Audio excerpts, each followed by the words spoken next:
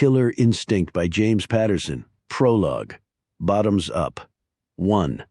Professor Jahan Darvish nudged his thick black glasses along the bridge of his nose and stared into the minibar fridge of his swanky Manhattan hotel suite while doing his best to ignore the outrageous price list posted off to the side. $28 for one of these tiny little bottles of vodka, seriously? But Darvish didn't really care. The flight down from Boston, the expensive hotel, each and every lavish meal, it was all on MIT's tab. Besides, it's not like the minibar charges were going to be itemized on the bill, for all that the university bean counters would know back in Cambridge. He drank a bunch of Diet Cokes and cracked open that fancy jar of pistachios. Better yet, the pistachios and the tin of macadamia nuts, maybe even a Red Bull, too. How else was he supposed to work late into the night preparing for his major speech at the nuclear symposium? "Is everything okay over there, Professor?" she asked from the large armchair behind him. Darvish smiled. He loved that she was calling him that. Professor, finally a woman who knew what really mattered in a man, brains. It was meant to be. Normally he would have never introduced himself to her. Fear of rejection almost always got the better of his nerve. But there she was, sitting by herself at the bar earlier in the evening, drinking a glass of Pinot Noir while reading a book. The same book he had just recently finished, The Alchemist by Paulo Coelho. If that didn't make it fate, then the fact that they shared the same homeland, as they quickly discovered, surely did. It was incredible, thought Darvish. Only in America could he meet the Iranian girl of his dreams. Her name was Sadira, and she was drop-dead gorgeous. Better yet, she didn't care that he wasn't handsome, that is. As they talked about the plot of The Alchemist, and moved on to discuss everything from politics and global warming to French cinema and Italian opera, she kept telling him how impressed she was by his mind. It apparently didn't matter to her that he was 20 pounds overweight and losing his hair, or that his striped tie didn't match his plaid shirt, which didn't match his rumpled brown suit. She saw past all that. Sadira saw the person inside. "Yes, everything is more than okay," said Darvish, as he continued staring into the minibar fridge with its little bottles of liquor all lined up in a row. He tilted his head, pondering. Just so many choices. "I don't care, so long as it's strong," said Sadira. "If you can't already tell, I'm a little nervous." Darvish turned around, raising a bushy eyebrow. Actually, no, he couldn't tell at all that she was nervous, nor could he help himself. He just blurted it out. "You're nervous? I'm the one who should be nervous. I mean, you're—" "Please don't say it," she said, cutting him off. "Don't say what?" "That I'm beautiful." "But you are. You truly are," he said. "How could you not know that?" "It's not that I don't know, it's that everyone—" Her voice trailed off, and in the words left unsaid, Darvish understood exactly what she was telling him. Sadira wanted to be appreciated for more than just her looks. Of all things, Darvish felt guilty. A tad shallow, even. "I understand," he said. He truly did. "And I'm sorry." Darvish turned back to the minibar, grabbing 2 bourbons Jim Beam. It suddenly didn't matter what he chose for them to drink. Quickly, he poured the little bottles into a couple of glasses next to the empty ice bucket. "Hope you like it neat. Neat is perfect," said Sadira, standing. "The way it should be." She met him halfway across the carpet, her fingers gently grazing his as she reached for one of the glasses from his outstretched hand. Again Darvish smiled. How could he not? It was the way she was looking at him. The adulation in her eyes. She made him feel so alive, so powerful tonight. He was more than a professor at MIT. He was Superman, invincible. "What should we drink to?" asked Darvish. Sadira didn't hesitate. It was meant to be. "To seeing each other for who we really are," she said. Darvish watched as Sadira made quick work of her bourbon. Was she looking for liquid courage? Perhaps she truly was nervous, he thought. "Shall we have another?" he asked. "No, I've had enough," she said, before producing a smile of her own. At least as far as the drinking goes, English wasn't Darvish's first language or even his second. After Persian and Arabic, English was actually a distant third. But he was still pretty sure that was a highly suggestive double entendre. Sadira promptly handed Darvish her glass and cozied up to him, her head nestling against his shoulder. Her long, dark brown hair smelled like lavender. "Have you ever been tied up, Professor?" she asked. Forget liquid courage. It was as if he'd slipped something into her drink, only he hadn't. Tied up? Darvish shuffled his feet awkwardly. Only in traffic, I'm afraid? Sadira began loosening his tie. Are you afraid now? The professor was speechless. Aroused beyond belief, but still speechless. Sadira began to laugh. Oh, you should have seen your face just now, she said, pointing. She was kidding. Of course she was kidding. She didn't really want to tie him up. You got me, said Darvish. Do I? Sadira brushed her full lips against his before whispering softly in his ear. Trust me, I want you to be able to use your hands with me. She let go of his tie and turned toward the bed, motioning over her shoulder for him to follow. Darvish took one step, however, and stopped. Something was happening. The room had begun to move. It was spinning slowly at first, then faster and faster. He tried to focus, but his vision had gone blurry, as if there were Vaseline smeared on his glasses. He could barely see Sadira or anything else. He felt dizzy, nauseated. His knees were beginning to wobble. Something's wrong, he said. No, said Sadira, reaching for her purse on the chair. She removed a pair of latex gloves, sliding them on. Everything's going exactly as planned. The combination of drugs she'd slipped into Darvish's drink at the bar while he was in the bathroom was finally kicking in with a vengeance. Stronger versions of his prescribed OxyContin and diclofenac, plus lots and lots of sildenafil, aka Viagra. Darvish reached out for Sadira, the 2 empty glasses of bourbon slipping from his hands. Help me, he begged. Help me! The professor had about 2 minutes of consciousness left, 3 at most. Sadira would indeed help him to the bed, at least. That's where she needed the professor to be. After pulling down the covers and messing up the sheets a bit, she helped him lie down. Here, she said, propping up his head on the pillows. She wanted it to look as if he'd been watching TV. So far, so good, but still so much to do. Sadira thoroughly washed the glass she had drunk from, spick and span, before returning it to its place next to the ice bucket. Darvish's glass was then positioned on the bedside table next to him. Keeping the gloves on, she grabbed the remote and ordered a movie. The hotel offered a selection of 6 pornos. The choice for Professor Darvish was a no-brainer. Naughty college co-eds. Ironically, while the minibar charges weren't itemized on the hotel bill, the movie selections were. Titles included. Sadira checked on Darvish again. He was out cold, officially unconscious. It was time to finish the job. Unbuckling the professor's belt, she undid his trousers and pulled them down around his ankles. Next, she rolled him over onto his stomach and grabbed one of the little bottles of bourbon. Those latex gloves weren't just for avoiding fingerprints. Bottoms up, Professor, Sadira whispered. Then she made the bottle disappear inside his rectum. Completely, because all perfect murders have one thing in common. They never look like murder book. One nodding is sacred. No one is safe. Chapter 1, there's nothing quite like walking into a room packed with more than 100 students and not a single one is happy to see you. If I didn't know any better, I'd almost take it personally. Good morning, class, I began, and welcome to your final exam in abnormal behavioral analysis, otherwise known as Professor Dylan Reinhardt, messing with your impressionable minds for a little while in an effort to see if you actually learned anything this glorious spring semester. As legend correctly has it, I never give the same test twice, which means that all of you will be spared any repeat of a previous exam, including my personal all-time favorite, having everyone in the class write and perform an original rap song about Sigmund Freud's seduction theory. I paused for a moment to allow for the inevitable objection from the brave, albeit delusional student who thought he or she might finally be the one to appeal to my better judgment, whatever that was. Sure enough, a hand shot up. It belonged to a young man, probably a sophomore, wearing a rugby shirt and a look of complete consternation. Yes, is there a question? I asked. He was sitting in the 3rd row, and best I could tell, it had been 3 days since he last showered. Finals week at Yale is hell on personal hygiene. This isn't fair, Professor Reinhardt, he announced. I waited for him to continue and plead his case diligently, but that was all he had to offer. There was no rehearsed speech on how all the other professors give their students a study guide, or at least explain what they should expect on the final. That's it? I asked. That's all you've got for me? This isn't fair?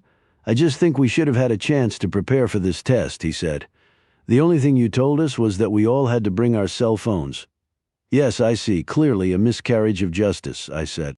It was a little early in the morning for the full-on Reinhardt sarcasm, but sometimes these kids left me no choice. I turned to the rest of the class. With a show of hands, how many of you agree with your esteemed colleague here? How many think that what I'm doing is unfair? Literally, every hand went up. I so love it when they make it easy for me. Wow, that's pretty impressive, I said, looking around the room. You're all in agreement. All for one on one for all, kumbaya, mister. Rugby shirt in the third row all but pumped his fist in victory. Does that mean you've changed your mind, Professor Reinhardt? You're postponing the test? Silly rabbit. No, it means the test has already begun, I said. Now everyone please take out your cell phones and place them directly in front of you. It's time to see how united you all really are. Chapter 2. I watched and waited a few seconds while everyone took out their phones. Note to self, buy more Apple stock for Annabelle's college fund. Then I went to the blackboard behind me, picked up a piece of chalk and began writing. It was my cell number, nothing more. Okay, I said, turning back around to the class. I want you all to pick up your phones and text me the grade you'd like to receive on the final exam. You can choose between an A or a B. Whichever you text me is the grade you'll get. I wiped my hands free of any chalk, gave a tug on the notched lapel of my navy chambray suit jacket, and started walking blithely toward the exit. Wait, came a chorus of voices. Wait, Wyatt! I stopped. Yes, what's the problem? That's it, they all asked. That and numerous variations on the same theme. That's all we have to do. I smacked my forehead. Gosh darn it, you're right. There is one other thing I forgot to mention, actually. 2 other things, I said. The first is that I'm afraid I can't give you all, as 10 of you will have to choose B's. Cue the chorus again. That's not fair. We're back to that again, huh? Fairness. Why would anyone choose a B? That's the other thing I forgot to mention, I said. Perhaps this will make it easier for you all. If at least 10 of you don't choose a B, then you all get C's, each and every one of you, the entire class, I repeat, a C, all of you, no exceptions. It was as if I just told a room full of 5-year-olds that there isn't a Santa Claus. No, worse, that I had killed Santa Claus and his little furry friend, too. The Easter Bunny. Shock, anger, disbelief. We can't believe you're doing this to us, Professor Reinhardt. It was beautiful. Sorry, Sigmund. I now had a new favorite final exam. The setup had gone perfectly. All I had to do was wait for the emotional dust to settle. They would all start to think. First as individuals, then together as a group. It would begin with one simple question. I asked, pointing at Mr. Rugby shirt in the third row. He'd raised his hand again.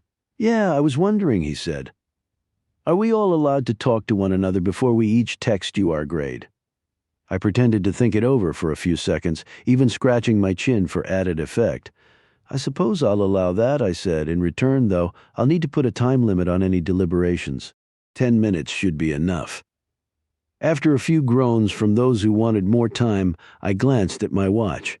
Make that 9 minutes and 50 seconds. The groans stopped and everyone scrambled like mad to huddle up.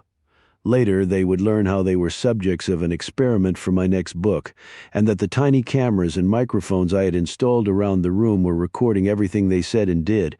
Would they be pissed? Sure.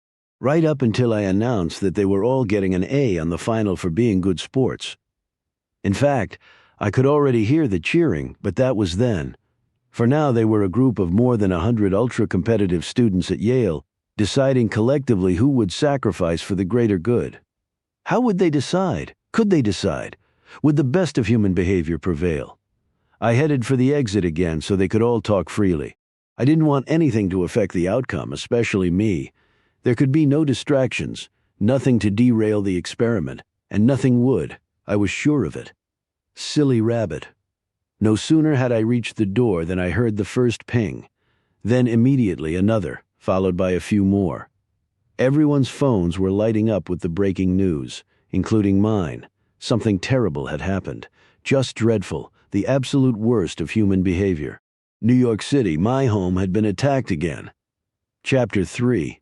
I was redlining even before I hit the highway. One hand was maxing out on the throttle of my old '61 Triumph TR6 trophy.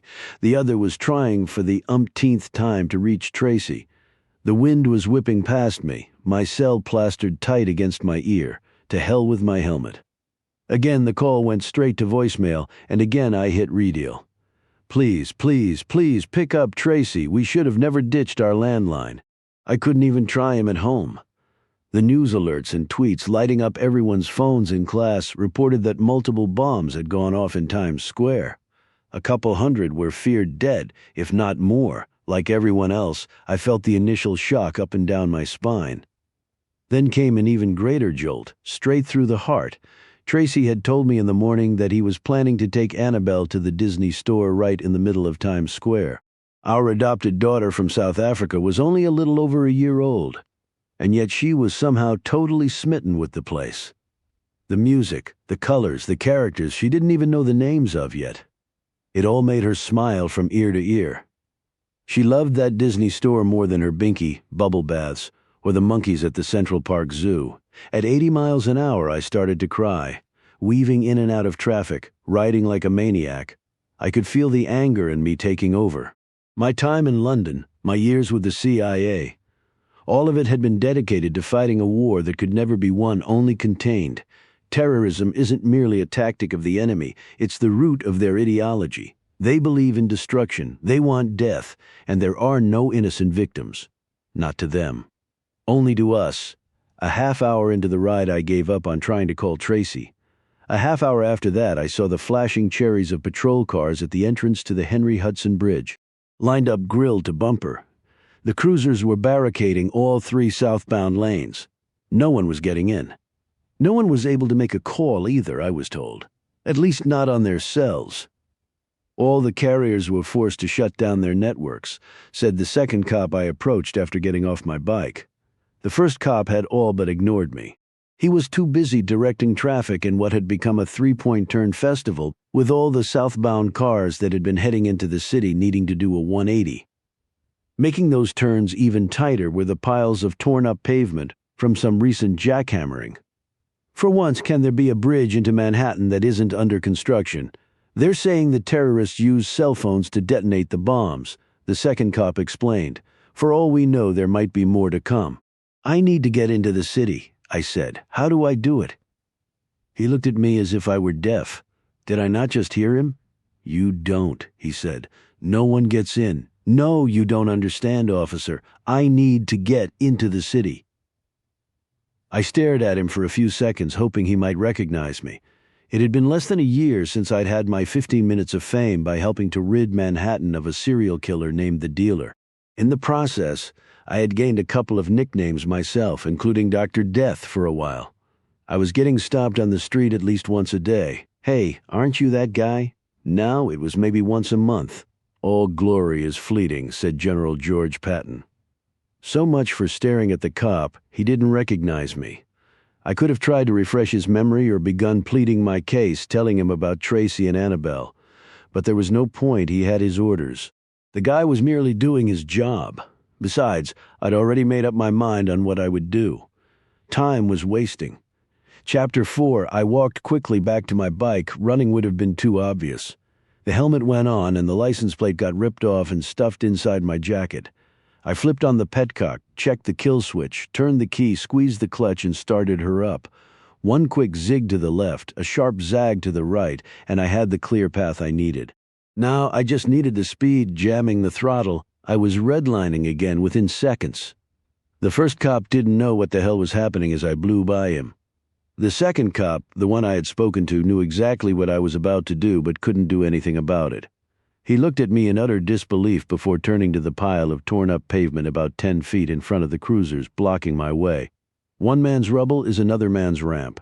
I hit the pile hard, pulling up on my hand grips even harder. There would be no style points. It was ugly.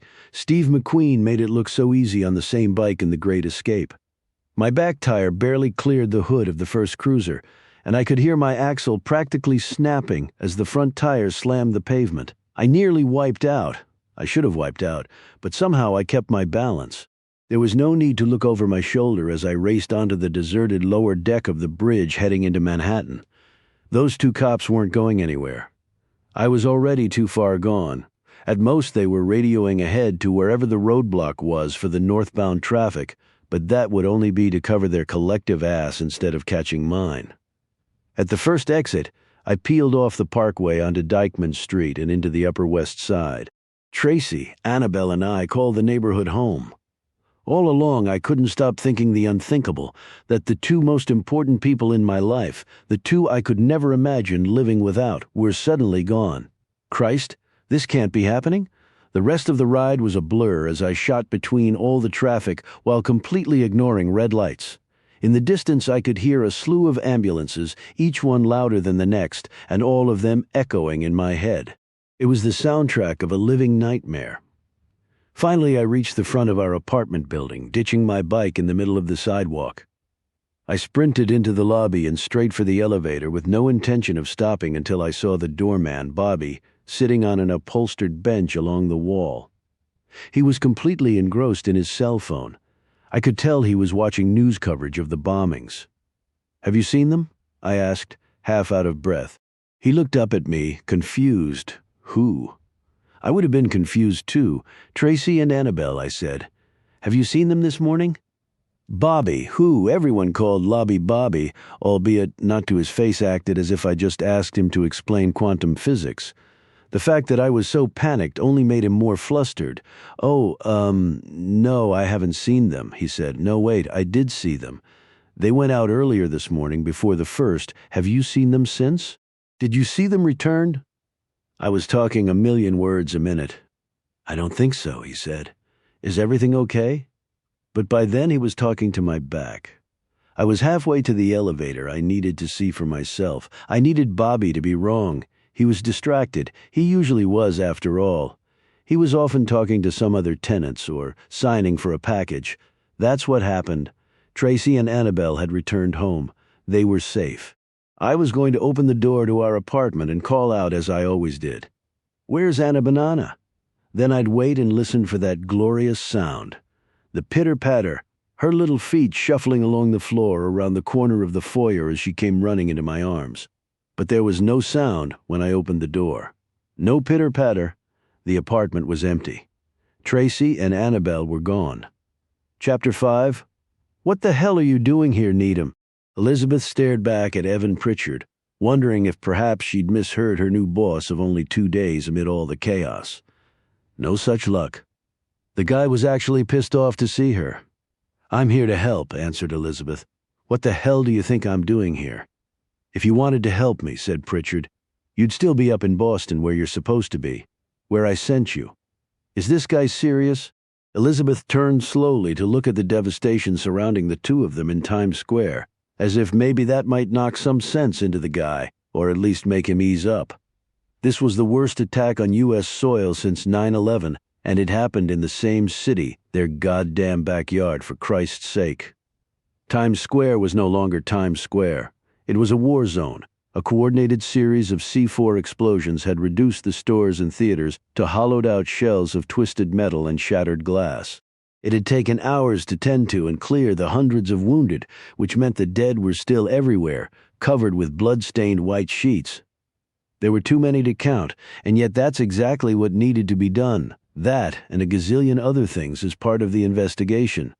Surely it was all hands on deck for the elite New York-based field unit of the Joint Terrorism Task Force, including its newest pair of hands, Special Agent Elizabeth Needham. "Sir, as soon as I heard the news, I just assumed that." "Of course you did," said Pritchard. "You thought you knew best. That's the rap on you, Needham. You always think you know best." For a split second, Elizabeth regretted the last 3.5 hours of her life, or roughly how long it took her to drive like a maniac from Boston down to Manhattan. But it took only another split second to realize that she'd do it again if given the chance, 100 times out of 100. This wasn't about her, it was about Pritchard. The guy was bitter, big time, 6 feet plus and roughly 220 pounds of resentment. Worse, he wasn't trying to hide it, not even on the heels of a massive terrorist attack. Her new boss wanted her to know that she wasn't wanted. His elite field unit was handpicked by him, always and without fail. That is, until the mayor got on the phone and told him that the FU, as they loved to call themselves, was being assigned someone new. Detective Needham was now Agent Needham. Pritchard had had no say in the matter. It was a done deal, and Elizabeth knew the guy couldn't stand it. So naturally, he couldn't stand her. It was as simple and effed up as that. But Elizabeth held her tongue, and the dozen or so jagged, sharp comebacks that were on the tip of it. She knew what she had to do with Pritchard. Go along and get along, or at least get the hell through this miserable, horrible, tragic day. Tell the prick what he wants to hear, and then figure out a way to help. Do anything. Do something. Search for survivors. Search for bomb fragments. "I apologize, sir," said Elizabeth. "All I wanted to do was—" "I get it," said Pritchard. "But look around you, Needham. Look at all the Bureau and Task Force agents who are already here. They're all trying to figure out the same damn thing. Who did this? And do you know what they all have in common? Not a single one of them was able to prevent it, including me. So if you really want to help, go back to Boston. Even if there's only a 1% chance your investigation leads to something, it would at least be something we might actually be able to prevent." Elizabeth hated to admit it, but Pritchard sort of had a point still. Why couldn't she do both? She could help here today and return to Boston tomorrow.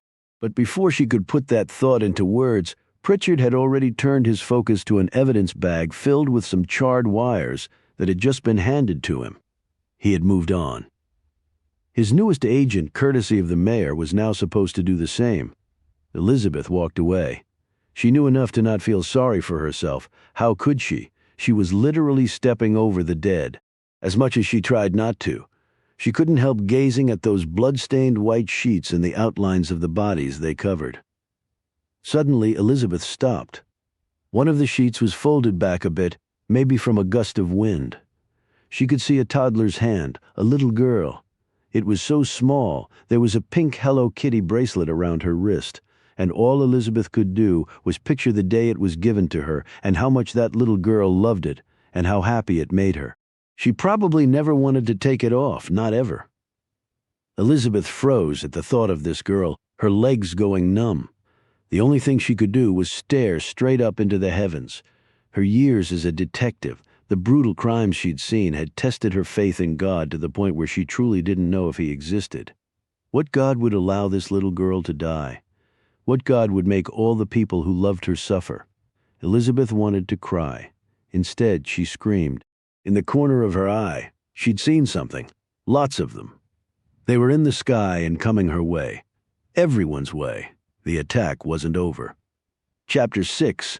Incoming.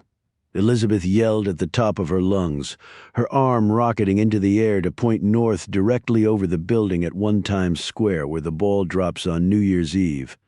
Everyone around her turned their necks, craning to follow the line of her finger. What they saw coming toward them looked like geese in formation. Only these weren't birds. They were drones. Each one was about to drop a bomb, some sort of IED. Hell, you could even see the wiring. Shoot them down. Shoot them all down. No one screamed it. No one had to. Elizabeth reached for her gun, as did everyone else who was carrying. She unloaded the clip of her Glock 19, the sky filling with lead. Pop! Pop! Pop! Pop! Boom! The force of the blast knocked Elizabeth hard to the ground. The second blast, boom, kept her there, as shards of glass from the windows, roughly 30 floors above, rained down on her. There was no time to take cover. She rolled onto her back, changed out clips, and resumed firing. How many are left? 3, 4, whoever was controlling the drones could see what was happening. As soon as the first was hit, the others scrambled. Elizabeth whipped her head left and right, trying to keep track of them. There was now one hovering directly over her. Single rounds weren't cutting it. There was no way to shoot them all down before shit. The drone above her released its bomb as Elizabeth fired off the last round in her clip without connecting. She was at ground zero and a sitting duck. The empty clicks as she continued to pull her trigger sounded like a countdown to her death. All she could do was roll underneath a FedEx truck a few feet away. It wasn't nearly enough protection. She closed her eyes. Boom. Elizabeth felt the blast. the heat singeing her face and hands as the truck buckled and nearly crushed her. It hurt like hell, but it was the best pain in the world because she could feel it. She was still alive. How the hell? Maybe there was a God. Chapter 7. Elizabeth slid out from beneath the truck to see what had saved her, but not before hearing it first. The sound of the gunfire was different, though muffled through her blasted eardrums. The pop, pop, pop had been overtaken by the metallic zip of submachine guns. The cavalry had arrived in the form of the FBI SWAT team that had been canvassing the perimeter beyond Times Square. One of them had hit the bomb directly over Elizabeth as it dropped, a bullseye that had saved her life. In a double wedge formation moving up and down Broadway, the team continued to fire. Another drone was obliterated, followed by one more, both before they could drop their bombs. Elizabeth's already wobbly knees buckled as she fell to the concrete again from the bombardment, her ears ringing so loudly they were stinging. She couldn't hear. She couldn't do anything. Finally, the SWAT commander yelled out, chopping his hand through the air. The rest of his team held their fire. Everyone else with any ammo left followed suit. All eyes remained looking up. 10 seconds became 20, then 30. It seemed like forever. One by one, shoulders began to relax. Guns were holstered. The barrels of the SWAT team's Heckler and Koch MPs were lowered. Elizabeth felt a tap on her shoulder and turned. An EMT was talking to her, but it was nothing more than his lips moving. She still couldn't hear. Slowly, she began making out some of the words. The rest she could fill in. He was asking her if she was okay. "Yeah, I'm fine," Elizabeth lied. She really didn't know for sure. Every part of her hurt. He pointed to a row of medical tents set up along the nearest cross street. He was saying she needed to be looked at by a doctor. Elizabeth nodded. It was the most her body could muster. That and hopefully putting one foot in front of the other. At least as far as those tents. She gently pulled up her pant legs, the bloodied fabric of her slacks sticking to her skin. Some of those cuts from the falling glass were well beyond Band-Aids. She wanted to thank whoever had saved her life. But all the SWAT team members looked alike, as they always did in their combat gear. And now they all were doing the same thing, trying to clear the area. Just because a second-wave attack had... He was practically shaking her. "Are you insane? You could have killed me? You could have goddamn key?" Boom. Chapter 8. I frantically tried again to reach Tracy on his cell. There was still no service. Pacing back and forth alone in the apartment just made the pain worse. I had to do something, and the worst part was that I knew exactly what I had to do. Still, I stalled. I turned on the TV to watch the news coverage as if, what? I forgot where Times Square was. Wait, hold on, a second-wave attack? When? How? Christ! The image of Lobby Bobby downstairs came flooding back to me in an instant. I had spoken over him in my haste to get answers. I couldn't help it. I was so desperate to know where Tracy and Annabelle were. Before the first, he'd said before I cut him off. Before the first attack, he'd been trying to tell me. There was no thinking as I turned away from the TV. One step, then another toward the door, down the hall, into the elevator. If I'd been thinking, I would have known that going to Times Square or however close I could get to it wouldn't change anything. I'd be no closer to knowing if Tracy and Annabelle were okay. I'd just be closer to the actual place they might have perished. The elevator door opened to the lobby. I was looking down before my head immediately shot up, all because of the most beautiful, wonderful, amazing word I'd ever heard spoken in my entire life. Da-da. It was Annabelle. She was in her stroller with Tracy behind her. Our little girl was smiling, her baby teeth looking like little white tic-tacs. I was overcome. Anna Banana. I took one step out of the elevator and dropped to my knees so I could kiss her and kiss her some more. Then I popped up to hug Tracy. I mean a real bear hug. God knows the scene I was making. Not that anyone could see us around the corner in the elevator bank. "Where were you two?" I asked. But all that really mattered was where they weren't. I was so relieved to see them alive that I hadn't taken a good look at Tracy. As much as he was happy to see me, there was something not quite right. He seemed to be in a daze. As it turned out, he was still shaken up. "We were supposed to be there," he said. "We would have been right in Times Square at the moment those bombs went off." "What happened?" I asked. Tracy shook his head. He still couldn't believe it himself. "I forgot my wallet." He said it so softly I wasn't sure I heard him right. "Your wallet?" We took an Uber and were almost at the Disney store when I realized I'd left it in the apartment. He peeked over the hood of the stroller to glance at Annabelle digging into her little baggie of Cheerios.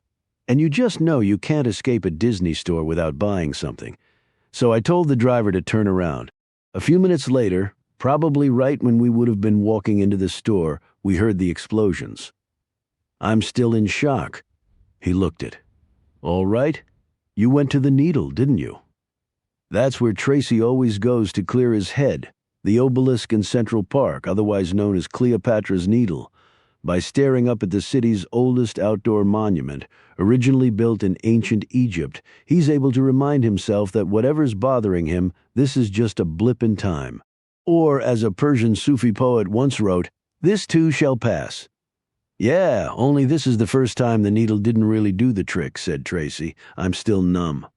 "I don't blame you. I tried calling you," he said. "Me too," I said. "All cell service was shut down. I know it still is." "I used that old payphone at that Greek diner on 83rd and tried to reach you on campus. Someone in the psych department said you left as soon as you heard the news. You'd told me that you and Annabelle were going to the Disney store," he said. "I know." We both smiled. We used to make fun of couples who finished each other's sentences. Now we were one of them again. I hugged him. "What a day," said Tracy. "What a horrible, scary day." "Tell me about it," came a nearby voice.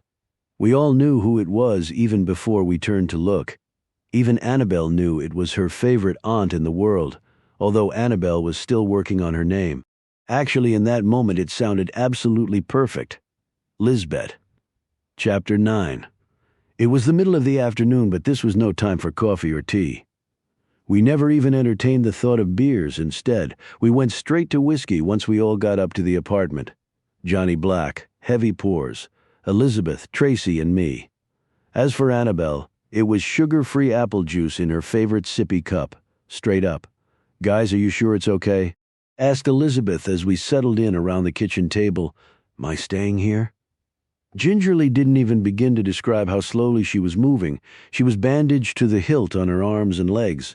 They were cut up pretty badly, and she had some seriously bruised ribs, in fact. All of her was bruised. "We're more than sure it's okay," said Tracy. "Stay here as long as you like to think." It wasn't too long ago that Tracy questioned my feelings for Elizabeth. Now they're BFFs. "It should be only one news cycle. 2 at most," she said. "Then they'll move on and leave me alone." The terrorist attack, make that multiple attacks on Times Square, would be a story for weeks and months, as well as remembered forever.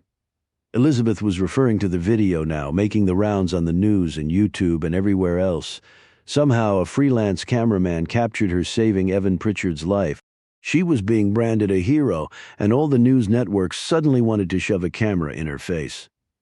They were literally camped outside my apartment building, at least a half dozen satellite trucks, Elizabeth said. I told the cabbie to keep driving.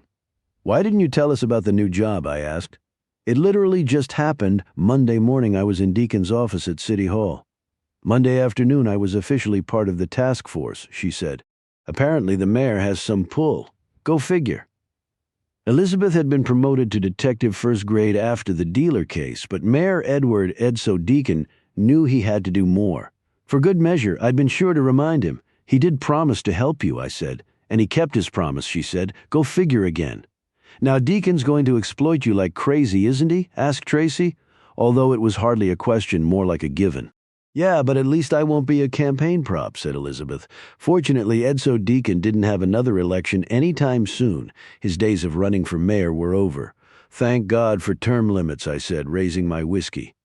We all leaned in to clink glasses. Elizabeth let out a moan, moving. Only a little had her reaching for her ribs in pain. "Here," I said, pouring her a refill. "More medicine?" "Do I look as bad as I feel?" she asked. I was all ready to be the diplomat when Tracy couldn't help himself. "He always tells it like it is. Or maybe it was the whiskey kicking in. You look like SH," he told Elizabeth before, glancing at Annabelle in her high chair. He always made sure to spell out curse words around our little girl. I was still forgetting to the point where Tracy was threatening me with a swear jar. Meanwhile, Annabelle was blissfully still going to town on her apple juice. She looked so happy, and I was relieved that she wasn't old enough to know what had happened today in her newly adopted hometown, so to speak. The world she's growing up in scares me like crazy.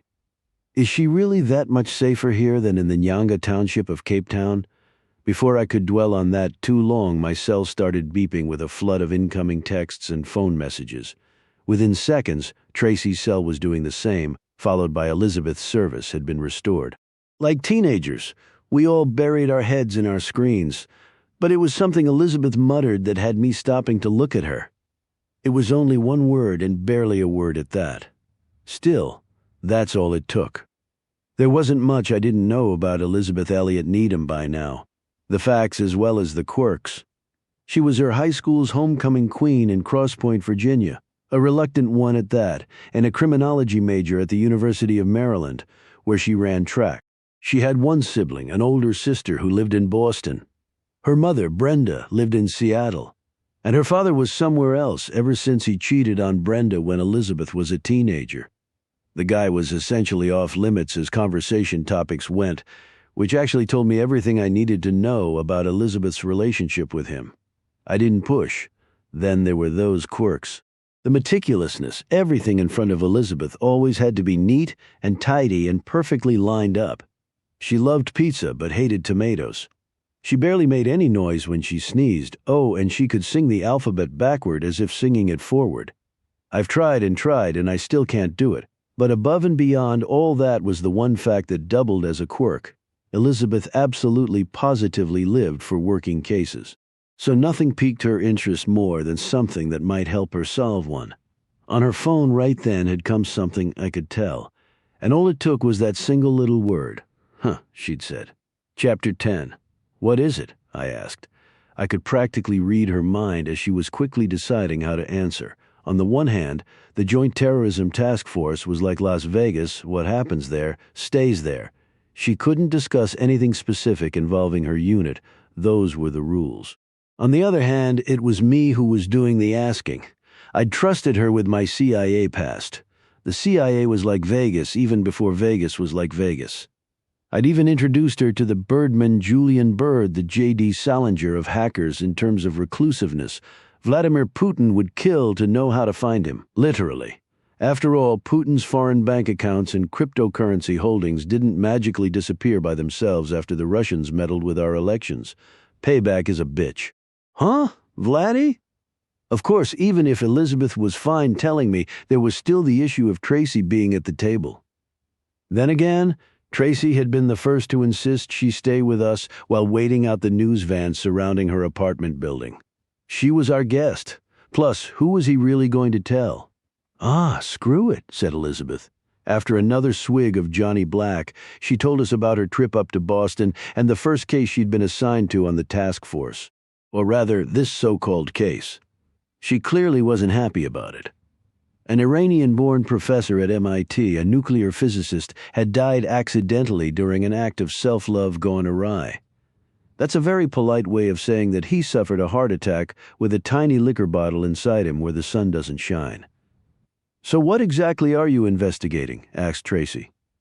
"I'm not sure," said Elizabeth. "My new boss, who hates me, by the way, said that no two words make him twitch more than Iranian and nuclear. So when an Iranian nuclear physicist suddenly turns up dead, he wants to look into it no matter how certain the police are that it was an accident." "And you?" I asked. "How certain are you?" This professor had been watching a porno in the hotel room, and there was excessive Viagra in his system. He also was on prescription meds, OxyContin, and an anti-inflammatory. It's all embarrassing as hell, especially with his turning that liquor bottle into a sex toy, but it's not exactly suspicious, she said. As for his colleagues and neighbors I interviewed up in Boston, they all said the same thing. Iran was his homeland, but this was his home. The guy loved America. Everything points to him being alone in that hotel room when he died. And given what he was doing, it makes complete sense. "So what's changed?" I asked, motioning to her phone. "Why the huh?" "It's the hotel where the professor was staying. Their surveillance cameras showed him leaving to meet some colleagues for dinner, but they didn't have any footage of him returning that night. At least they didn't until now, she said. Can I borrow your computer? Here, use mine, said Tracy, getting up to grab his laptop from the living room. In the meantime, Elizabeth handed me her phone so I could see the text she got. It's from one of the detectives on the case, she said. One mystery solved, another created. That was followed by a file number on what was the NYPD's version of an encrypted Dropbox, a way for cops and detectives to share files securely. Sure, Julian could probably hack into the server with both eyes closed, but that was Julian. The Birdman was one of a kind. Elizabeth logged into the site on Tracy's laptop, glancing up at us before entering her JTTF password. Tracy and I jokingly made a show of covering our eyes to prove we weren't looking, only to see that Annabelle thought we were playing peekaboo. She covered her eyes, too. Here it is, said Elizabeth, turning the screen so Tracy and I could see. She double-clicked the file. The footage flickered before smoothing out. Is that the guy? Asked Tracy, pointing. Yeah, that's him, said Elizabeth. Dr. Jahan Darvish. The recording was in color, albeit not very crisp. No surprise, as it came from a surveillance camera. Still, we could all clearly see the professor walking through the door of what looked to be a back entrance of the hotel. He wasn't alone. There was a woman clutching his arm. She was wearing a white blouse with a scoop neck, a black skirt, and black high heels. That much we could see. But the mystery was what we couldn't see. Huh? I said. Chapter 11. I was sure of two things before going to bed. 1, the sun would rise in the morning. 2, life would go on. We had watched the news coverage of the attacks into the night, and there wasn't enough whiskey in the world to dull the pain and heartache as some of the victims became known. There was the story of a mother and her twin 9-year-old sons visiting from Lincoln, Nebraska. The father had stayed behind at their Midtown hotel for a work call while they toured the wax statues at Madame Tussauds, New York, a Times Square favorite. In the blink of an eye, the man was now a widower and childless. There was the drama club from a high school in Flushing that was on a field trip to see a musical at the Lyric Theater. Every student except 2 was killed by the explosions. One of the 4 chaperones, the vice principal of the school, survived only because she went back to the bus to get her sweater. She's the one who spoke to the media, or at least tried to. The poor woman couldn't stop crying. It was too soon for any official list of the dead to be released. The police were neither confirming nor denying any particular name. Eventually they would all be known, and all I could do was breathe in deeply and exhale at the thought of how close Tracy and Annabelle had come to being among them. Are you okay? Asked Elizabeth. I was staring out the living room window early the next morning. I'd just changed Annabelle's diaper, and Tracy was now dressing her. The sun had come up, and life, no matter how cruel at times, would indeed go on. I'm okay, I said. More importantly, how are you? I still feel like shit, but I'll be fine, she said. She couldn't shower because of all her bandages, but she was dressed and ready to go. Thanks again for the change of clothes. She had on one of my old gray hoodies and a pair of mom jeans left behind by Tracy's sister when she last visited from Providence. While it ranked among the top 10 of unflattering ensembles, leave it to Elizabeth to somehow look good in it. Are you heading straight to work? I asked. She nodded. I'll let you know what I find out. I knew how anxious she was to get to her office and see what she could learn about that mysterious white glow obscuring the face of the woman in the hotel with the nuclear physicist. Elizabeth assumed either there was a technical glitch with the footage or someone had tampered with it. She had asked me what I thought, and I had told her I didn't know. I hated lying to her. The glow was neither a glitch nor the result of tampering. Something else had caused it, but I couldn't tell her what it was, not yet, or maybe not ever. What's done is done, wrote Shakespeare in Macbeth. Were that only true for me? My past won't leave me alone. In fact, it was about to come after me in more ways than I could have ever imagined. Chapter 12. You're going to be late, I told Tracy after Elizabeth left. So I'm a little late, he said, continuing to shower kisses on Annabelle, who was playing with her baby Stella doll in his lap on the living room couch. I'm jealous. You get to be with our beautiful girl all day, and I have to. His voice trailed off into a sigh. Sometimes the only thing worse than not booking an acting gig for a while is booking one that you dread. In Tracy's case, it was a 3D motion capture shoot. He was half doing a favor for a friend, Doug Chadwick, a programming engineer with a gaming company based in Hell's Kitchen. It wasn't a full favor for one simple reason. The gig paid pretty well, at least, as well as one can imagine for jumping around all day, wearing a green leotard covered with ping pong balls. Doug had already called to apologize. He wanted to cancel the session in light of the attacks, but the studio was already paid for. He couldn't postpone or get a refund. Tracy finally handed Annabelle to me and headed for the door. "Okay," he said with a wave. "I'm off to win an Oscar." 2 minutes later, he was back. Or so I assumed when I heard the knock on the door. Tracy had a habit of forgetting his keys. I lifted Annabelle and carried her to the door with me. The previous owners of our apartment had been a little fanatical about security. In addition to motion-activated sensors in every room, they had installed a self-locking front door. It wasn't the worst feature to have in a big Manhattan apartment building, so we didn't change it. "Let me guess," I said as I opened the door. "Guess again, Dylan." The man standing in front of me seemed as startled as I was. "I'm sorry. No, I'm sorry," I said. "I thought you were someone else." "Are you Dylan Reinhardt?" he asked. The average adult brain has anywhere from 100 to 500 trillion synapses. All of mine, no matter what the count, were firing at once. Something wasn't right. A well-dressed Arab with a British accent had just shown up out of the blue on my doorstep. I didn't know him from Adam, but I was fairly certain his question was a formality. He knew damn well that I was Dylan Reinhardt. No point in my being coy. "That's me," I said. "I'm Dylan, and this here is Annabelle." "She's beautiful," he said. His somewhat stoic demeanor softened. "Hello, Annabelle?" Annabelle buried her face in my shoulder. "As you can see, she's not terribly good with strangers," I said. I didn't actually punch the word strangers, nor did I have to. The word itself did the trick. "Oh yes, of course, my apologies," he said, reaching inside his suit jacket, which was clearly custom-tailored. He handed me his card. "I'm Benjamin Alcazaz." Different cultures have different etiquette when it comes to giving someone a business card. The Chinese always use two hands in India. You use the right hand and only the right hand to extend a card. But what we all do once we get the card is universal. It's human nature. We all look at the card. Benjamin Alcazaz, Adorney at law. No address, just a phone number. I looked back up at him, catching his stare. He was around my age, maybe a few years older. Clean cut, no beard. What I noticed most, though, was the furrowed brow above his very dark eyes. It spoke volumes. He was not the bearer of good news. "I'm afraid to ask," I said. "I'm here regarding an old friend of yours, Ahmed Alhamda." He could have stopped right there. I knew what was coming. The only question in my mind was, when did it happen? But I couldn't ask that because that would be revealing too much about me, about my past. So instead I said what I was supposed to say.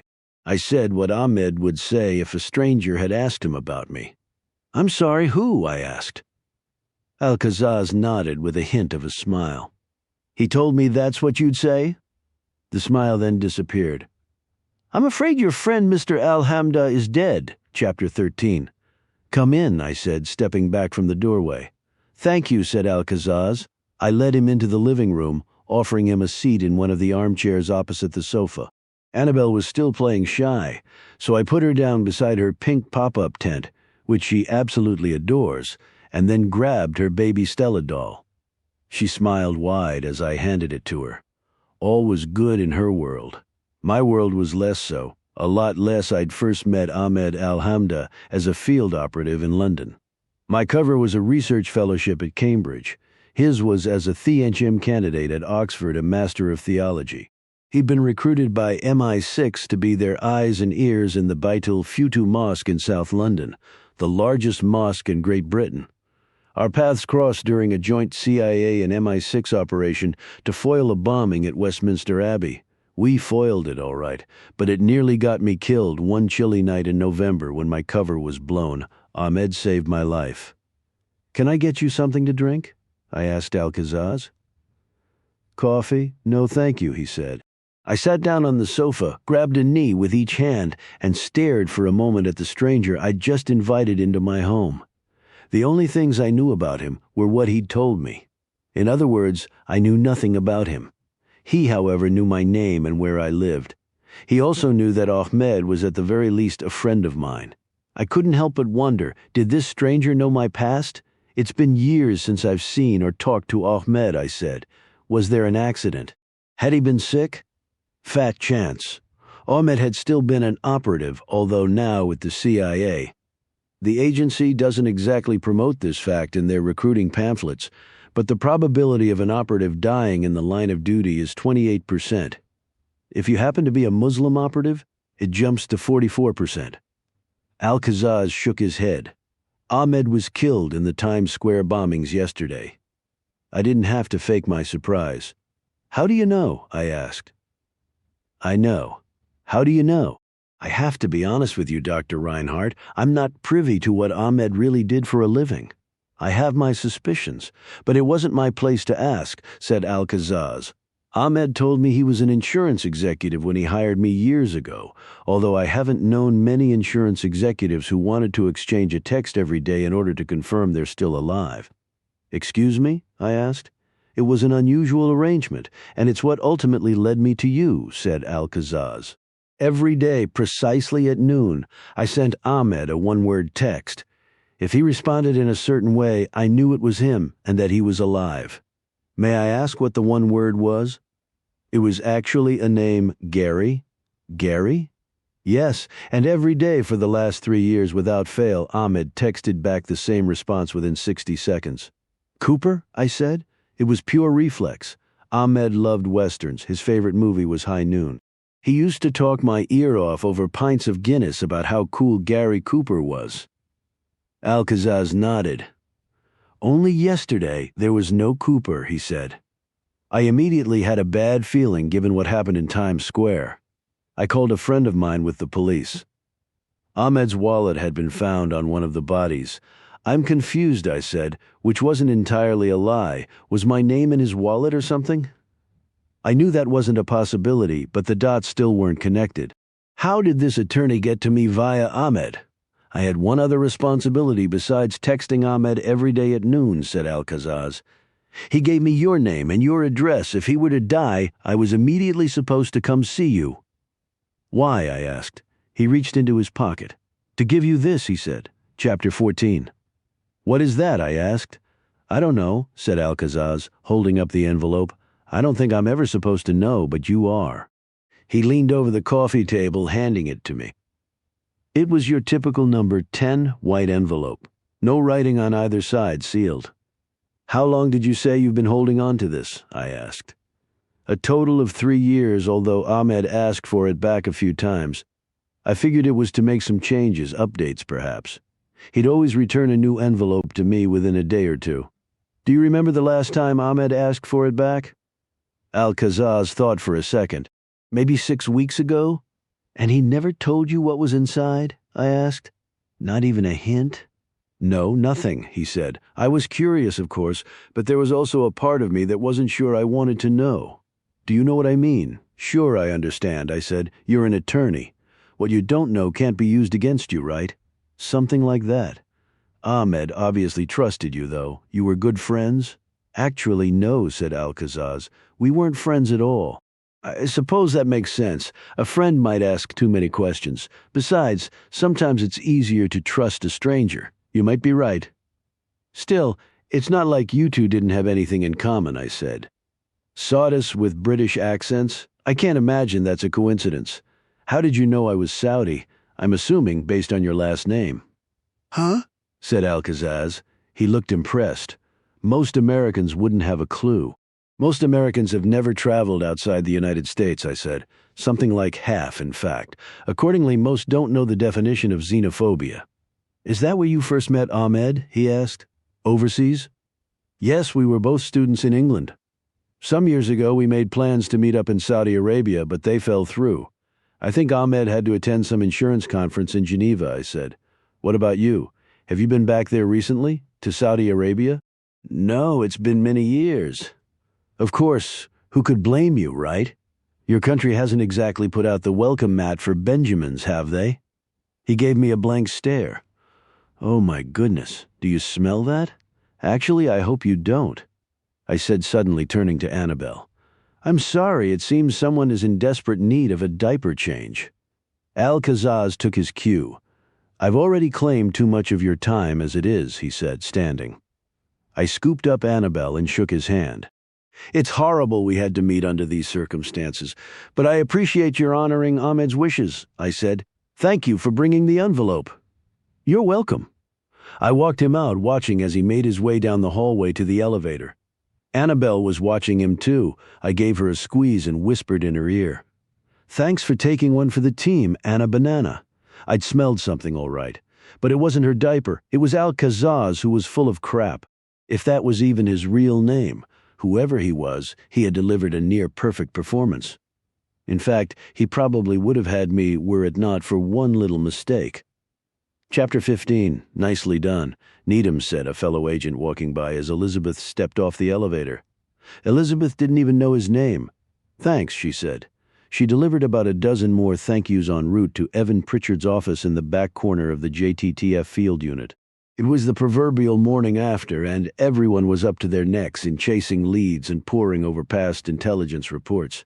But at some point they had all managed to see the video of Elizabeth saving their boss's life. They'd also heard she was the first to spot the drones in the second wave attack. Oh, great. There she is. The bane of my existence, said Pritchard's assistant, Gwen, sitting behind her desk outside Pritchard's office. Gwen, pushing 60, was 5'0" and 98 pounds of chutzpah and sarcasm. You had to do it, huh, rookie? You had to save his life so he could continue to make mine miserable. There was absolutely nothing to laugh about in the wake of the attacks, but Gwen didn't give a damn.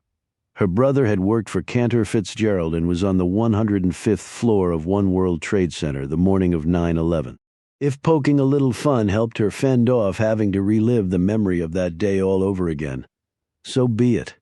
Any chance I can get in there for a few minutes this morning? Asked Elizabeth, nodding at Pritchard's door. It was cracked open about an inch. Send her in, came Pritchard's booming voice. He sounded like James Earl Jones talking through a megaphone. And if you want me dead, Gwen, you're going to have to do it yourself. Gwen winked at Elizabeth. Finally, something to live for, she said. He's all yours. Elizabeth stepped inside Pritchard's office. It was only the second time she'd been in there, the other being on her first day when he told her she needed to go to Boston. She hadn't even been assigned her own desk yet. Is it good? Pritchard asked immediately.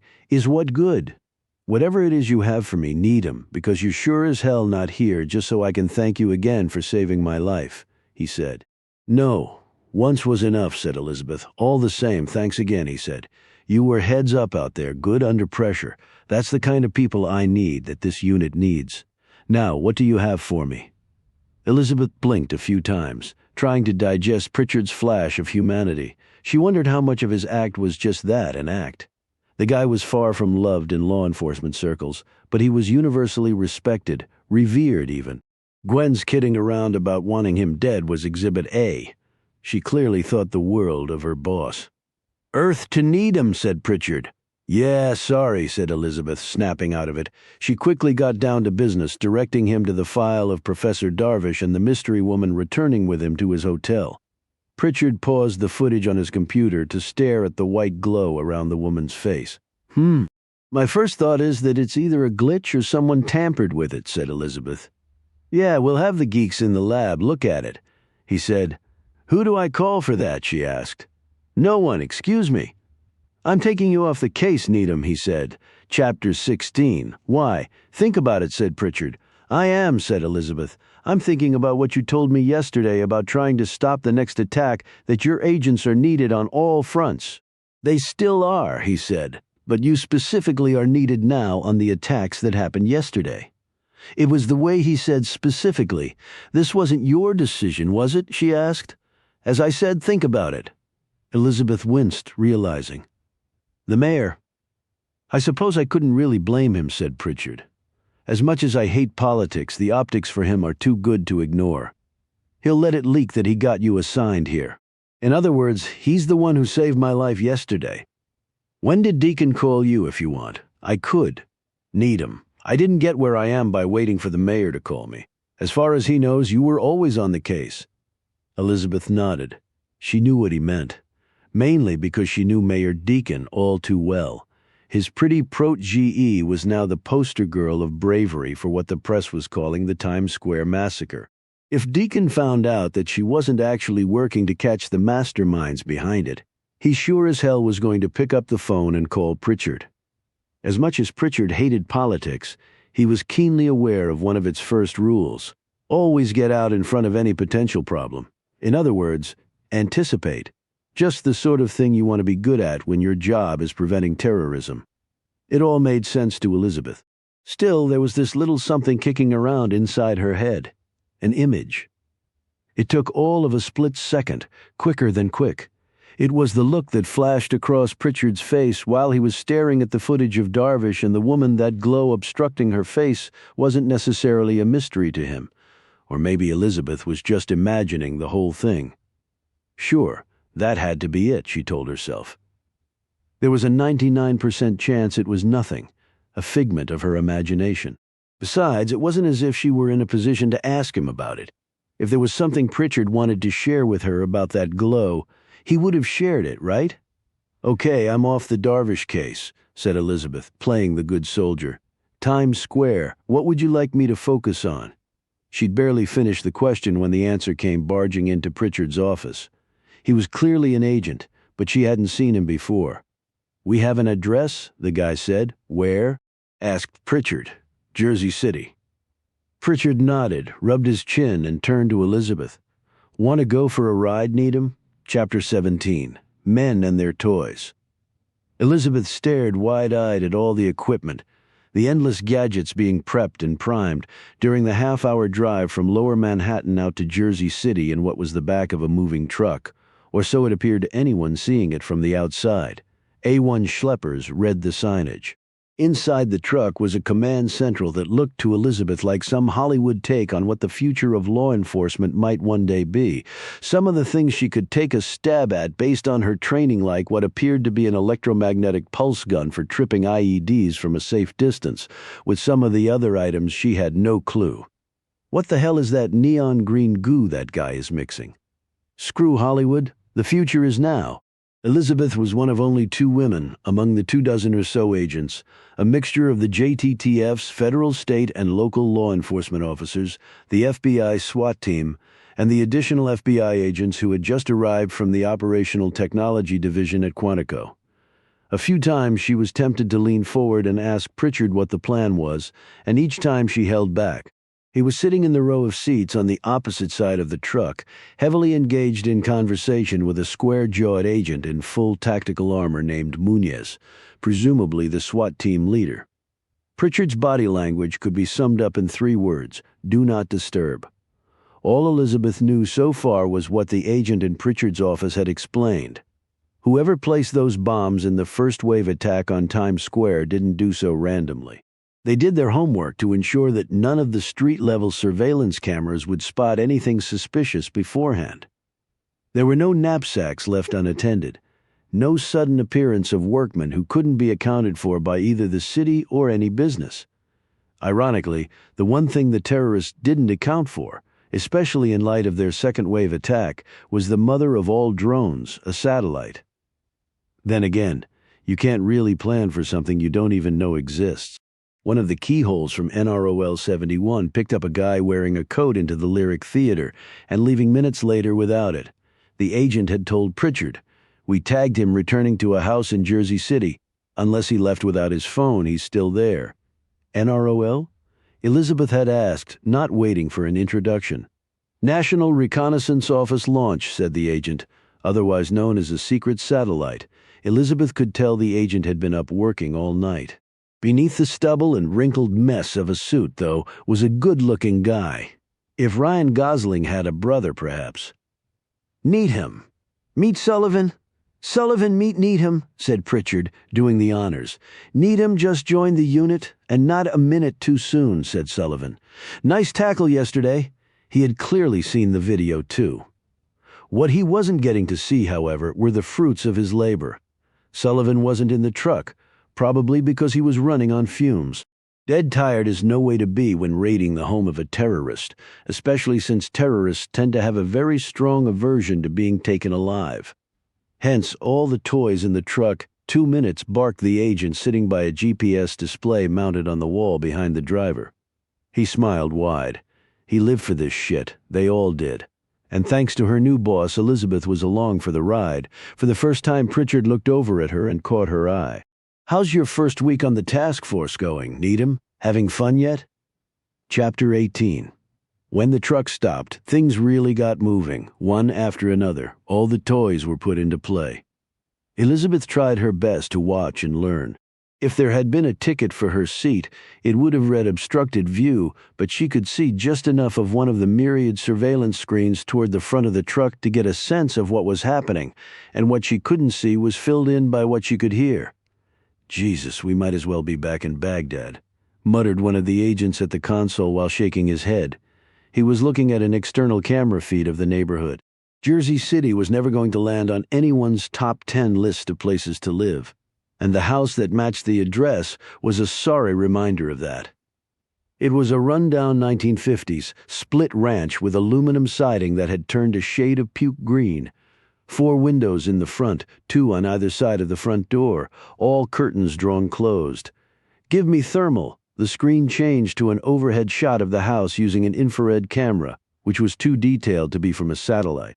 No one commented on the irony, but it certainly wasn't lost on Elizabeth Drones. That explained the launch van remark she'd overheard Pritchard make to someone before they boarded the truck.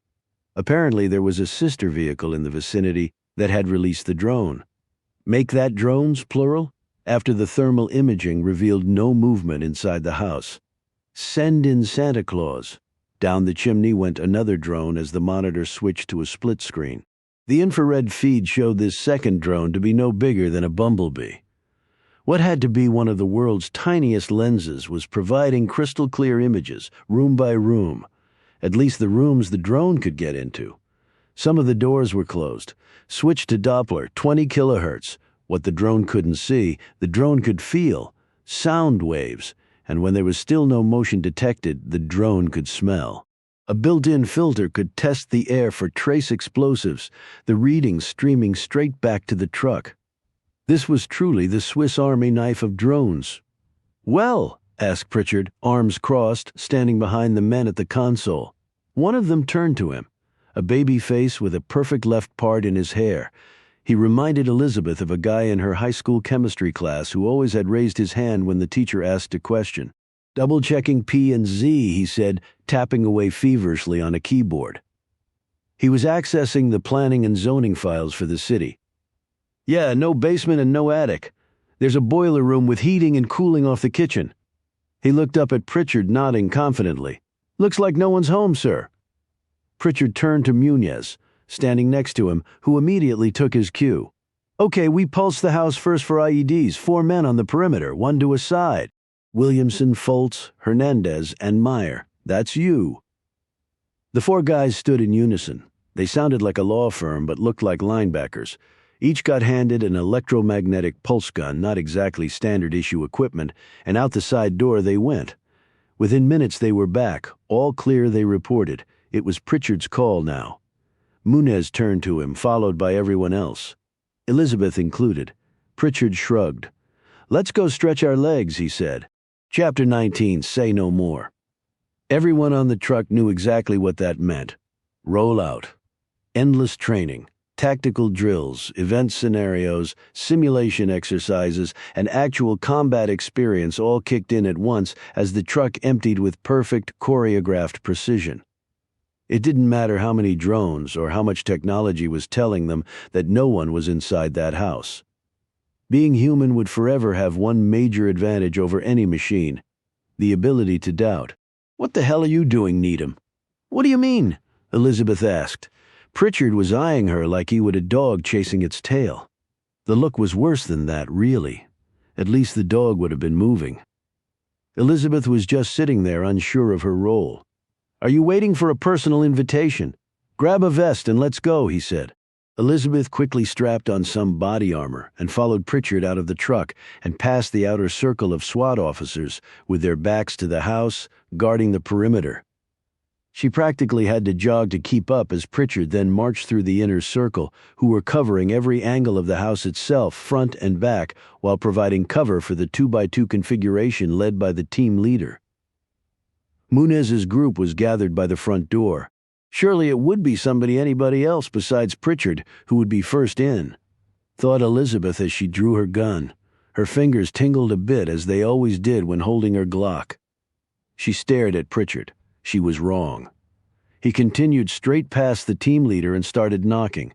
No hesitation. It was badass.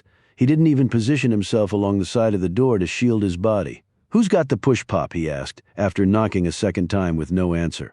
From behind Elizabeth stepped another officer holding what? Sure enough, looked like a push-pop straight from a candy store. The flavor, green goo. The officer lined up the device directly over the lock on the door, pushing the goo from a tube into the keyhole. Within seconds, the goo had hardened enough to mimic the key without sticking to the cylinder. Voil. The door was unlocked. No muss, no fuss, no trace. The world's fastest issued FISA warrant was now in play. The outer and inner circles around the house held their marks as Pritchard drew his old-school Sig Sauer P228 and pushed open the door. Waiting a few Mississippis before entering was Pritchard's last nod to the outside chance that anyone was inside. On the count of 3, he strolled in as if he owned the place. "Your turn, Munez," he said. Right behind him, the SWAT team leader instructed his 4 officers to go room by room, one pair starting upstairs, the other on the first floor. They were all back in the living room within a minute. Small house. Dirty as hell, too. Leftover takeout food was littered everywhere. Elizabeth didn't know which putrid odor to gag on first when she'd walked in. A half-eaten falafel by the fireplace was swarming with ants.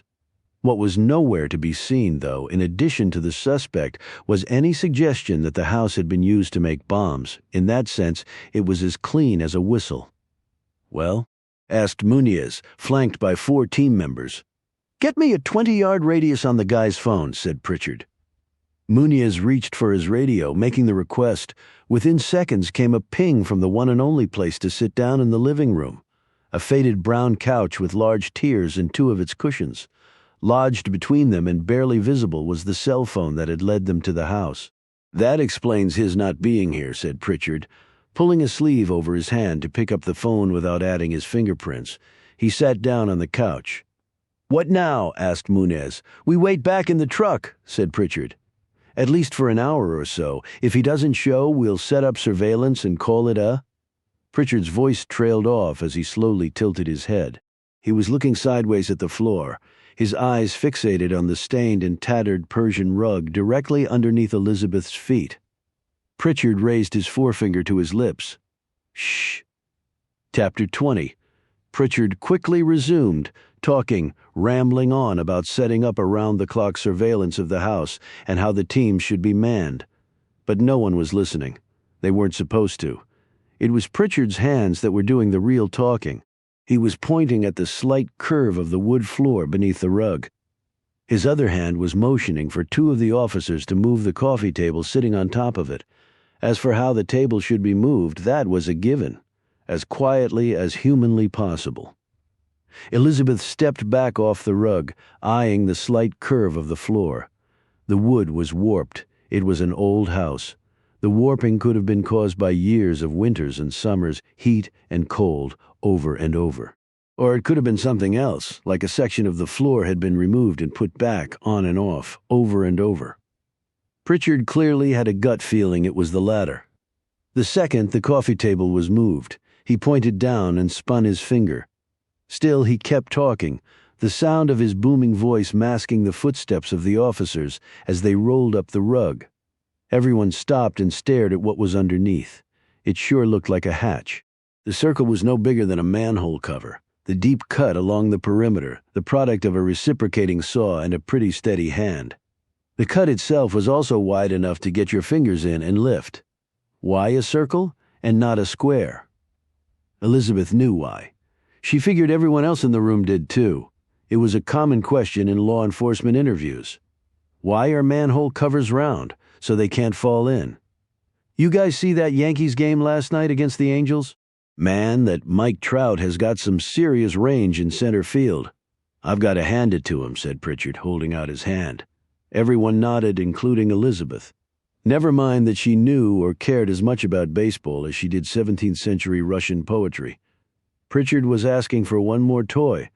The house that didn't have a basement according to planning and zoning apparently now had a basement. Or at least something underground, something deep and dank enough to shield body heat from thermal imaging. It was time for Plan B. Make that plan, R. Chapter 21. The SWAT commander, Muniz, reached for the Range R radar device strapped to his left hip, handing it over to Pritchard. No bigger than a stud finder, but definitely its far more advanced cousin. The device used stepped-frequency continuous wave radar to detect motion behind walls, or, if need be, below hatches. Pritchard continued talking baseball as he pressed the device flush against the floor. The Yankees needed better starting pitching. The bullpen was overused. What else was new? All the while, he kept his eyes trained on the device's readout. Finally, he shook his head. There was no movement happening underneath them. Muniz quickly bit off the cap of a pen and wrote something on the palm of his hand. He held it up. One word: Rover. Pritchard shook his head again. It was either a calculated risk or an insane amount of impatience. The hatch could have been booby-trapped, but bomb squad rovers had only one gear, slow. Pritchard didn't want to wait. No one else wanted to wait either. Without prompting, the two officers who had rolled up the carpet positioned themselves on either side of the hatch, ready to lift. Everyone else formed a wide circle, their guns all aimed at the hole that was about to be. "Get out of here," Pritchard whispered to Elizabeth. She wasn't sure if she heard him right. "What?" she whispered back. "I said go, wait by the truck." Elizabeth was never so sure of a decision in her life. Wait outside. "Fuck the truck," she said. Pritchard smiled. Then he held up 3 fingers on the count of 3. Up came the hatch, immediately tossed to the side like a frisbee. Every hand on every gun tightened, all eyes waiting for some kind of movement or sound. There was neither. "Stick," said Pritchard. The officer to his right quickly handed him his search mirror. It didn't exactly qualify as another toy, but it was the only tool for the moment. Pritchard extended what amounted to a glorified selfie stick, angling the mirror while Muniz shone a light into the hole. From her angle, Elizabeth could make out part of a ladder. "Anything?" asked Muniz. Pritchard didn't answer. Instead, he handed over the mirror to Elizabeth and climbed down the ladder. "That explains the no movement," he announced. Moments later, his voice slightly echoing. Elizabeth thought he meant the space was empty. It seemed like the only explanation. Then she caught a glimpse in the mirror of what was lying next to Pritchard's feet. There was another explanation. The Dead Don't Move, Chapter 22, Landon Fox, shook my hand and promptly told me how he really felt. "You shouldn't be here, Reinhardt," he said. "That's odd," I replied. "I could have sworn you were the one who gave me the address." "Yeah, I know," he said, "but you still shouldn't be here." And there, in a nutshell, ladies and gentlemen, is what it's like working for the CIA. A constant diet of contradictions that still somehow manage to make sense. Some things never change. The here where I wasn't supposed to be was a dimly lit hallway outside an operating room in the basement of a safe house in Brooklyn that was currently doubling as a mortuary. Fox, the CIA's New York section chief, had acquiesced and allowed me to be here against all rules and protocol, not to mention the fact that he never much liked me, because he knew what good friends Ahmed Al-Hamda and I had been. He also knew that Ahmed once had saved my life back in London. It was only right that I be able to pay my last respects no matter how wrong. The official count of the dead from the Times Square bombing stood at 216. That's what was being reported all over the news. The actual count was 217. Ahmed would forever be unaccounted for in every sense of the word. His parents were killed in a car accident when he was a toddler. He was an only child. The aunt who then raised him in London died from cancer while he was at Oxford. She never knew he'd been recruited by MI6. No one did. Ahmed was required to lose touch with the friends he'd made at school. He was also forbidden to make any new ones outside work. The same rules applied when he later joined the CIA. The reason he and I first bonded was shared grief. I'd also lost someone I loved to cancer, moreover the same cancer as his aunt, pancreatic. My mother had died 4 months after she was diagnosed when I was 13. By the time Ahmed moved to the U.S., he was a true nowhere man. Those who crossed paths with him off-duty knew him by a fake name. Even then, they rarely saw him. So rarely, in fact, that he once joked, "It will be years before everyone realizes that they haven't seen me in years." Now, for sure, they were never going to see him again. They'd never know why, either. Only a handful of people on the planet would ever know he had perished in the initial Times Square attack after sacrificing his life trying to stop it. Oh, the glamorous life of a CIA operative. He was embedded with a cell here that was connected to another cell that carried out the bombings, said Fox. Multiple cells, I asked. The mere thought of there being one active in the area was bad enough. But two, Fox straightened his broad shoulders and nodded, in his mid-50s without an ounce of body fat. The guy was a total gym rat and addicted to running marathons. That was how he managed the stress of the job. It was far healthier than wearing out a bar stool. "We get smarter, they get smarter," he said. "Picture a bunch of capos working for a single mob boss.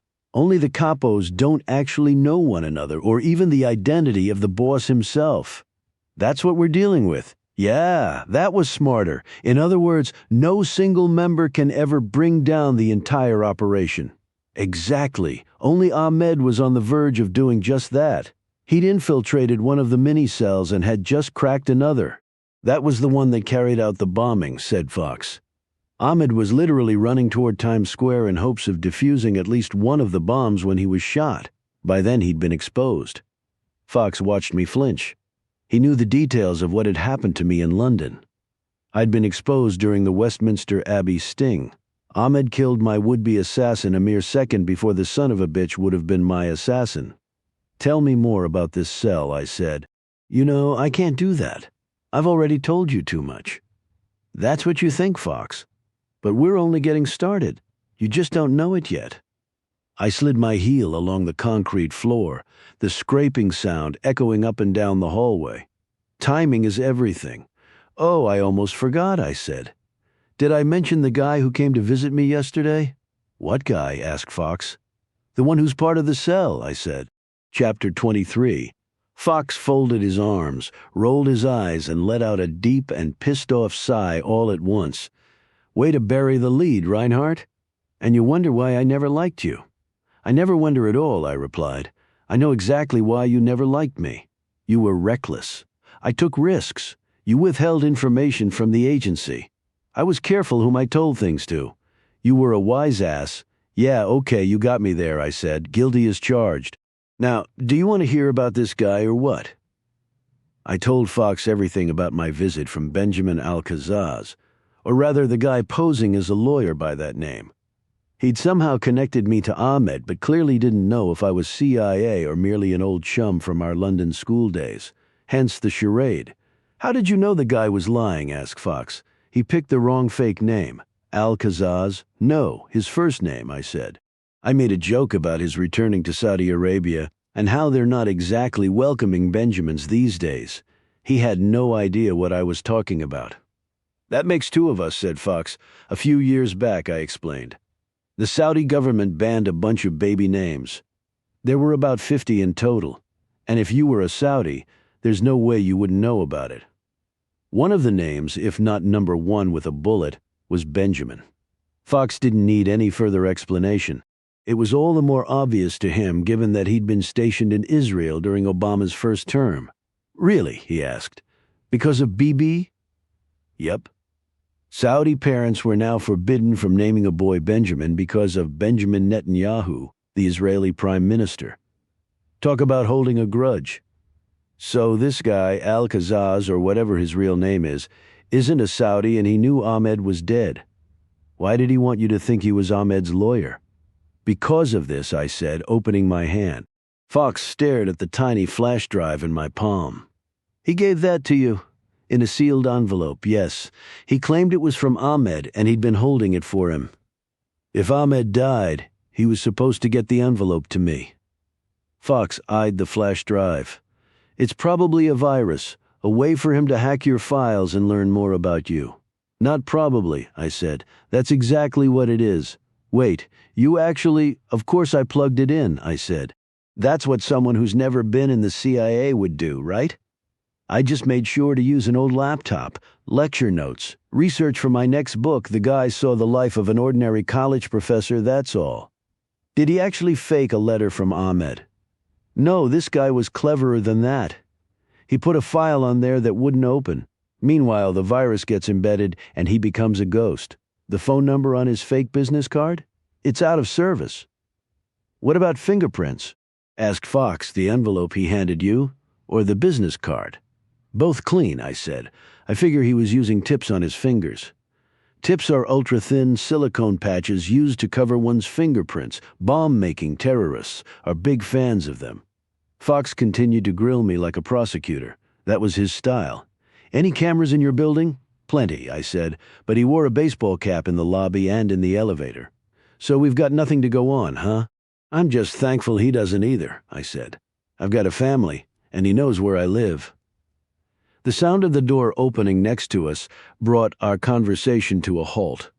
A head peeked out. There are only a handful of imams in the world working secretly for the CIA. This was one of them. Okay, was all the imam said it was all that was needed? Fox turned to me. Go ahead, take a few minutes. Thanks, I said. I knew what I would see when I entered the room.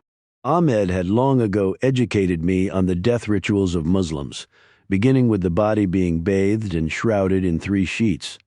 The imam was slightly breaking with tradition by leaving Ahmed's head uncovered, until after I could say my final goodbye. Still knowing what to expect isn't always the same as when it actually happens.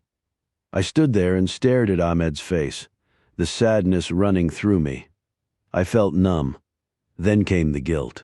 I knew it wasn't rational, but I felt it just the same. He had once saved my life. I wasn't able to save his.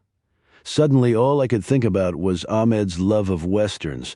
It now made more sense than ever.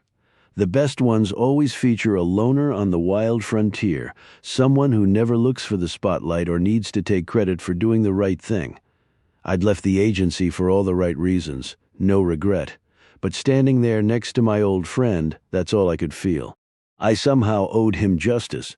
What would Gary Cooper do? Right, Ahmed? Of course, I had no way of knowing that I was about to find out. My high noon was coming. Book 2. Masquerade, Chapter 24. The room was as hot as hell. It reeked of sweat and mold and something even worse. Fear, that's him. He's arrived. The impeccably dressed man, they all called the mudir, the governor, came walking into the room with a black duffel bag casually draped over his shoulder as if it were filled with laundry or whatever else someone might carry around who wasn't actually a mass murderer. Without a word of greeting to the 13 men seated on the folding chairs in the basement of the mosque, he placed the duffel on a metal table with rusted hinges and slowly unzipped it. One by one, he removed the guns, all Russian-made, and all of them chosen for a specific reason, a feature or attribute that would help ensure the greatest amount of casualties. Finally, the mudir spoke. 6 of you will use the AS-Val, he said, holding up the assault rifle often used by Spetsnaz, the Russian special forces. Its integrated suppressor will silence your rounds and delay the initial panic. The fewer people who are running, the more of them you can kill. The mudir then lifted the AK-47, explaining that another 6 men would be stationed at the 3 main staircases connecting the lower level to the main concourse. There would be 2 men per staircase, both positioned halfway down the steps so as to ambush all those trying to escape from either level. The 2 shooters will stand side by side, one aiming up, one aiming down, fish in a barrel. All the men in the room had been embedded in the U.S. for close to 5 years. They were well versed in American slang and idioms. They all spoke English fluently. None of them were married. All of them had jobs. These were the requirements. Lastly, the mudir raised the MP443 Grak, the standard-issue semi-automatic pistol of the Russian military. He explained that all 12 men would be armed with the pistol in addition to their assault rifle. It will function as backup should your rifle jam. That took care of the weapons portion of the presentation. The mudir next discussed timing and transportation. As he spoke, he began seeing what he expected. A few of the men were stealing glances around the room, doing a head count to themselves. They were confused by the math. The mudir kept referring to the dozen men who would take part in the attack, but there were 13 of them in the room. Was someone going to play a special role not yet discussed? Yes. Are there any questions? Asked the mudir. One of the men raised his hand. The mudir nodded at him. Permission to speak. Why are there 13 of us here if only 12 are needed? The man asked. The mudir smiled. The trick to turning men into murderers was to show them how little control they had over their own fate. Life was not precious. It was not special. It wasn't anything. And if you truly believed in what you were doing, your God and your cause, then life was yours to take from others at any time. It required radical thinking to radicalize people. I didn't hear you, said the mudir, walking toward the man who had raised his hand. Can you repeat what you said? No, he couldn't. All the man could do was stare at the MP443 Grack in the mudir's hand before literally pissing himself in his folding chair. I'm sorry, he said finally. I'm not, said the mudir. Raising his arm, he pumped a single round from the semi-automatic pistol right between the man's eyes. The shot was so clean the man barely moved as blood poured out the back of his head like water from a spigot. The mudir returned to his large duffel on the table, looking around at the 12 remaining men who would carry out the attack on the train station on July 4th. Does anyone else have a question? He asked. Chapter 25. Tracy shook his head with a chuckle as he dipped a spring roll into some hot mustard. You've got to admit, this is pretty funny, he said. What is? I asked. This, he said, looking around our living room. Us. What about us? Asked Elizabeth. A straight girl shacking up with 2 gay white guys who have a black South African baby, he said. And we're all eating Chinese food. This is either a Benetton ad or the pilot for a sitcom that's trying way too hard. Tracy had no idea where I'd been that afternoon, but after paying my last respects to Ahmed, I was in desperate need of a laugh. Elizabeth laughed too. She was in the middle of slurping a lo mein noodle, and that only made her laugh harder. She was still banged up, still in some pain, but it was good to see by the looks of her when she first walked in. Her day had been as much of a bummer as mine. It certainly didn't help that reporters were continuing to stake out her apartment building. We'd just put Annabelle down for the night, and were sitting around on the floor of the den eating takeout from Han Dynasty and watching the news. It was 24/7 about the bombings, the victims, the survivors, and now the search for the terrorist responsible. Naturally, the blame game had begun. The police, the FBI, the CIA, the NSA, Homeland Security, who dropped the ball. Do you want me to change the channel? I asked Elizabeth. I would love you to, she said, but don't. I need to watch, like it or not. She was right. It was part of her job now. The only thing she'd shared with us, the only thing she was permitted to share with us was that she'd been assigned to the Times Square investigation. Tracy and I didn't ask her for any inside scoop, and she knew enough not to offer one. I was wondering, though, had she been briefed about Ahmed and his being embedded with the terrorist cell? Would she ever be? There was something else, too. Elizabeth had gotten what she wanted. She'd been taken off the Professor Darvish case. But somehow she hadn't seemed all that pleased about it when she told us. What was bothering her? Hold that thought. The sound of Annabelle crying suddenly filtered to us from down the hall. I've got her, I said, starting to get up. No, let me, said Tracy, beating me to it. It's my turn. Parenting is life's biggest learning curve, but Tracy and I at least had the balancing act part of it down pat. We didn't actually take turns tending to Annabelle. It's not like either of us kept count of who did what for her. It was more instinctual. We both just had a sense of when one of us should step in for the other. Can you really be good parents without that? I'm calling that last dumpling, though, said Tracy, pointing at the box in front of me as he headed for Annabelle's room. No sooner had he gotten there than Elizabeth turned to me. I need to ask you something, she said. Anything, I answered, although I immediately regretted it. Before Pritchard reassigned me this morning, I showed him the video of Darvish and his mystery woman, she said. And Pritchard pretended to have no idea about the white glow obscuring her face. How did you know he was pretending? It was a look he had, she said. It was super quick, came and went in an instant. But I saw it, I know I did. What kind of look? The same kind you gave me last night when I showed you the video, she said. You already know what's causing that glow. You're that sure, huh? All based on a look? Actually, I wasn't sure until after I walked into your apartment tonight. That was the clincher. The second she said that, I knew she had me. I hated it when Elizabeth reminded me of how smart she was, but I loved it even more. Go ahead, I said. You haven't once tonight mentioned the video. You haven't asked about my meeting with Pritchard, what he thought about the glow, anything. You're right, I haven't, I said, because you don't want to talk about it. Or maybe I can't talk about it, too late, she said. What are you not telling me, Dylan Reinhardt? Chapter 26. I glanced down the hall, listening to the faint sound of Tracy singing softly to Annabelle. When we first brought her home, we discovered she was basically lullaby-proof. None of the staples like Hush, Little Baby seemed to calm her down. Desperate one night, Tracy and I riffled through his iTunes playlist like a couple of possessed Casey Kassams. Much to our relief and delight, we discovered that our baby girl was a Beatles fan. Tracy was now in the middle of one of her favorites, Penny Lane. Tracy really has a nice voice, I said. Don't you think?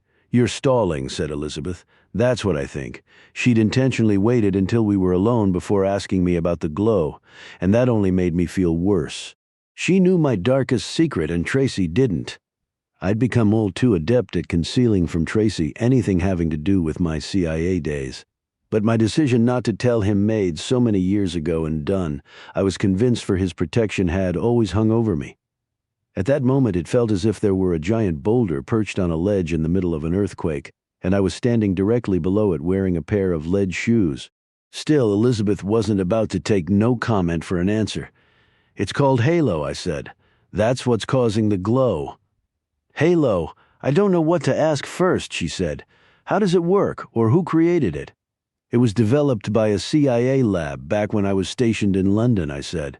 As for how it works, I'll be damned if I understand all the science behind it. Elizabeth blinked in disbelief. Did you just admit to ignorance? Bite your tongue?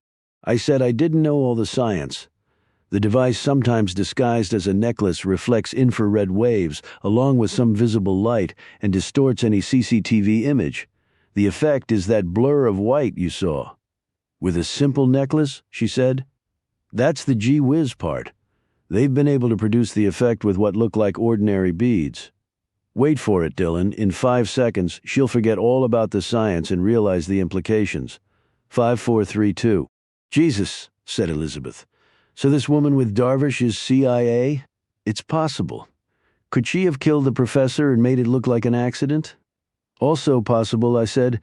Would Pritchard know something like that? It's highly unlikely anyone in your unit would know, including your boss. But he could know about Halo, right? She asked. We're back to it's possible, I said. But you can't ask Pritchard because you and I never had this conversation. I get it. Besides, I'm not even assigned to the case anymore. You could have fooled me, I said. Can you blame me? We need to find out who this woman is. We? You want to know too, don't you? Not necessarily. If she's an operative, I'll take it on faith that she was acting on good intelligence information that no one inside the agency is about to share with me. What if she's not, though? Acting on good intel? No, said Elizabeth. What if she's not CIA? It was a fair point. Halo's technology had been around nearly a decade, albeit in the hands of a very select group. That didn't mean, though, that someone else hadn't gotten hold of it, the wrong hands. What time does Bergdorf's close? I asked. There wasn't a more out-of-left-field question I could have thrown at Elizabeth in that moment. Her face confirmed it. Bergdorf's? She asked. Why? I reached for my phone, quickly Googling the store's hours. It was already past 7. We need to do some shopping, I said. Then we need a huge favor. Chapter 27.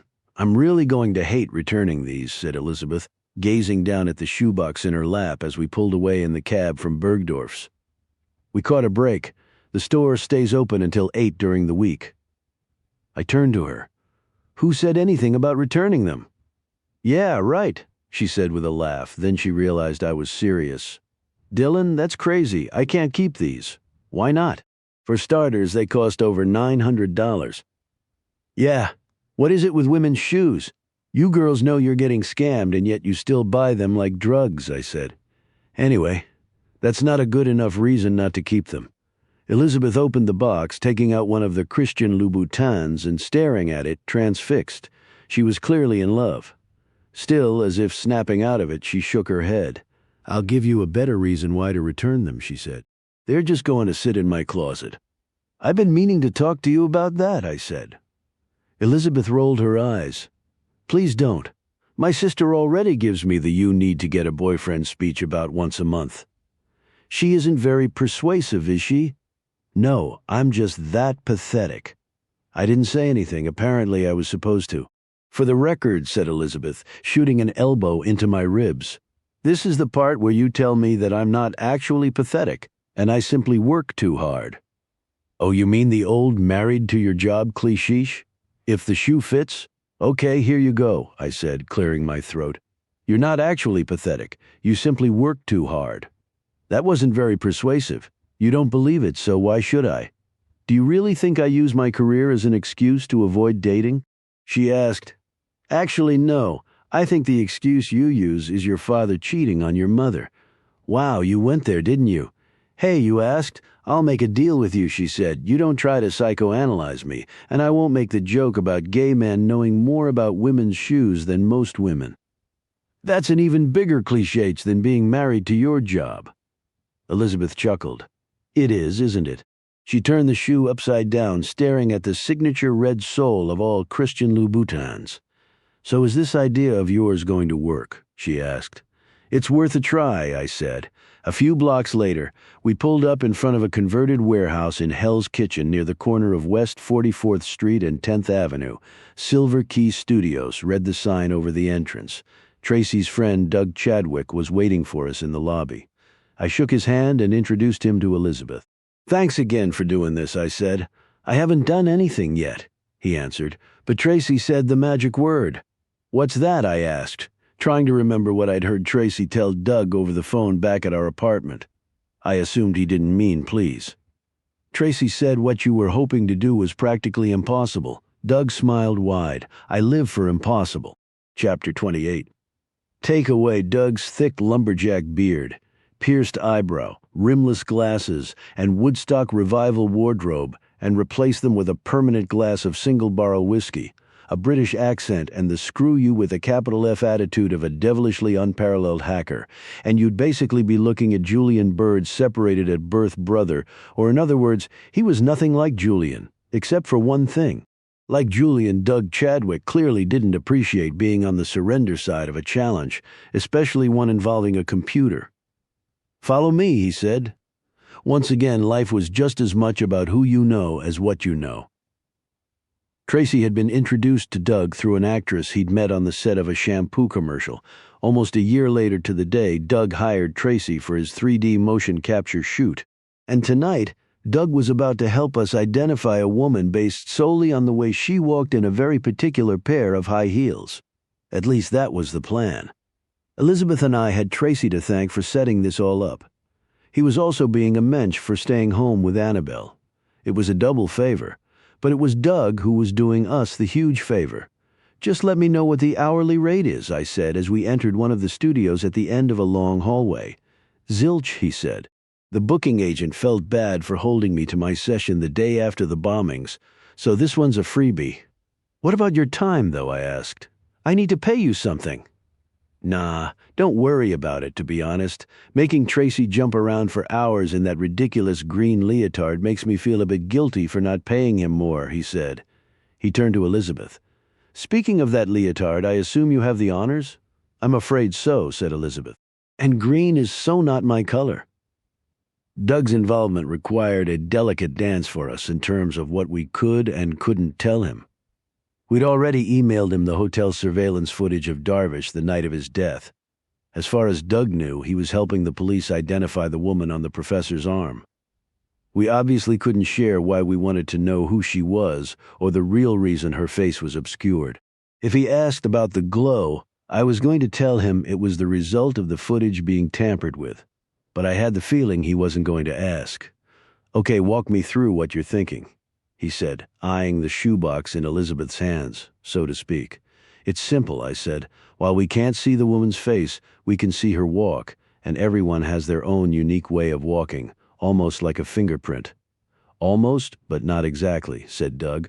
"Right, but close enough that we might be able to model this woman's precise gait, of course, to do that." "You'd have to have her precise shoes.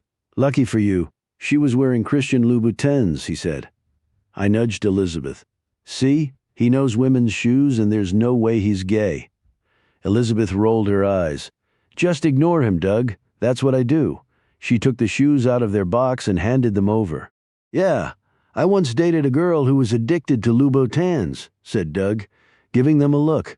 "She couldn't afford them, and I couldn't afford her." "Are you sure these are the right ones, though? The difference of even a few millimeters in the heel height would throw off every calculation." "They're the right ones," said Elizabeth, "and the heel is exactly 100 millimeters. It's the only way they come." Scam or no scam, you don't get to sell shoes for close to $1,000 a pop by making a gazillion different styles.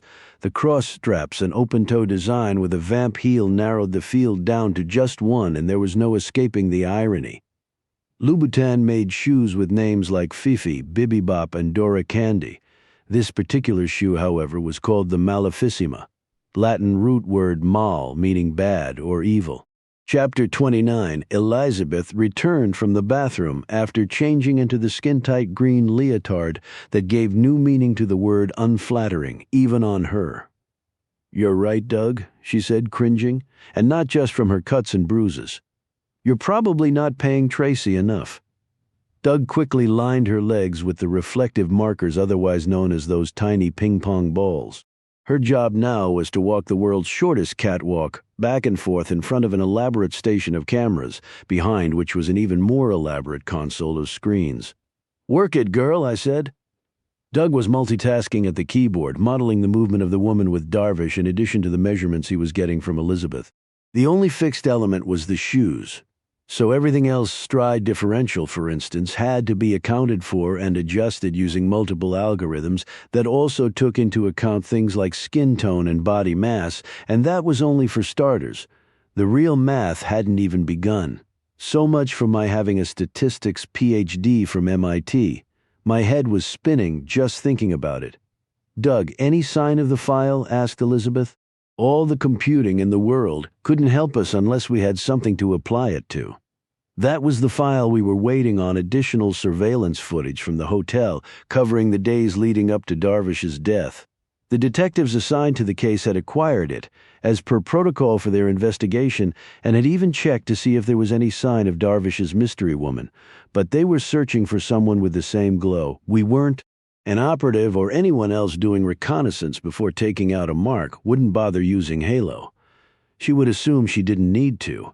"How the hell can anyone go back and identify her without having seen her face?" asked the detective Elizabeth had called on our way to Bergdorf's. She'd had him on speaker. He was peeved that she'd interrupted his dinner, especially because the file was only supposed to be viewed on the department's encrypted server. "You're a detective, figure it out," snapped Elizabeth. She wasn't digging the guy's attitude. "In the meantime, just send the damn file to the following address." Doug checked his email again. It hadn't arrived the first time he looked. Two's a charm. "There it is," he said. "Got it." But there was still more to do before using it. After filming Elizabeth in the Louboutins, he also had to film her barefoot to create a baseline. After all, it's not like our mystery woman would have worn her Maleficimas while doing her reconnaissance. She did scout the hotel, right? She had to have done a walkthrough before the night she returned with Darvish. Otherwise, we were wasting our time. A lot of time. "Are you sure you don't want to go home and get some sleep?" asked Doug, as he began the task of singling out every woman who could be seen in the surveillance footage from the hotel, over 100 hours worth. We were hardly about to bail on him, though. "We'll sleep when you sleep," I said. It was the least we could do, or at least try to do. By about 3 a.m., Elizabeth and I had both dozed off on a couch behind Doug's console. Had he actually known we were asleep, he probably wouldn't have yelled. But I'd never been so happy in my life to be jolted awake. Doug had been at his keyboard for 6 hours straight and looked every minute of it. His eyes were bloodshot, his hair the full-on Johnny Depp from Edward Scissorhands. Yet all I could really see was his smile. It was the same one he'd flashed when we first met him, only wider. Much wider? Well, I asked. Impossible, my ass, he said. Chapter 30. It truly was a thing of beauty. In nerd terms, Doug had overlaid an algorithm onto every single frame of the footage, identifying and measuring all movement against an extrapolation of how the mystery woman would walk in every heel size using the baselines of Elizabeth, both in the Louboutins and barefoot. In non-nerd terms, he crushed it.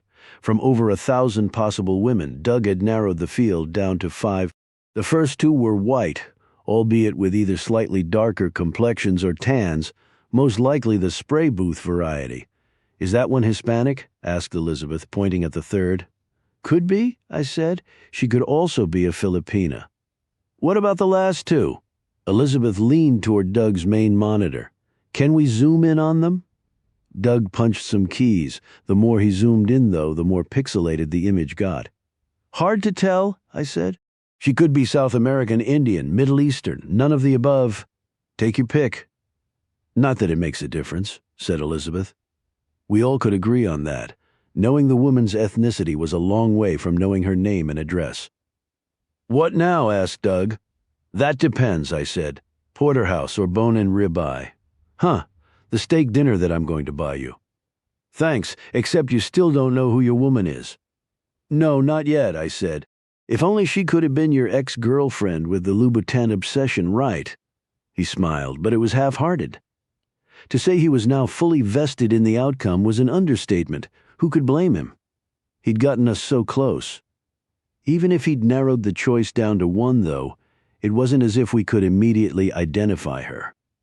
I was pretty sure that realization was settling over him when he suddenly snapped his fingers. He'd answered his own question. Facial recognition software, he said. That's what's next. I nodded. Yep. The next step was seeing how many of these women we could identify through either mugshots or driver's license photos. Both the NYPD and the FBI had the facial recognition software sophisticated enough to accomplish that. But there's a difference between taking the next step and being a step ahead. Already this was feeling like a chess match. What were the chances that our mystery woman was really going to show up in either DMV records or a criminal database? Sometimes the best covert agents and operatives are the ones who hide in plain sight. No one knows who they are, because no one ever suspects that they're anything different from what they want you to believe. Other times, it's the exact opposite.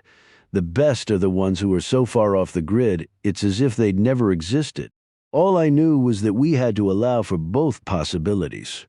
Or maybe worse. Neither of the two. What if this woman was a category all to herself? Chapter 31. I hated doing what I did next. But it had to be done. Elizabeth and I cabbed it back to Tracy's in my apartment.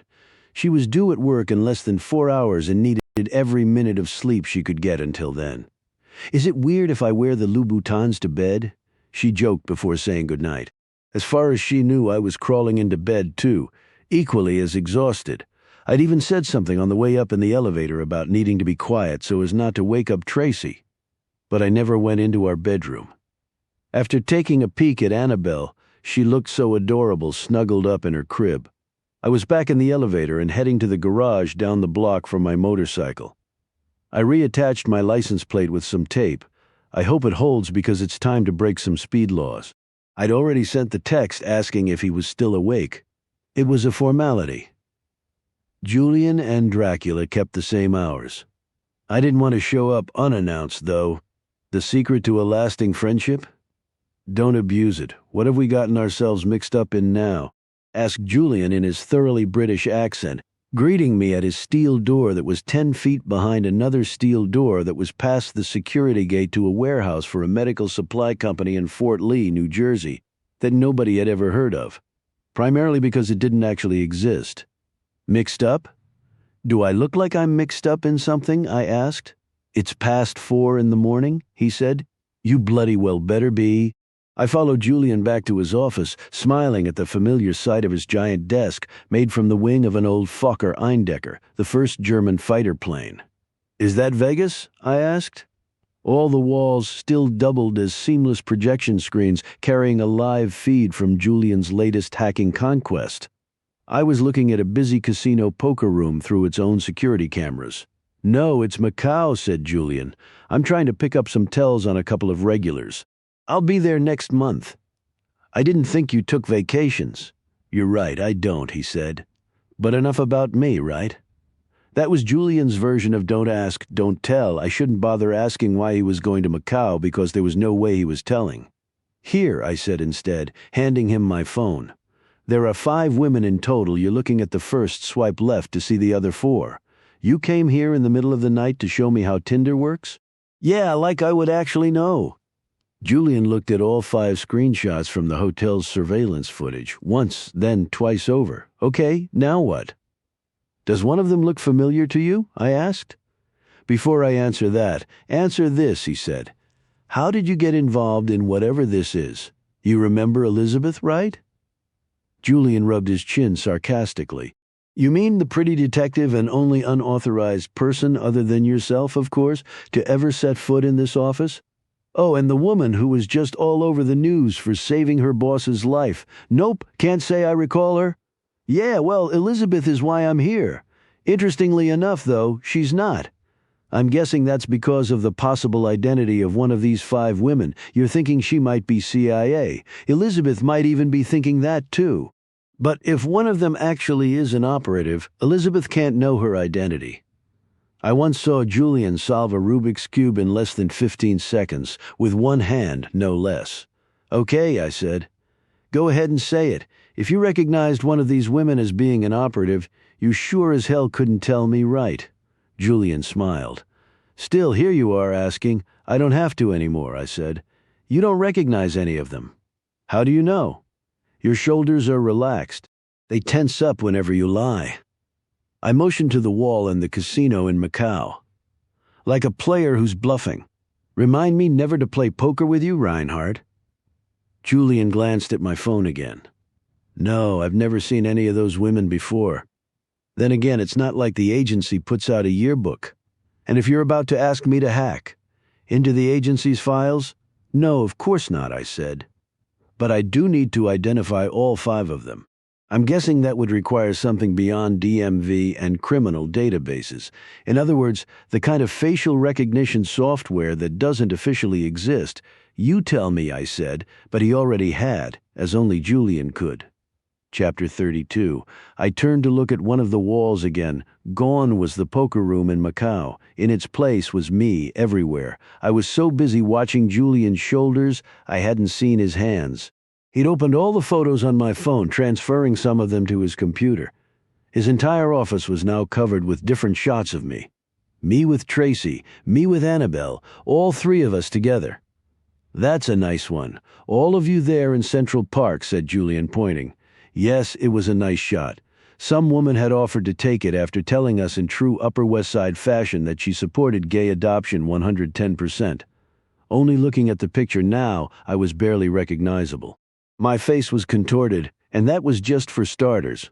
What's with all the red explosions? I asked. I know, said Julian.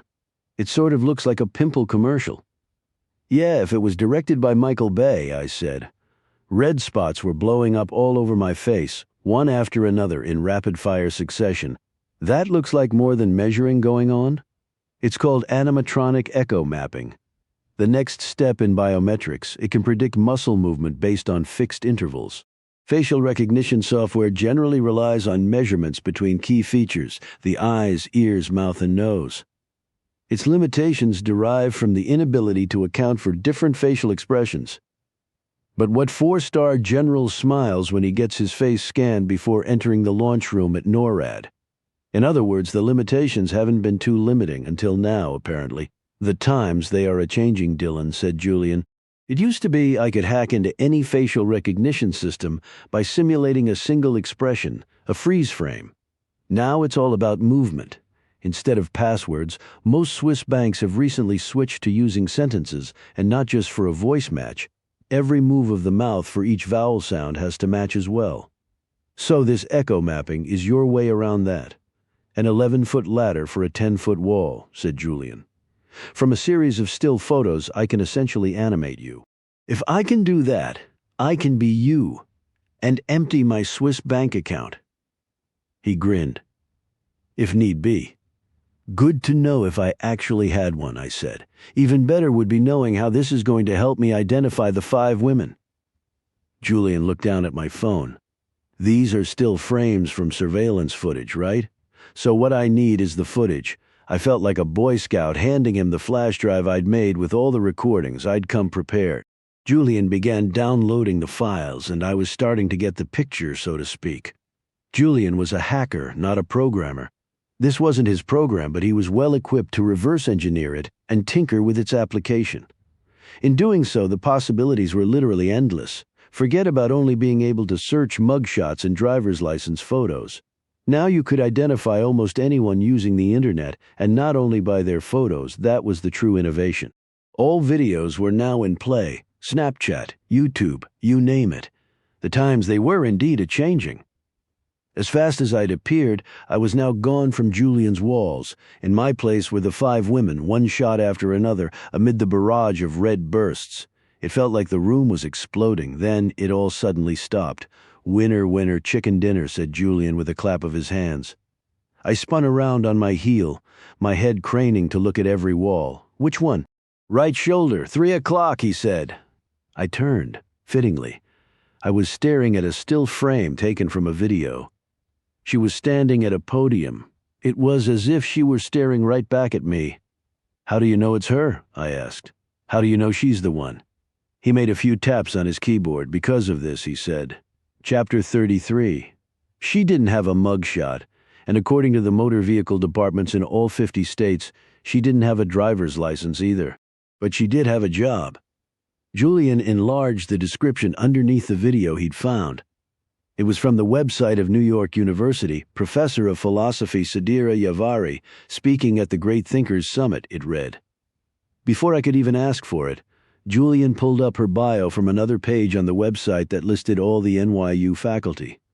Sadira Yavari was an Iranian-born professor who had taught philosophy at the university for 7 years. Her focus was epistemology, the study of knowledge and justified belief. "It can't be a coincidence," said Julian. "Which part?" I asked. "That she and Darvish are both Iranian or both professors?" "Both," he said. On the one hand, he was right. The fact she was Iranian was proof enough for me that she had been the one with Darvish at the hotel. That she could also claim to be a professor only further explained how she was able to get close enough to him to end up in his room. On the other hand, "Do you notice something odd about her bio?" I asked. Julian read it again. He nodded. 7 years. That's how long Yavari had been teaching at NYU. An operative would never be in one place for that many years. 2 was the norm, 3 max. Never as long as 7. My stint at Cambridge lasted 30 months. Coincidentally or not, I got made after 29. Of course there is a simple explanation, I said. A civilian recruit? It rarely happens, said Julian, and even less so with a woman. Rarely, but not never, Sadira Yavari could have been recruited by the agency for a specific assignment because she matched a unique profile that was needed, in this case an Iranian-born professor, and a very attractive one at that. But recruiting civilians fully entrenched in their civilian lives is a hard sell, like ice to Eskimos hard. And Julian was right, it's even harder with women. As opposed to men, women don't secretly harbor thoughts of being James Bond. Is it possible? Sure, said Julian. Think limited scope. Maybe all she had to do was cozy up to Darvish and set the table for someone else to kill him with a heart attack and a bottle lodged up his... Yeah, I read the report. You can spare me the details. Regardless, it prompted a question. Had the 2 professors previously known each other? What do we have for phone records? I asked. I watched Julian work his keyboard, his fingers a blur. He had both cell and landline numbers for Darvish and Yavari within seconds. Just as quick, he cross-checked all their billing statements for the past couple of years. No calls or texts between them, he said. It makes sense, a one-night stand. Julian eyed Yavari again on the wall. Actually, it was more like ogling. She truly was gorgeous, long dark brown hair and high cheekbones. She looked a bit like Amal Clooney. A one-night stand would have certainly worked for me, he said. Julian clicked on the video of her from the NYU website so we could hear her voice. Sure enough, she sounded as good as she looked, poised, intelligent, in complete control. She was telling a funny anecdote about taking the wrong subway all the way out to Queens when she first moved to Manhattan. The point being, as much as she believed she knew where she was going, the truth was that she had no idea. It was a parable for epistemology. But what if I had guessed right? She asked the audience. Does taking the right subway unto itself prove that I knew where I was going? On cue, the person filming her lecture turned the camera on the audience. Some heads were nodding, others were bobbing as if pondering the question. Everyone was fully engaged. Sadira Yavari had the room, as they say. They were hanging on her every wait, hold it, I said. Julian paused the video. What is it? I couldn't believe what I was seeing. Third row, second from the right. Do you know him? No, but you obviously do, said Julian. Who is he? I'm not exactly sure, but I've met him. He's even been inside my apartment. And you don't know his name? No, I said, but I know what his name definitely isn't. Benjamin Alcazaz, Chapter 34. Elizabeth's sunglasses were pulling double duty as she opened the door to the Starbucks around the corner from Dylan and Tracy's apartment. In addition to shielding her from the press in the wake of the Evan Pritchard video, the dark-tinted lenses were concealing the Samsonite-sized bags under her eyes on the heels of less than 4 hours of sleep. She was exhausted. She was also running late. Pritchard had scheduled an early briefing with all agents assigned to the Times Square bombings. It started in 20 minutes. Her Uber was due out in front of the Starbucks within moments. I'll take a large coffee, please. We don't have large, said the girl with the purple-dyed hair behind the counter. Did you mean a venti? Elizabeth could count on 2 fingers how many times she'd ever set foot in a Starbucks. She always preferred her coffee from diners. So did her wallet. But there was no time this morning. Sure, I'll take a venti whatever your largest size is, she said. Well, our largest size is actually a trenta. It means 30 in Italian, as in ounces. Venti means 20 as in ounces. I get it, said Elizabeth. So which one do you want? A venti or a trenta? If you haven't noticed, there's a line behind you. Oh, really? Do you know what fatiti means in Italian? I assure you it's not 40. A minute later, venti coffee in hand, Elizabeth reached for a carafe of non-fat milk at the end of the counter. It sure looks like a large to me, said a man with a thick Middle Eastern accent. He grabbed a Splenda, tearing it open. I know, said Elizabeth. She figured he'd been right behind her in line. Forgive me for not speaking Starbucks, right? The man laughed. That's funny, he said. I was told you were funny. Elizabeth immediately put down the carafe and turned toward the man. His sunglasses were as dark as hers, maybe even darker. He was also impeccably dressed in a gray suit and blue tie with a matching pocket square that had just the right amount of puff to it. Do I know you? She asked. Translation. How the hell do you know me? Here, he said, handing her the open yellow packet. That's how you like it, right? Light with one Splenda? If this guy was trying to creep her out, he'd succeeded. Quickly, Elizabeth looked around. Was he alone? It seemed that way. More importantly, was he a threat? Through her sunglasses, Elizabeth focused on his hands. For the moment, both were where she could see them. The split second that changed, she'd be reaching for her Glock. He knew it too. I assure you there's nothing to fear from me, Agent Needham, he said. I'm here to help you. Good, she said. You can start by telling me who you are. I'm a friend of a friend. You're going to have to do better than that. Actually, I don't, he said. That's not how this works. How what works? Asked Elizabeth. Take the Splenda, Agent Needham. Why? So I can reach into my suit pocket, he said slowly. Of course. Elizabeth thought for a second if he wanted to kill me, he would have done it already. She took the Splenda. The man reached into his pocket slowly, as promised, and removed an envelope, handing it to her. You'll be asked by people where you got this information, he said. You can tell them anything, except that you got it from me." Elizabeth glanced at the plain white envelope. "I don't even know who you are," she said. He nodded, satisfied. "Exactly." He then pivoted on his heel, heading straight for the door. Poof, he was gone. Chapter 35. Elizabeth gave another quick look around, her eyes darting, making sure the guy didn't have a wingman. If he did, the disguise was excellent. The entire Starbucks held either people rushing in and out on their way to work or wannabe screenplay writers getting an early jump on hogging all the tables. Ping. Never mind. Her Uber was out front. In the back of an old Ford Taurus in desperate need of an air freshener, she opened the envelope. Inside was a photo old school, 3x5 glossy of a young man wearing a taqiyya, the traditional Muslim cap. Even more traditional was its color, white. On the back of the photo, written in pen, was presumably his first name, Gorgon. There was also an address up in Pelham, in Westchester County, about a half-hour's drive from Manhattan. Finally, there was this, her instructions.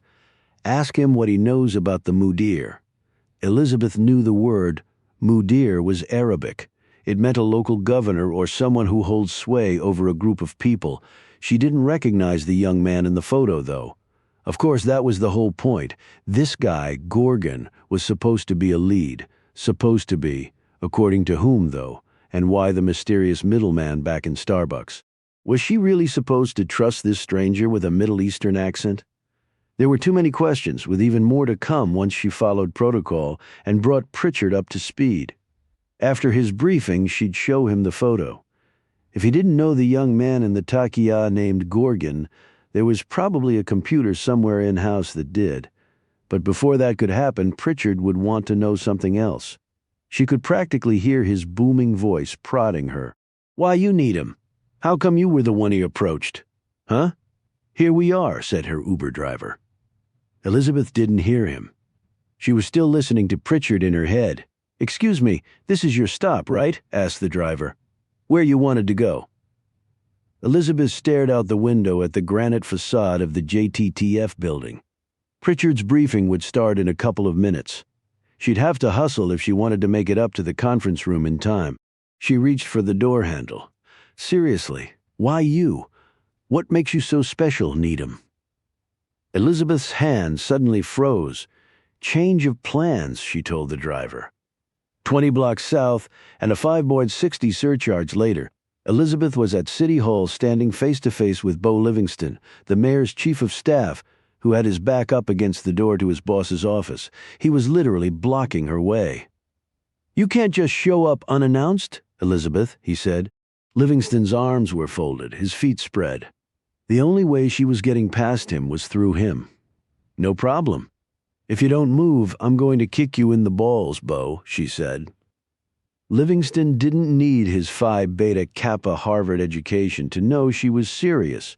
As for Mayor Deacon's secretary, she might as well have had a bucket of popcorn in her lap while tilting back some jujubes.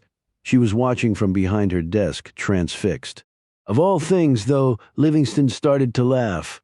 "What's so funny?" asked Elizabeth. "The mayor bet me $5 that you'd figure it out by lunch." He glanced at his watch. "Nicely done. It's barely even breakfast." He turned and opened the door to Deacon's office. As he did, Elizabeth could hear Pritchard's voice in her head one last time. "What makes you so special, Needham?" Chapter 36. "Well, if it isn't my favorite agent," said Mayor Edward Edso Deacon, looking up at Elizabeth from the sprawl of morning papers on his desk.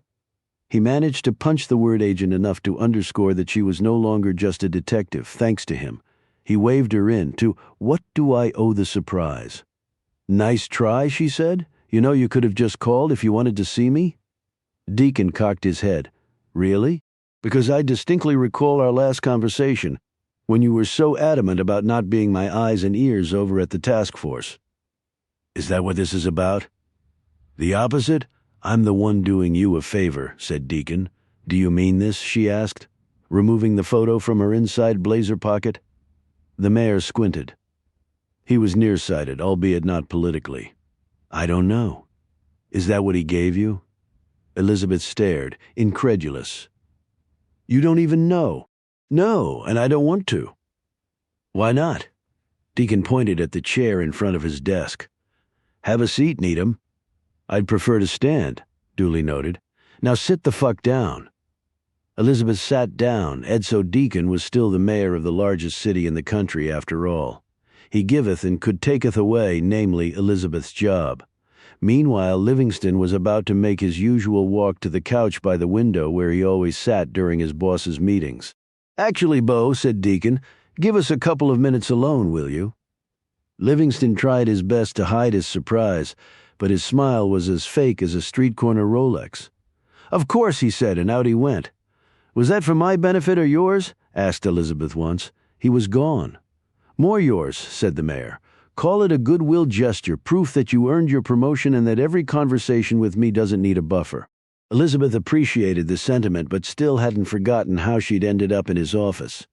Why the cloak and dagger, she asked.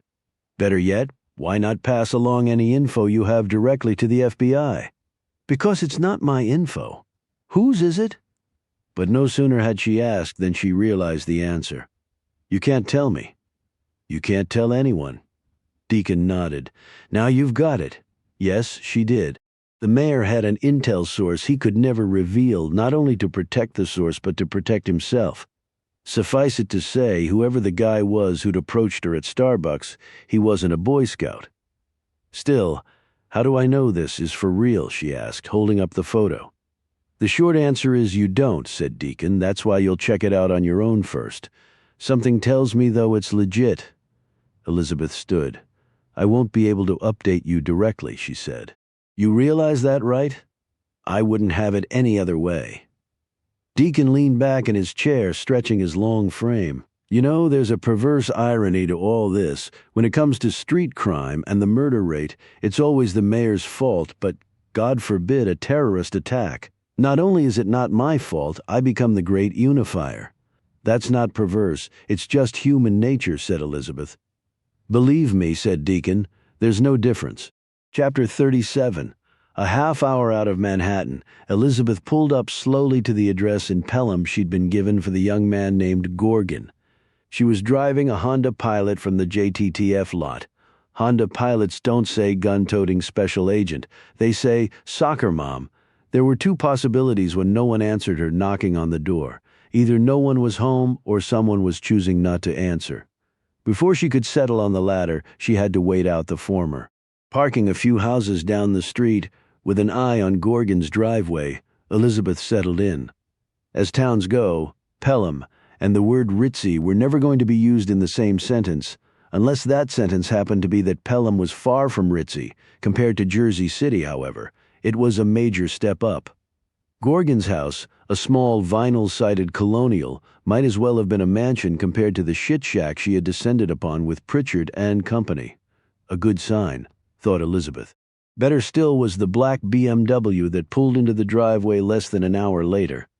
In terms of wait time, she'd hit the stakeout jackpot, even from 50 yards away. There was no doubt that the guy who got out from behind the wheel and headed into the house was Gorgon. He was alone, not for long. Elizabeth sprinted as soon as the front door closed behind him. He barely had time to put down his car keys before she was knocking again. Who is it? He asked from behind the door. There was no peephole. My name is Agent Needham from the JTTF, said Elizabeth, standing off to the side with her back to the vinyl siding. I'm looking for Gorgon. She had one hand alongside her holster. With the other she reached for her badge, the ink on her new ID barely dry. She fully expected Gorgon to ask what the JTTF was. But nope, he was apparently familiar with the Joint Terrorism Task Force. That may or may not have been a good sign. He opened the door. Elizabeth remained off to the side, waiting for him to poke his head out to look for her. Instead, he came all the way out, stepping onto the small landing at the top of the steps. She could see both his hands as he turned to her. They were empty. Are you Gorgon? She asked. Yes, that's me, he said. Elizabeth flashed her badge even though he didn't ask to see it. Do you have a couple of minutes? I'd like to ask you a few questions. Sure, he answered. He didn't hesitate. He also didn't move. It was as if he were blocking the door. Can we talk inside your house? She asked. Actually, do you mind if we do this outside? That was definitely not a good sign, thought Elizabeth. As red flags go, it was the equivalent of a Chinese military parade. What didn't he want her to see? As a matter of fact, I do mind, she said. We need to talk inside. Chapter 38. This time, Gorgon hesitated. Elizabeth could practically see the wheels churning in his head. He glanced back over his shoulder into his house, not once but twice. Finally, he broke into a smile. Or was that a grimace? Okay, come on in, he said. Elizabeth followed him inside. She was still watching his hands, always watched the hands, but now there was everything else, an entire house he seemingly didn't want her to see.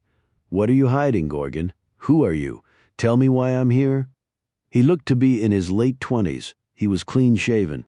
The English was near perfect, but there was a lingering hint of a Middle Eastern accent. He probably came to the States as a teenager. Best guess from Turkey. Backup guess, Jordan. The prayer mat facing east in the corner of the living room took any of the guesswork out of religion. Gorgon was a practicing Muslim, but he was also very westernized. If the BMW didn't give it away, the skinny jeans, zip-up hoodie, and gelled-back hair did. Do you own this house? Asked Elizabeth. She assumed he didn't. No, this is a rental, he said. I wish I could afford it, though, one day. What do you do for a living? Gorgon was still walking. Elizabeth was still following. He stopped suddenly, turning back to her at the entrance to the kitchen. I'll answer all of your questions, Agent Needham, but first I have one for you, he said. Would you like some tea? Tea? No, thank you, said Elizabeth. Are you sure? I was just about to make some. No, really, it's excellent tea. Very special. My uncle sends me boxes of it from overseas. You really should try some. There was no change in the tone of his voice. No punching of any particular word. The inflection was normal. That's because the conversation wasn't about what Elizabeth could hear. As Gorgon was talking, he was also nodding. He was signaling her. Say yes to the tea, Agent Needham. Trust me. In that case, said Elizabeth, I'd love some tea. Gorgon turned and went to the stove, grabbing a kettle from one of the burners. As he filled it with water from the sink, Elizabeth took a seat at a small table in the corner. Sales, said Gorgon. Excuse me. He returned the kettle to the stove, turning on the burner. I sell commercial-grade cutlery to restaurants. That's my job. Great. The guy handles knives for a living. Gorgon opened a cabinet, removing 2 teacups. From another cabinet, he removed a box of tea bags. Elizabeth eyed the label. It was Lipton. Lipton? That's the special tea your uncle sends you. Of course it wasn't. He'd obviously made that up on the fly. It was the only thing Elizabeth was sure about. Everything else was still unclear, including her next move. Should she start asking her questions, or just make small talk and wait? Wait for what, though? Gorgon wasn't giving any more signals. All he was doing was making tea. At least she could still see his. No sooner had he pulled out a couple of tea bags than he shifted his body, his back suddenly facing Elizabeth. She couldn't see his hands anymore, but his arms were definitely moving. He was doing something he didn't want her to see. Elizabeth edged forward in her chair and dropped a hand to her side, slowly tucking her blazer back behind her Glock. Her fingertips tap-danced on the grip as if keeping time, any sudden move. That's all it would take. How long can someone go without blinking? What's that? She asked. Gorgon had said something. She didn't hear him. I said, You're awfully quiet over there, Agent Needham. He began to turn. There was something in his hand. No, both hands. Chapter 39. Teacups. He was holding the teacups. He walked over, casually placing them on the table, one for her and one for him. Elizabeth didn't look down at hers. She wasn't about to take her eyes off this guy, not for a second. Not until she knew what the hell was going on. The answer was right in front of her. The water should be ready in a minute, said Gorgon, returning to the stove. He was talking over his shoulder. My uncle says it's best to pour from the kettle directly onto the tea bag again. There was nothing in Gorgon's voice, nor was there any head nodding this time or anything approaching a signal. Still, Elizabeth heard him loud and clear. His instructions. She looked down inside the cup and literally read the tea leaves. They're listening. Gorgon had written the two words on the tea bag in her cup. That's what he'd been doing when he turned his back to her. Clever, if she'd seen him taking a pen to a tea bag, she would have asked what on earth he was doing. Not a good thing if someone was listening in Sumyon who probably didn't want Gorgon talking to an agent with the JTTF.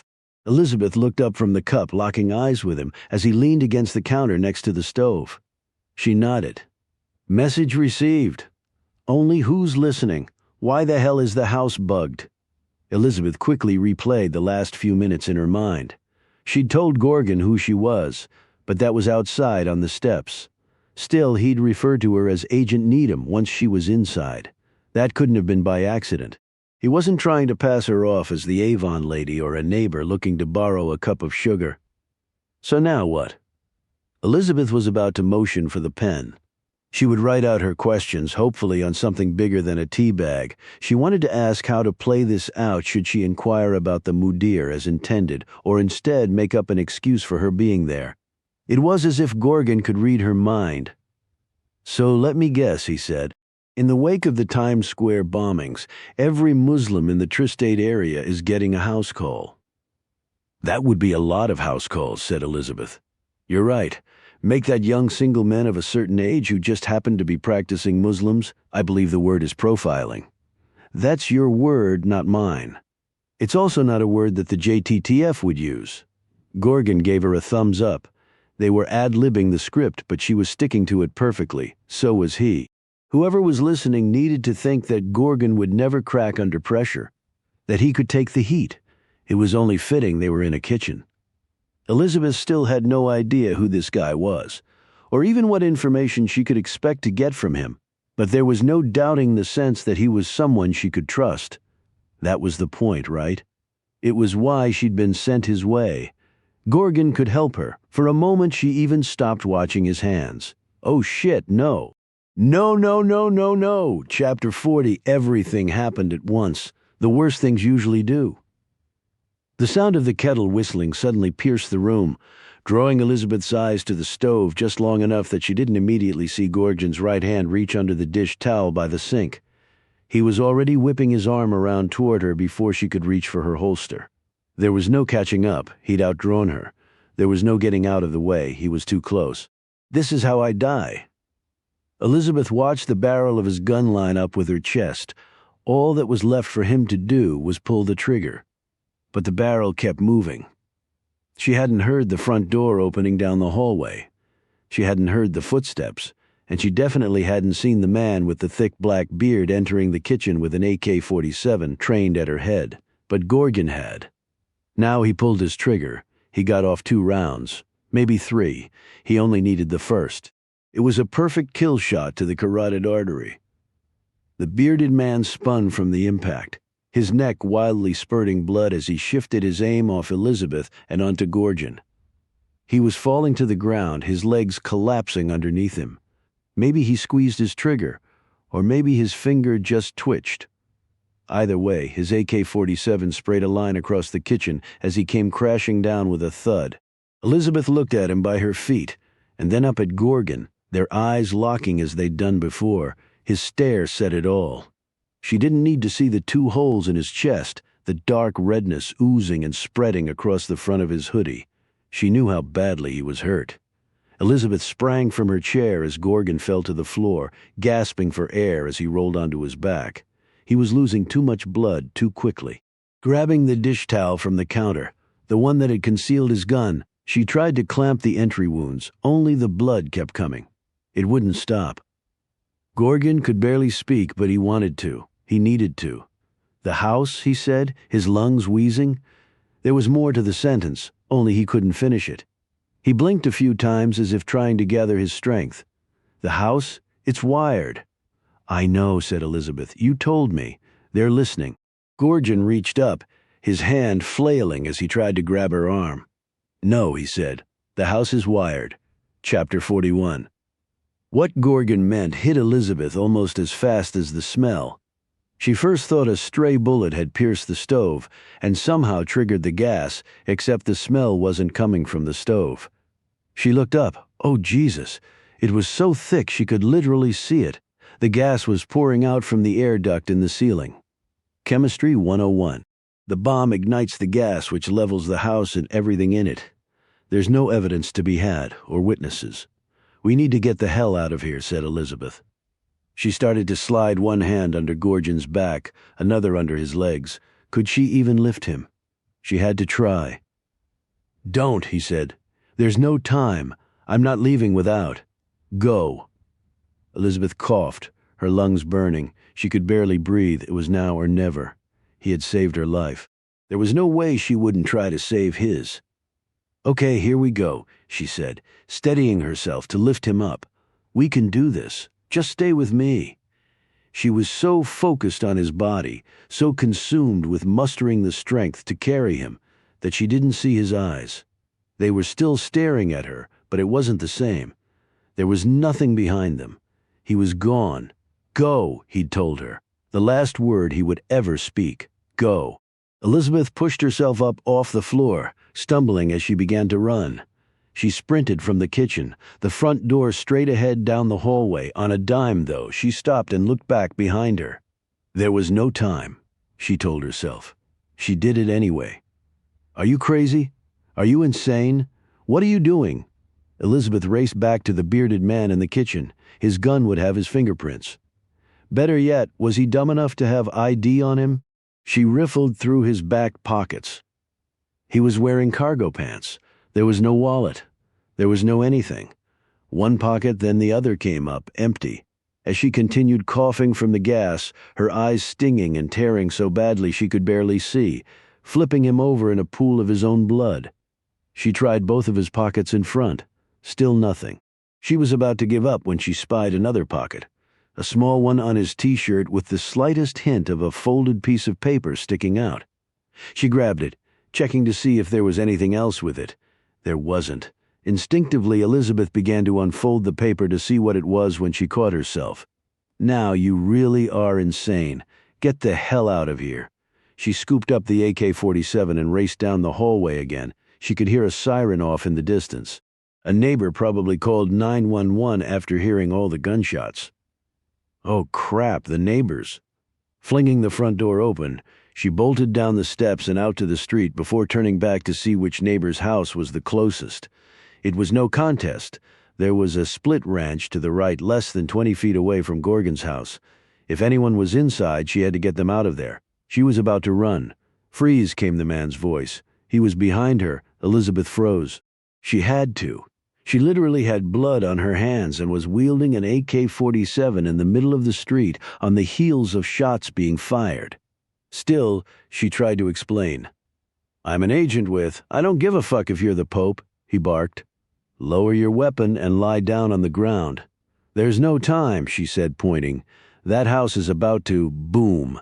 And like that, they were both flat on the ground. Chapter 42.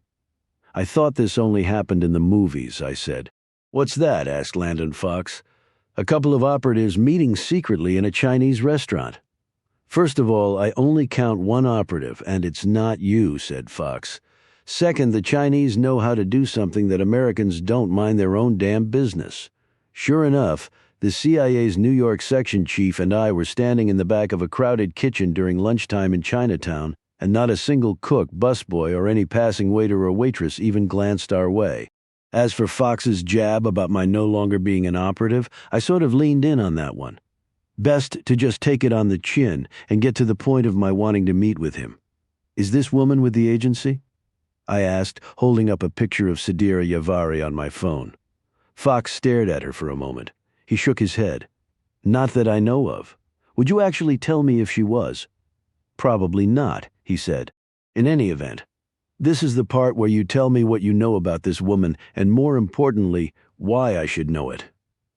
Fair enough. Professor Jahan Darvish, I said. Ring a bell. Fox nodded, the MIT guy who died with a liquor bottle up his ass.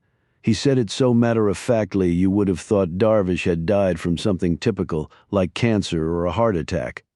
This woman Sadira Yavari was with Darvish when he came back to his hotel the night of his death, I said. Was she his girlfriend? No. Escort? Nope. How can you be sure? Asked Fox. I swiped left on my phone to a screenshot from the hotel's surveillance footage.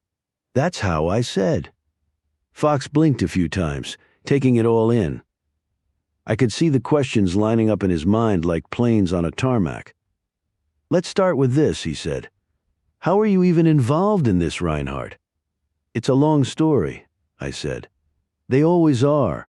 He stared at the picture again, the glow around Yavari's face. "How were you able to identify her if she was using Halo?" "That's an even longer story," I said. "Is there anything you want to tell me about this woman?" he asked. "Besides her name?" Yes, there was. Plenty. Sadira Yavari was born in Iran, parents also Iranian, both deceased. Now a U.S. citizen, lives in Manhattan. Pays her taxes, clean record, never even jaywalked. She's a philosophy professor at NYU. How many years? I knew that would be his very next question. On the surface, it confirmed that Yavari wasn't CIA, at least as far as Fox knew, and Fox knew most everything within the agency. 7, I said. She's been teaching at NYU for 7 years. Who else knows she was with Darvish at the hotel, he asked. That depends on what? I cocked my head and stared at Fox without saying anything. For a moment it was as if the entire restaurant kitchen had gone silent, all the banging and clanking of pots and pans, all the sizzling of oil just fading away. He got the hint. I never liked the official motto of the CIA. Few people even know what it is. The work of a nation, the center of intelligence. It reads like it came from a junior copywriter on Madison Avenue. For sure, it didn't originate from anyone who actually worked in espionage, but mottos are for flags and plaques. If you ever really wanted to summarize the work of the agency, how critical information is actually gathered, there's a far better expression. To get trust, you have to give trust. Fox was holding back. He wasn't telling me something. And until he decided to spit it out, I was keeping my mouth shut. There'd be no more information from me, no more intel, hence my long stare at him and, ultimately, his nod in return. Okay, here it is, he said finally. Professor Darvish was an asset. Chapter 43. I knew it. Okay, maybe it was more like a gut feeling. It had to be something like that, though.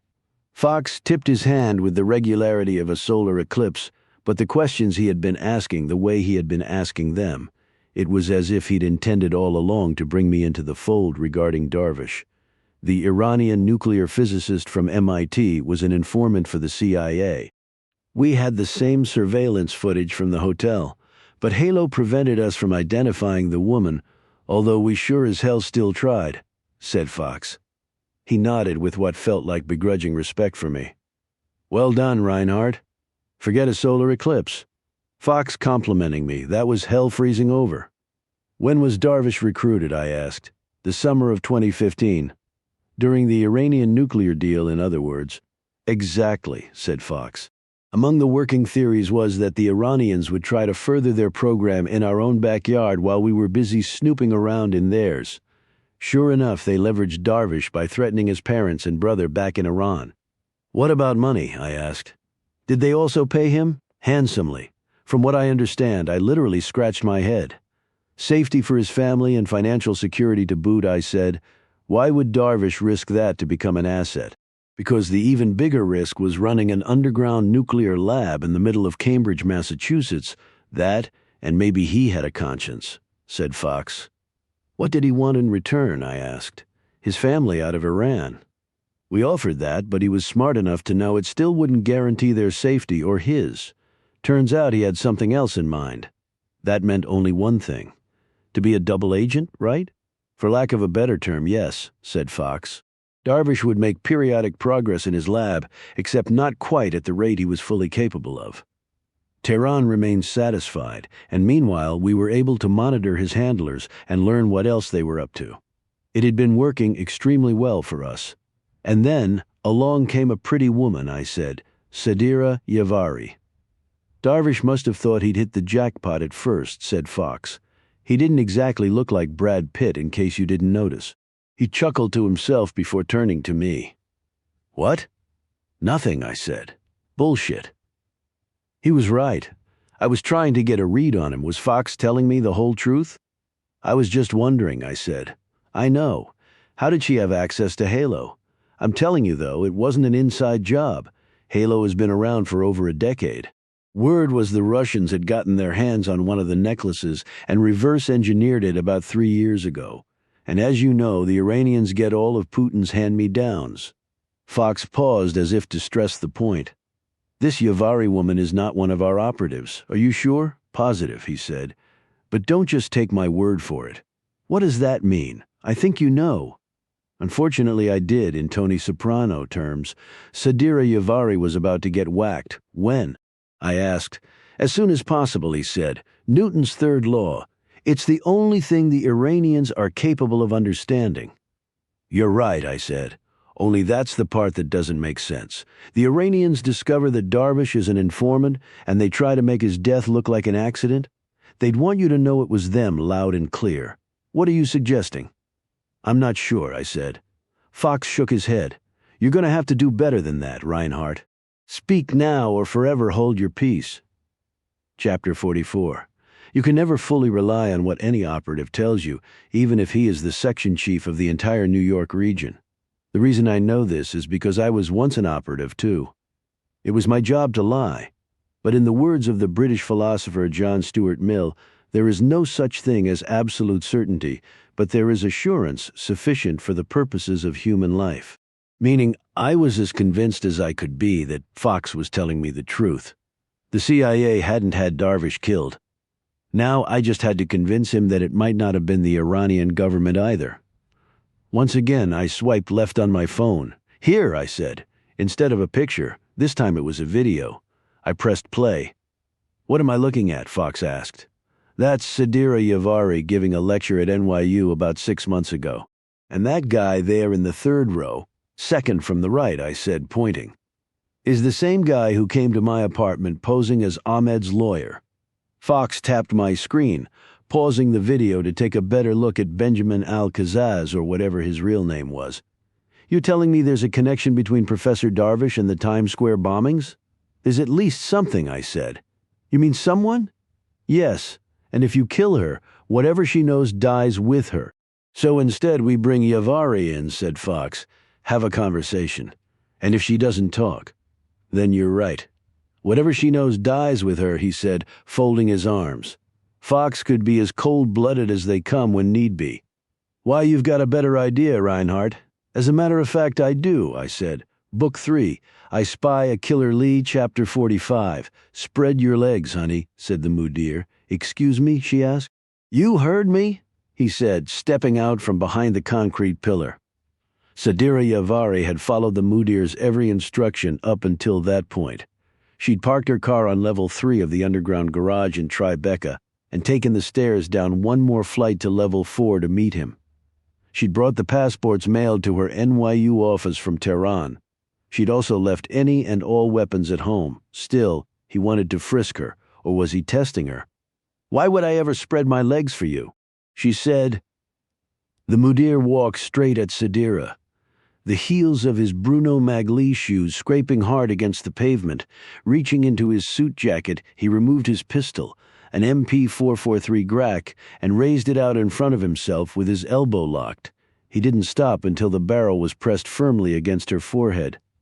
Are you questioning me? He asked. Sadira didn't answer, nor did she move. She just kept staring straight back into his black as tar eyes, right up until he pulled the trigger. Click. The mudir smiled. He liked what he saw, which was nothing. This woman didn't flinch. The chamber was empty and she was still alive, and yet she didn't even let out a sigh of relief, not the slightest noise or peep. Her life was nothing. The cause was everything. As-salamu alayki, he said, lowering his pistol. Peace be upon you. Wa alaykumus salam, Sadira replied. None of her contacts back in Iran had described the mudir to her. So few people knew what he actually looked like. He wore disguises. He'd had plastic surgery multiple times. Most of all, he knew how to move in the shadows.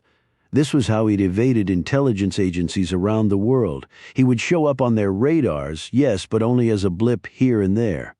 The key was making sure the blips never connected. They never did.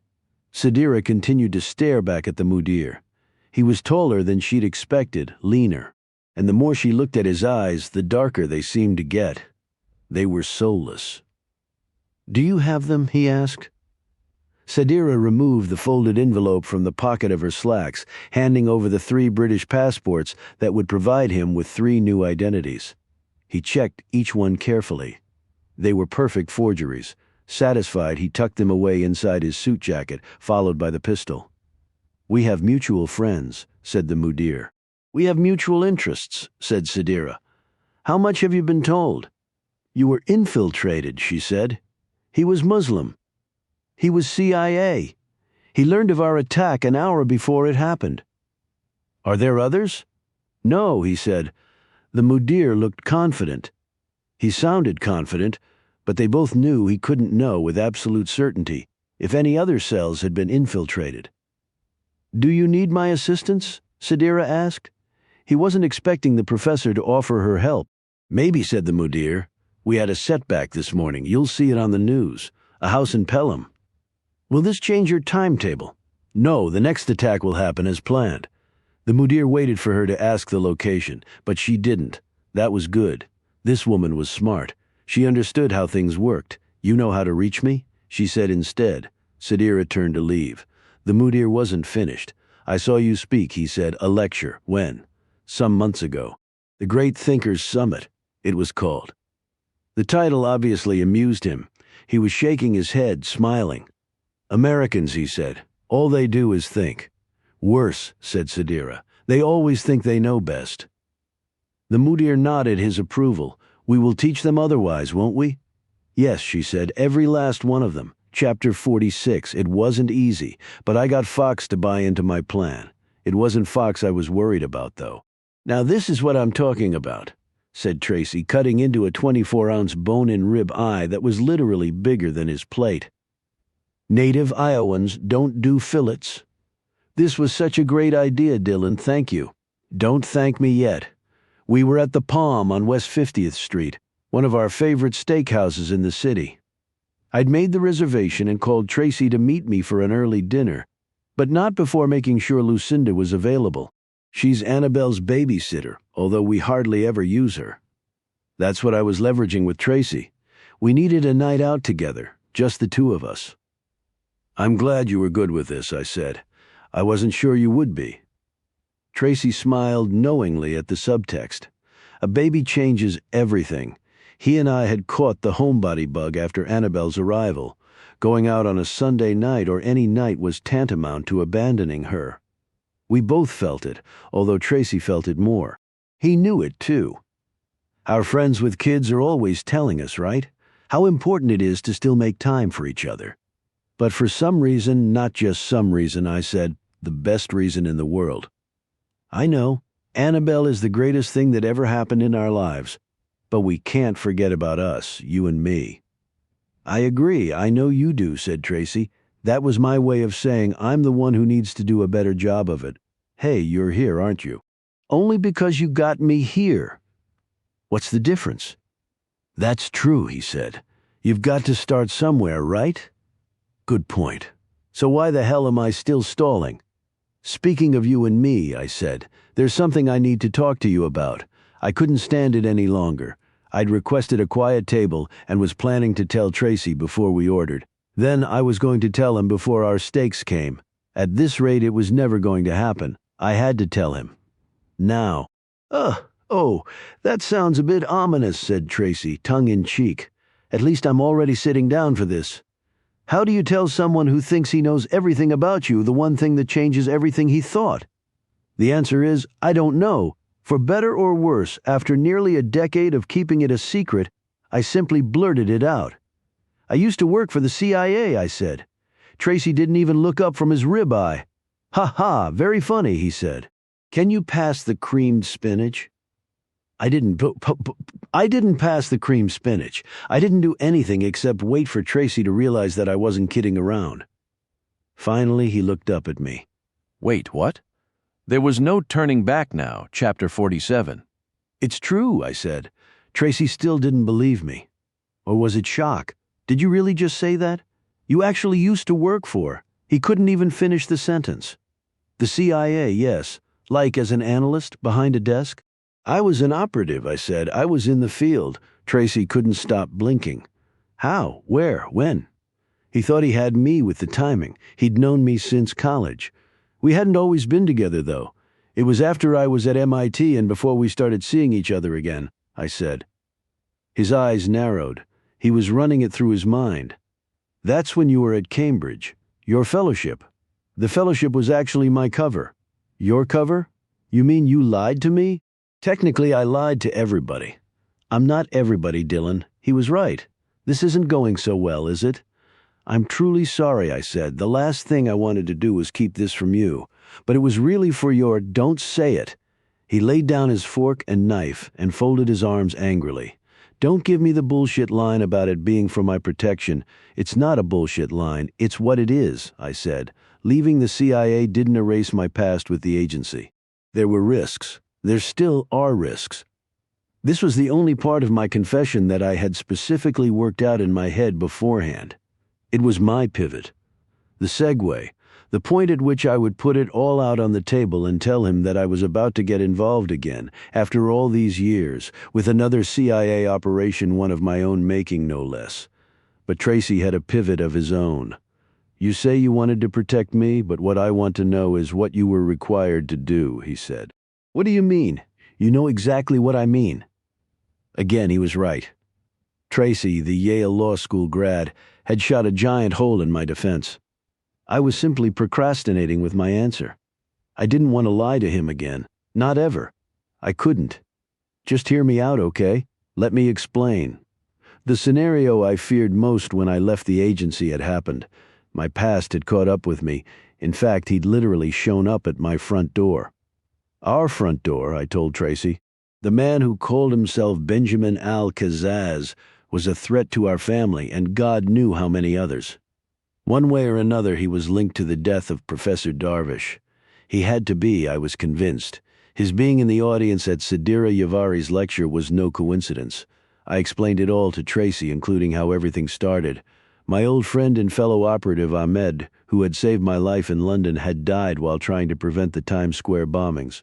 You and Annabelle were supposed to be there in that Disney store, I said. That had to help him understand. Eventually, though, there was nothing more for me to tell him. I'd done all the talking. It was Tracy's turn. Say something, I implored him. Please. He'd sat there stone-faced the entire time while listening. The usual glint in his eyes was gone. This man didn't look at all like Tracy. It was as if he were a total stranger. I could only imagine how I looked to him. What are you doing? I asked. Tracy had pushed back from the table and stood up. I'm leaving, he said. I understand. It's a lot to process, I said. I motioned to the waiter for the check. We can talk more about it at home. No, he said. I'm leaving. It hit me. He didn't just mean the restaurant. Tracy, please don't. But he was done listening to me. He was done with me, period. Don't come back to the apartment for at least an hour. I need to pack.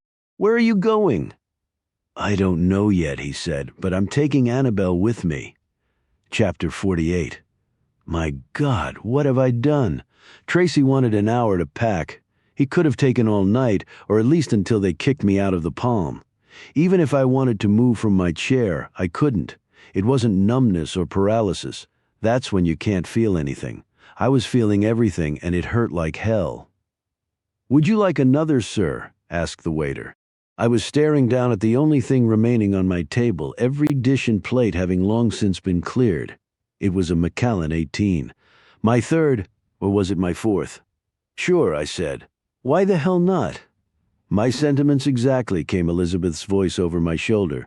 Make it 2 and make 'em doubles. I looked up to see her loop around the waiter and sit down across from me. There was no need to ask how she knew where I was. Tracy had surely told her when she arrived at our apartment. Is he really packing? I asked. I'm afraid so. He was actually just about to leave when I got there, she said. We both knew my next question, but I couldn't even get the words out. She answered me anyway. Yes, he had Annabelle with him. I reached for the Macallan and downed whatever was left in the glass, every last drop. Did I make a mistake? I asked. Should I have not told him? Not telling him in the first place was the mistake, Dylan. That's why he's so upset. Tonight, though, you did the right thing. Really, because it sure doesn't seem that way. I know, she said. But I also know Tracy. He'll eventually understand. I wanted to believe her. I needed to believe her. The alternative was too hard to imagine. Still, even if she was right. What am I supposed to do in the meantime? I asked. I would have bet $1 gazillion on Elizabeth's answer as the waiter returned with our double Macallans. She was going to tell me 2 words. Be patient. Thankfully, I didn't have $1 gazillion on me. The first thing you're going to do is enjoy your drink, said Elizabeth, because I fully intend to enjoy mine. Is there a second thing? I asked. It definitely felt like it. As a matter of fact, there is, she said. But first, cheers. The overall lighting in the palm could best be described as an indoor solar eclipse. But as Elizabeth leaned forward out of the shadows to clink my glass, I got a much better look at her face. What are those from? I asked, pointing. There were 2 butterfly bandages along her hairline, as opposed to the other bandages from her heroics in Times Square. These were new. Oh, this, she said, pointing up at her forehead. I think it was from one of the shingles. Shingles? Yeah, from when the house blew up. What house?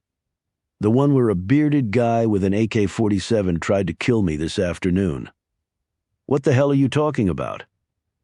Elizabeth stopped deadpanning and started to explain, beginning with the man who approached her in Starbucks, which ultimately led her out to Pelham to meet a young Muslim named Gorgon, who was going to help her until the bearded man with the AK-47 showed up. Now Gorgon was dead and the house was leveled, blown to smithereens by a 1-2 punch of C4 and piped-in gas, which she managed to escape with only seconds to spare.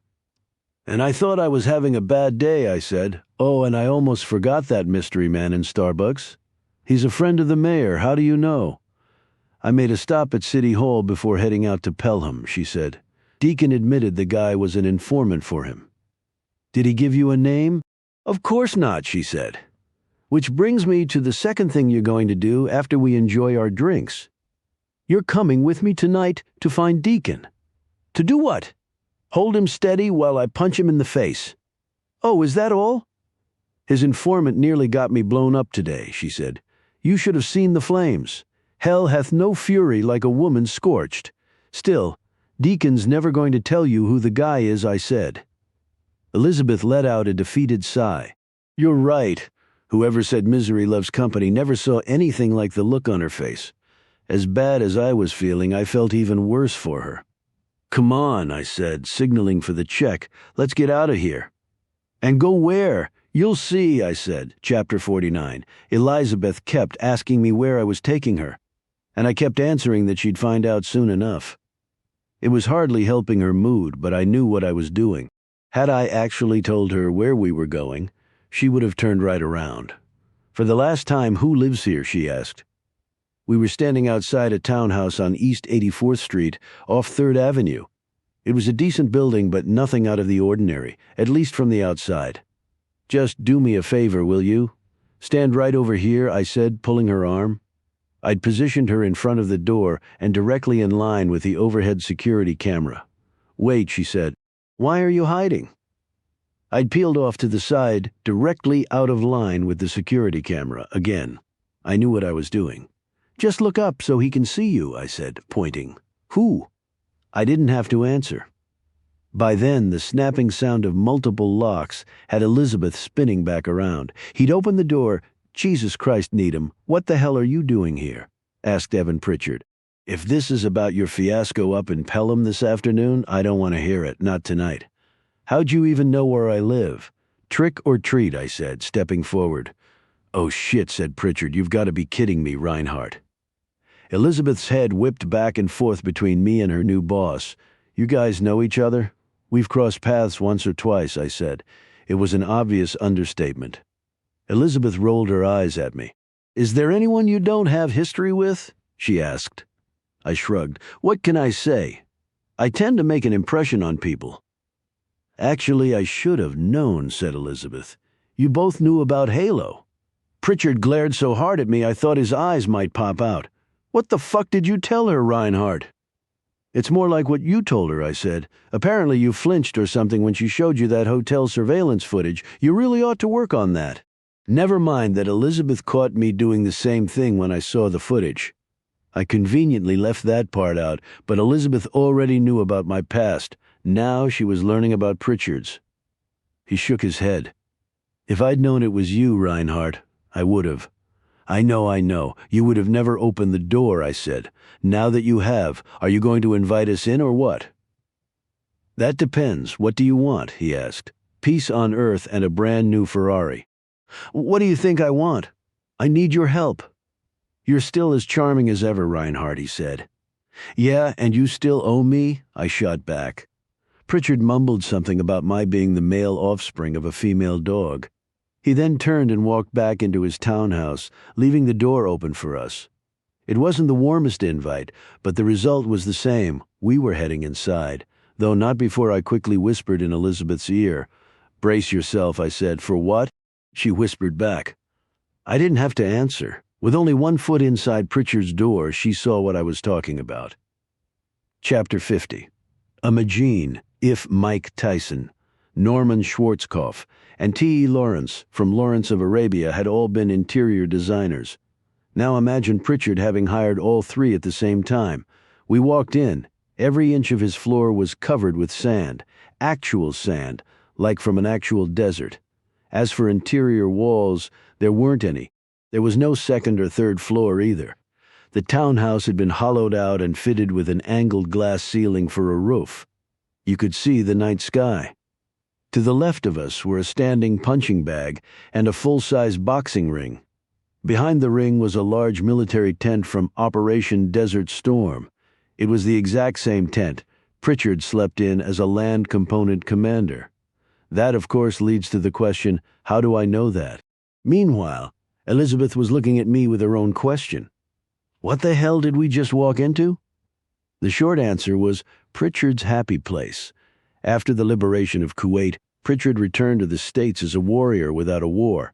He cashed in as a bodyguard for a Saudi prince attending Columbia Law School. Thus, he was able to afford a Manhattan townhouse. He then joined the CIA with a fast-tracked application courtesy of a 4-star general. It was a brief stint, followed by what's been a long tenure with the FBI and the JTTF, but at no time was Pritchard more alive, as he put it, than when he was on a battlefield. So instead of returning to a Middle Eastern desert, the terminal bachelor decided to install one in his Upper East Side townhouse. Had it been anyone else, the word crazy would have come to mind. For Pritchard, it somehow made sense. All right, Reinhardt, he said, folding his thick arms as he turned around to face us. What do you want? I need your file on the mayor, I said. He laughed. What file? The one you compiled after Elizabeth was assigned to your unit. I glanced at my watch. When you're done pretending it doesn't exist, let me know. So much for his fake laugh. It was as if Pritchard had suddenly remembered my PhD from Yale wasn't in the field of classical banjo or underwater basket weaving. I was inside his head. I knew how he operated. There's a fine line between paranoid and protecting your ass, and Evan Pritchard walked it every day like a flying Wallenda. Okay, let's pretend for a second, hypothetically, of course, that this imaginary file on the mayor somehow exists, he said. What specifically would you want to know? Deacon has a guy feeding him intel, I said. I imagine it's not happening at City Hall, and wherever it is happening, it's probably one-on-one. He's Middle Eastern. That's all we know. Apparently, that's all we needed to know. Give me a minute, said Pritchard. He walked off, disappearing into his commander tent. Elizabeth turned to me. How long ago was he in the CIA? The less you know about that, the better, I said. Why does he owe you? At least tell me that. Okay, but you'll need to wait until after. After what, 18 more years, I said? That's when it gets declassified. That earned me an epic slow burn that would have probably lasted for days were it not for Pritchard returning. He had a black and white photo in his hand, courtesy of a super long lens. Is this him? He asked, holding it up. Yes, said Elizabeth. Who is he? He's former Mossad, said Pritchard. Goes by the name Eli these days. Where can we find him? I asked. Good question, said Pritchard. Huh? You were able to find out his name and that he was former Mossad, But exactly, said Pritchard. No known address or phone number. The agent I had tailing the mayor saw him only one time. He was entering Deacon's limo early in the morning. When he got out, it was as if he'd turned into a ghost. After 2 blocks, my agent lost him. So we know who he is. We just don't know where he is, said Elizabeth. We can work with that. Pritchard shook his head. You're not working with anything, Needham. What does that mean? She asked. You know exactly what that means, he said. Chapter 51. 1 second they were talking. The next they were screaming at each other. It was only fitting that we were next to a boxing ring, as I practically had to separate the two and send them to neutral corners. Pritchard was laying into Elizabeth for going rogue and not bringing any backup to the house in Pelham, as well as avoiding him and his repeated calls after she nearly blew up the damn neighborhood. Elizabeth was countering with how she couldn't know if the tip from this guy, Eli, at Starbucks was for real. The mayor couldn't even fully vouch for it after all, and it was his goddamn source. The bottom line was that Pritchard wanted to suspend Elizabeth until further notice. He couldn't trust her. Sure, she'd saved his life, but he was convinced she'd also gotten the kid Gorgon killed. Gorgon could have been the key to eliminating the cell responsible for the bombings. Now they had nothing to go on, said Pritchard. Everything and everyone was reduced to ash in the blast. Forget dental records. And that AK-47 you grabbed, it came back clean from the lab. We don't even have one fucking fingerprint. Yeah, but we do have this, said Elizabeth, reaching into her pocket. She pulled out a folded piece of white paper, handing it to Pritchard. This was on the guy with the AK-47. I craned my neck to look. It was an ATM receipt from Chase Bank. Do we know the branch? Asked Pritchard. Elizabeth knew that, and then some. Penn Station, Main Concourse, she said. I've spoken with their security office already. We should have footage matching the timestamp by tomorrow morning. Pritchard nodded. It was definitely a step up from his yelling at her, but well short of anything approaching a compliment. Nice work, for instance. After all, it's not like the guy with the AK-47 handed her the receipt before trying to kill her.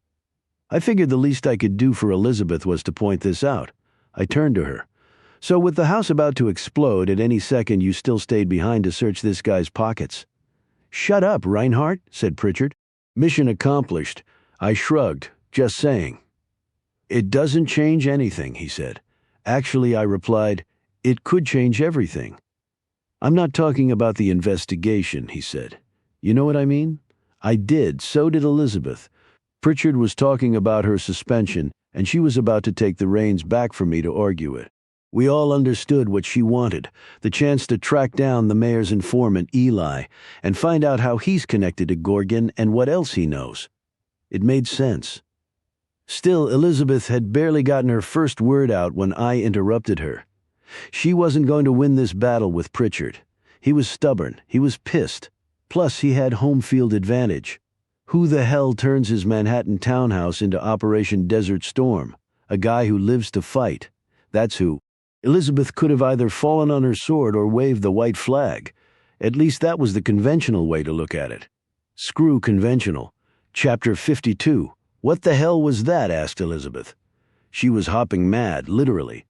The second we reached the sidewalk outside Pritchard's townhouse, she was right up in my face, rocking up and down on the small heels of her flats, so fast she actually got airborne a few times. That was a compromise, I said. Pritchard doesn't have to look at you for a few days, but you're not actually suspended. I was standing right there. I know what you said. Then what's the problem? You shouldn't have done that, she said. That's the problem. This isn't going to be a gender thing, is it? I know you can fight your own battles. Then why didn't you let me? And where do you get off promising Pritchard that I won't go hunting for this Eli guy? That's exactly what I'm going to do.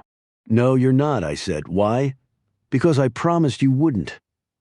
Elizabeth raised her hands up like she was squeezing a basketball really hard, or my neck.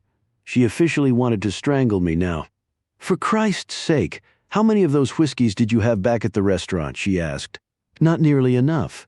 The reason you won't be tracking down Eli is because that's what I'm going to be doing, I said. So why can't I help you? We'll do it together. Sure, like old times, I said. Except you're going to be too busy doing something else. I need to borrow you for a couple of days. Borrow me? It's a figure of speech. You're right, she said. This is going to be a gender thing. Elizabeth folded her arms and stared at me, waiting for my witty retort. There wasn't one. I was too preoccupied with going over the checklist inside my head.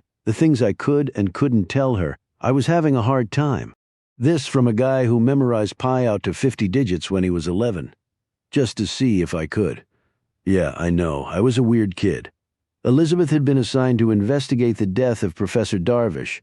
She was then officially taken off the case, only to unofficially continue the investigation on her own with me in tow. We had narrowed down to 5 the possibilities for who that mystery woman was with Darvish, and then I went off to get Julian's help. I had assumed the woman was CIA, which meant Elizabeth couldn't know her identity. I had assumed wrong, though. My meeting with Fox in Chinatown had convinced me as much. Now it gets tricky. I could tell Elizabeth about Sadira Yavari. I just couldn't tell her about Darvish. He was CIA. An informant, at least. An asset. No matter how much I trusted Elizabeth, there were some secrets I simply couldn't tell her. Of course, that's what got you into trouble with Tracy, isn't it? You ruined everything, you genius. What are you going to do? Earth to Dylan, said Elizabeth. Are you there? I snapped out of it. I'm sorry, what was I saying? That you needed to borrow me again. No witty retort. In fact, no anything. I simply stared at her until she was done doing what she always does in her head. Figure things out. 3, 2, 1. You know which woman was with Darvish, she said. I nodded. Yes, I did. Her name is Sadira Yavari, I said. And she's about to be your new best friend. Chapter 53, Divide and Conquer. Or, as the Romans first said it, Divide et Impera. I beat Elizabeth out the door the next morning by a couple of hours. Mayor Edso Deacon sleeps even less than Trump. His honor's always up before the sun. Of course, the ancillary benefit of that was that I didn't have to sit around and wallow in the absence of Tracy and Annabelle. It was so stupid of me to look into Annabelle's room before going to bed. Her empty crib was all I could see, even when I closed my eyes. Okay, Deacon, what's on your agenda this morning? Surely you want a face-to-face with your guy Eli after his tip nearly got Elizabeth killed. Lucky for me you don't trust phone calls. Who knows who could be listening in? If the meeting was going to happen, it wasn't going to be at City Hall or anywhere else requiring an official log of the mayor's whereabouts. Deacon would never be so sloppy. Not a chance. No. I was looking for a meeting that no one was supposed to see. First decision, whether I stake out the mayor's residence at Gracie Mansion or the Excelsior Hotel on the Upper West Side, where Deacon hunkered down during his re-election campaign.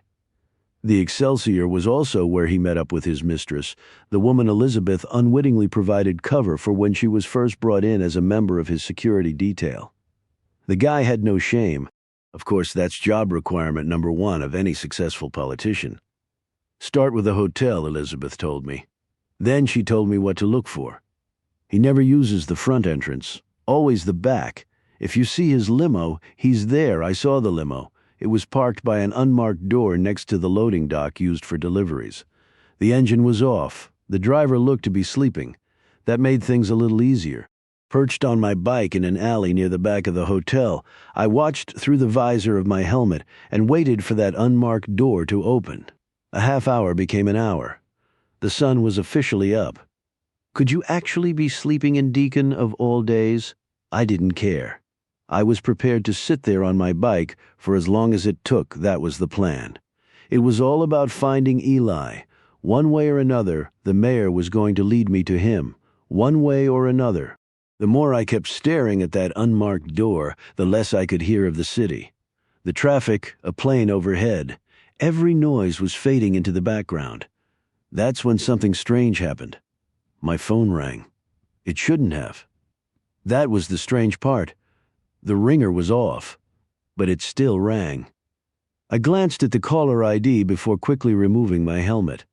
It was Elizabeth. Hi there, I said. How'd you sleep? I knew right away from the laugh that it wasn't Elizabeth.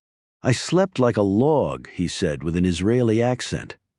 Who is this? I asked, although I already knew. He must have air-swiped the IMEI from Elizabeth's phone at Starbucks. He was now piggybacking on her line. This guy was Mossad, all right. I'm the guy you're looking for, he said. Now say cheese. And like that, I was Al Pacino and his fellow detectives in Heat. I'd been made. Eli had gotten me to take my helmet off. He was probably now clicking away nearby with a long-range lens. On second thought, I should have been so lucky. Chapter 54. Funny thing about the mind. You get a certain idea stuck in it, and then all other thoughts funnel through like lemmings, that is, until it turns out you had the wrong idea. I looked everywhere in front of me trying to spot Eli. Was he on a rooftop, a terrace, in a window nearby? If he wanted to identify me, he had to be able to see my face. That was the idea. I had my helmet in one hand, my cell in the other. Ellie was no longer on the line. Say cheese was the last thing he'd said. I'd taken the bait. He wasn't taking my picture. He was just making sure I kept looking in front of me. "Nice bike," came his voice behind me. I turned to look. It was pure reflex and exactly what he was banking on. He was tall, wore dark sunglasses, and never broke stride in his black blazer and turtleneck as his left hand went up. Bzzz. The spray hit my eyes like 1,000 tiny needles. The sting nearly knocking me to the ground. It was mace, military grade, the kind that could stop a grizzly dead in its tracks, never mind a person. My helmet and phone hit the ground as I reached up to my eyes. Again, pure reflex. I was all but blind, blinking furiously to try to keep seeing, if only for a split second at a time. The Glock holstered above my ankle was useless. That's when he raised his right hand. I could just make out the movement. The grip, the steel, the suppressor attached to the end of the barrel. Pff. The muffled sound pierced the air with barely a wake. Once, then twice. He'd shot my back tire, followed by the front. It was all happening frame by frame, like clicking through one of those old Viewmasters. My mind was desperately trying to fill in what my eyes couldn't see. He could have killed me if he'd wanted to. He didn't want to. All he was looking for was a captive audience. He had it. "Is the girl okay?" he asked. "Is the girl okay? You just maced me. My eyes are burning like hell. And you want an update on Elizabeth?" The mere question told me plenty, though. He truly had been trying to help her with the tip about Gorgon and his house up in Pelham. "She's okay," I said. 2 words were pretty much all I could manage. I was bent over in agony, out of breath from the pain, fine by him. He was there to talk, not listen. "You don't know me, and the mayor doesn't know me. Do you understand? I see everything, Dr. Reinhardt, and you clearly don't. Not any longer. Not these days." He obviously knew who I was and what I used to be. He just wasn't giving me enough credit for it. All I needed to do was muster 3 more words. "Look behind you," I said. Chapter 55. I wished I could have seen his face. Hell, I wished I could have seen anything. But I saw enough. Ellie had turned to find the business end of a SIG P226 pointing straight at him. The man doing the pointing was only a set of eyes beneath a John Deere cap, the rest of his face covered by a red bandana. Old school, like the Old West. Or more likely the best he could manage given such short notice. Either way, it worked. Eli didn't need instructions. He knew the drill. He laid down what looked to be a Remington R1 tactical, given the raised sights to accommodate the suppressor. He then spread his arms slightly away from his body. No monkey business. "About time you showed up," I said to my cavalry of 1. I immediately regretted it. Josiah Maxwell Reinhardt suffered sarcasm even less than fools. "That's a damn funny way of saying thank you," he snapped back. "I could have done without the mace." "That's all," I said, slowly. I was getting my vision back. If only the pain would go away. "And how did you know he wasn't going to kill me?" "Who maces someone before they shoot him?" "Decent point, Dad. Still, there's always a first time." I walked over and frisked Eli. He had no other weapon. In fact, he had nothing else on him except a pack of Marlboros and a money clip stuffed with hundreds inside his blazer. No credit cards, no ID of any kind. As soon as I scooped up his gun, my father lowered his. I could tell the old man was exhausted, although he'd never let on. He'd left Concord, New Hampshire, immediately after I called around midnight, arriving in his old beat-up Jeep Commando at about 4:30 in the morning. "So now what?" he asked. I couldn't blame him for wanting to keep the show moving. He'd been up all night. "Now I talk to our friend Eli here," I said. "It is Eli, right?" I wasn't expecting him to answer. What was I going to do? Shoot him if he didn't cooperate? We both knew that wasn't going to happen. No, I needed another form of leverage. Fast, too. The sun was beginning to peek over the building tops.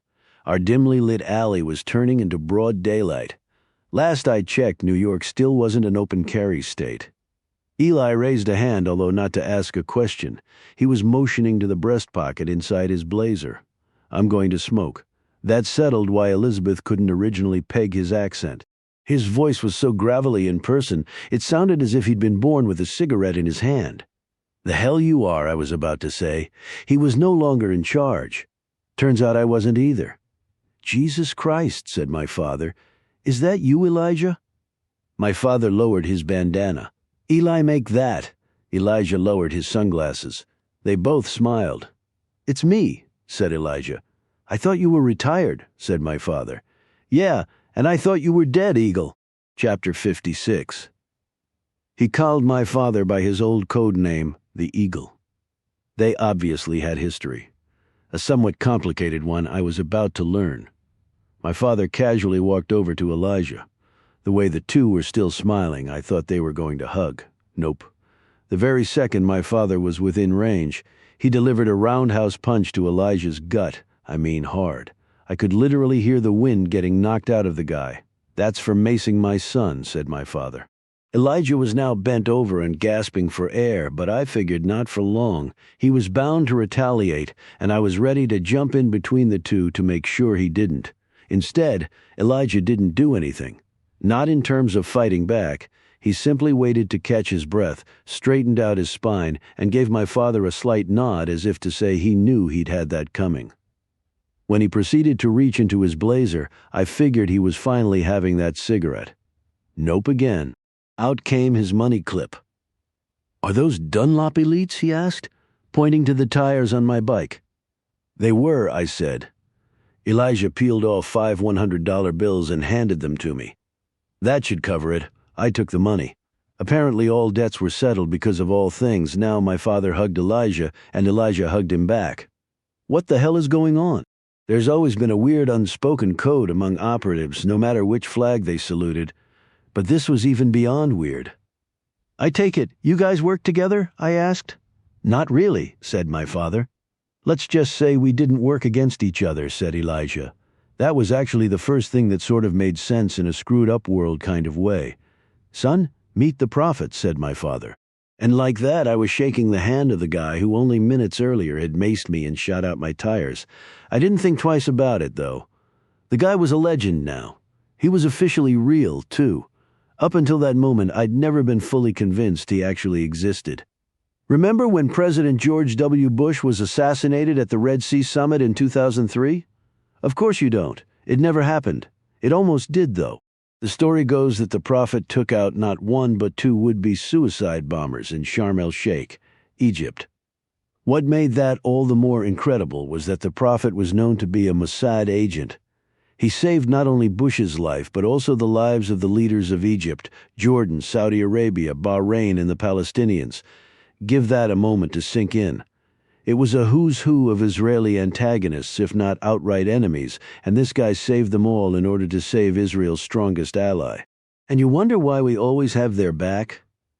The prophet saw coming what no one else had, hence his nickname in the intelligence community from that day forward. Clearly, he hadn't lost his touch. He knew that someone would be staking out Mayor Deacon. If not Elizabeth, then someone who was working with her. I never saw him coming, but at least I thought enough to bring backup. Who knew they would know each other? Do I call him the Prophet? Mr. Prophet? I need your help, I just said instead. He nodded. More than you even know. The Mudir is only getting started. It's all coming. Another attack? Yes, and another after that, a series of them. And if I'm right, the finale will make everything else look like child's play. I wasn't sure where to begin. What kind of attacks? When? And how do you know?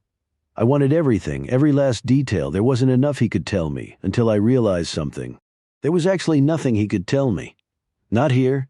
Not now. I had to let him know I understood that. This wasn't checkers. It wasn't even chess. It was classic game theory.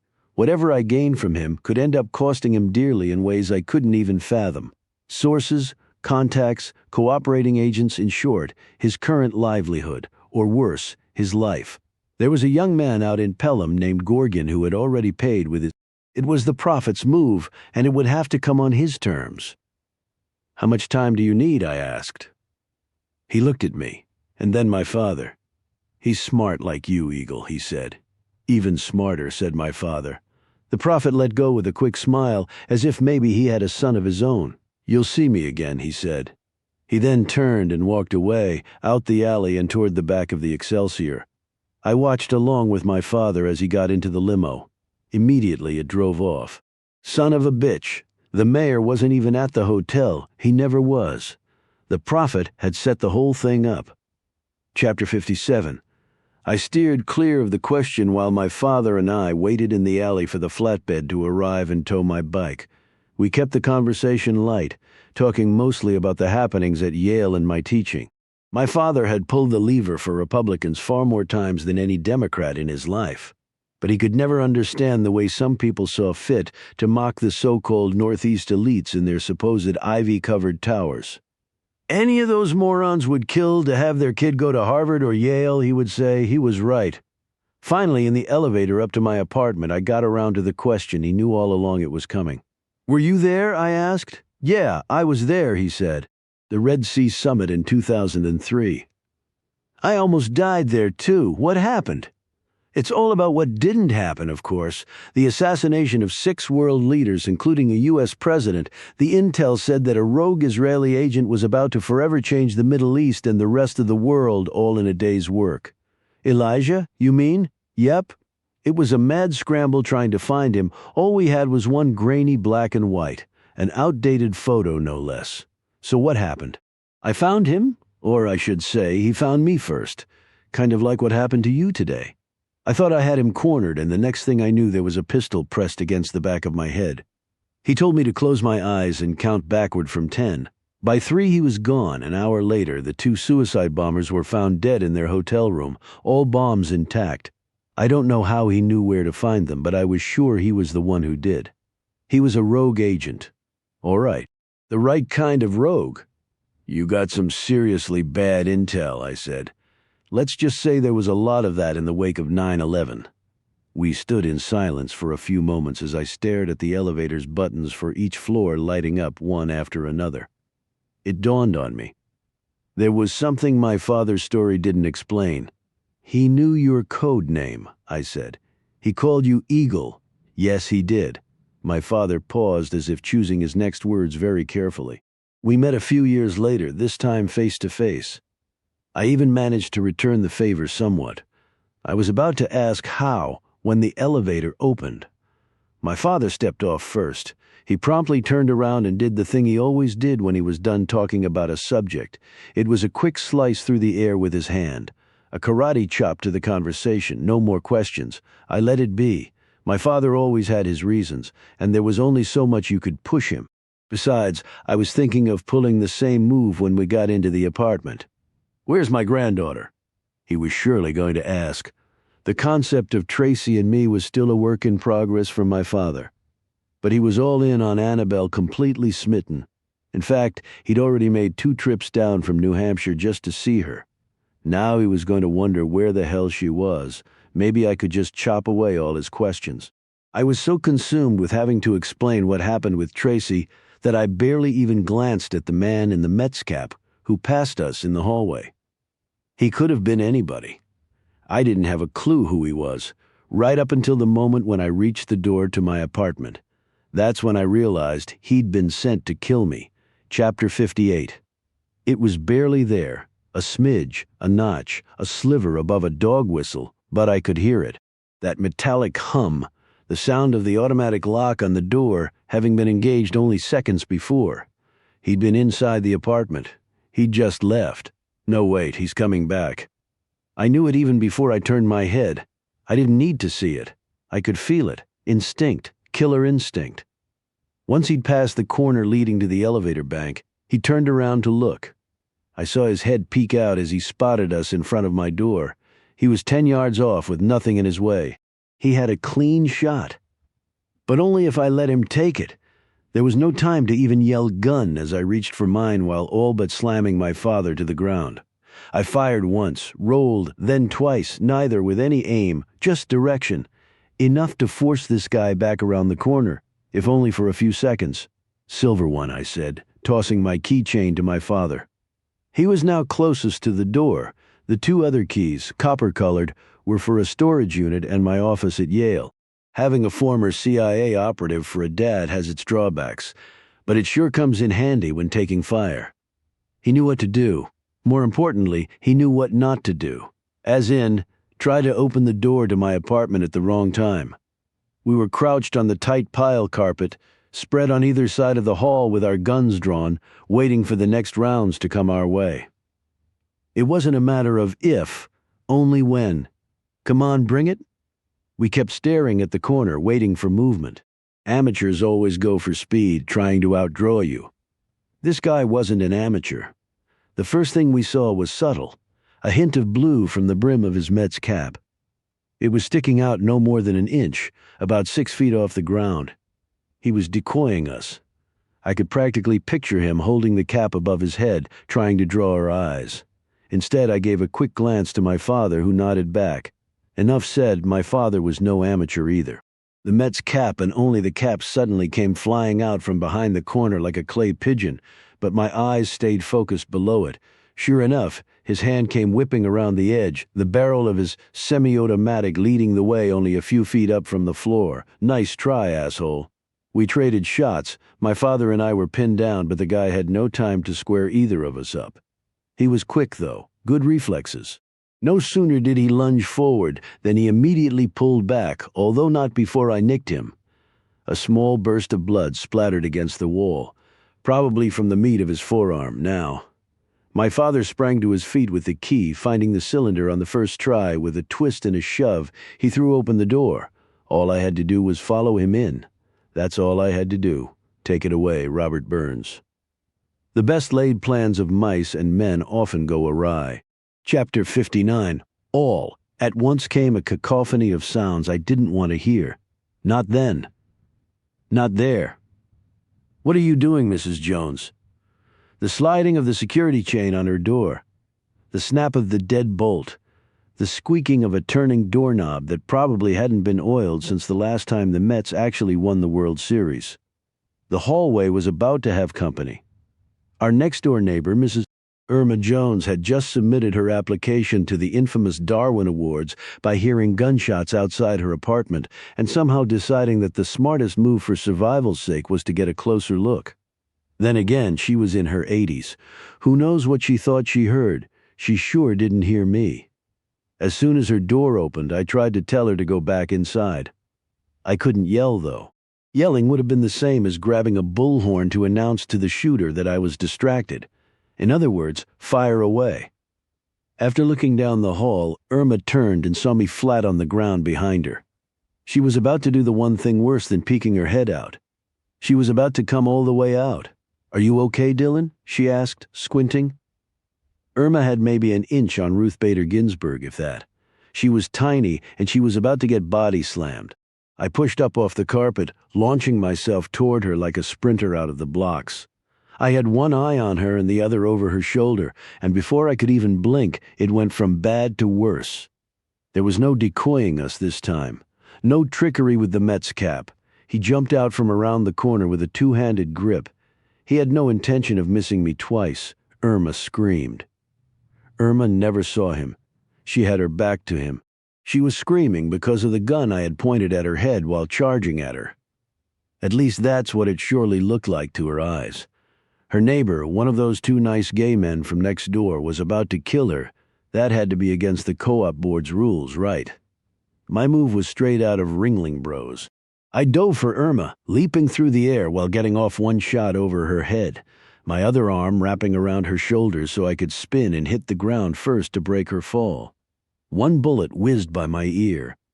There aren't enough words to accurately describe the terror of that except to say that it could always be worse.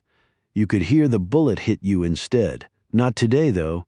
He got off 2 more shots. There wasn't a third. My father made sure of that. He returned fire from my apartment, buying me just enough time to pull Irma into hers. Was I trying to kill her? Save her? She had no idea as we fell into her foyer. Shit! What's that noise? My head whipped back to the hallway. Irma's door was still wide open. The sound heading our way was the worst one yet. It was the sound of a good idea. The clever bastard had grabbed a fire extinguisher, removing any sightline we could have on him. He wasn't going to be denied, which meant he wasn't a contract killer. If he were, he would have fled. Catch you on the flip side, he'd simply wait for a more opportune time to hold up his end of the deal.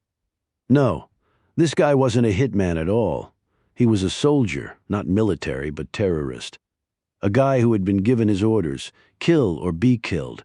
He was firing again as he continued spraying the hallway with the extinguisher, moving toward us through a cloud of white. I could see the edges of it reach the doorway as the shots got closer. There was only one word for this: chaos. And there was only one way to respond, Chapter 60. CIA operatives aren't given an official how-to handbook. But if we were, the section dedicated to getting your ass out of almost any jam could be summed up with one sentence. When chaos reigns, create more chaos. I scooped up Irma in my arms and carried her behind the counter in her kitchen. My telling her not to move as I put her down would have been redundant. The poor woman was still in shock. Everything I needed was in my eyeline. The gas stove, the dish towel on the counter next to it, the bottle of vodka on the credenza near the window. Good thing Irma wasn't a teetotaler. The secret of a good Molotov cocktail is saturation. It's not enough that the fuse, aka the dish towel, is in contact with the alcohol. It needs to be soaked from top to bottom. Of course, that takes some time. Time was the one thing I didn't have. To hell with saturation.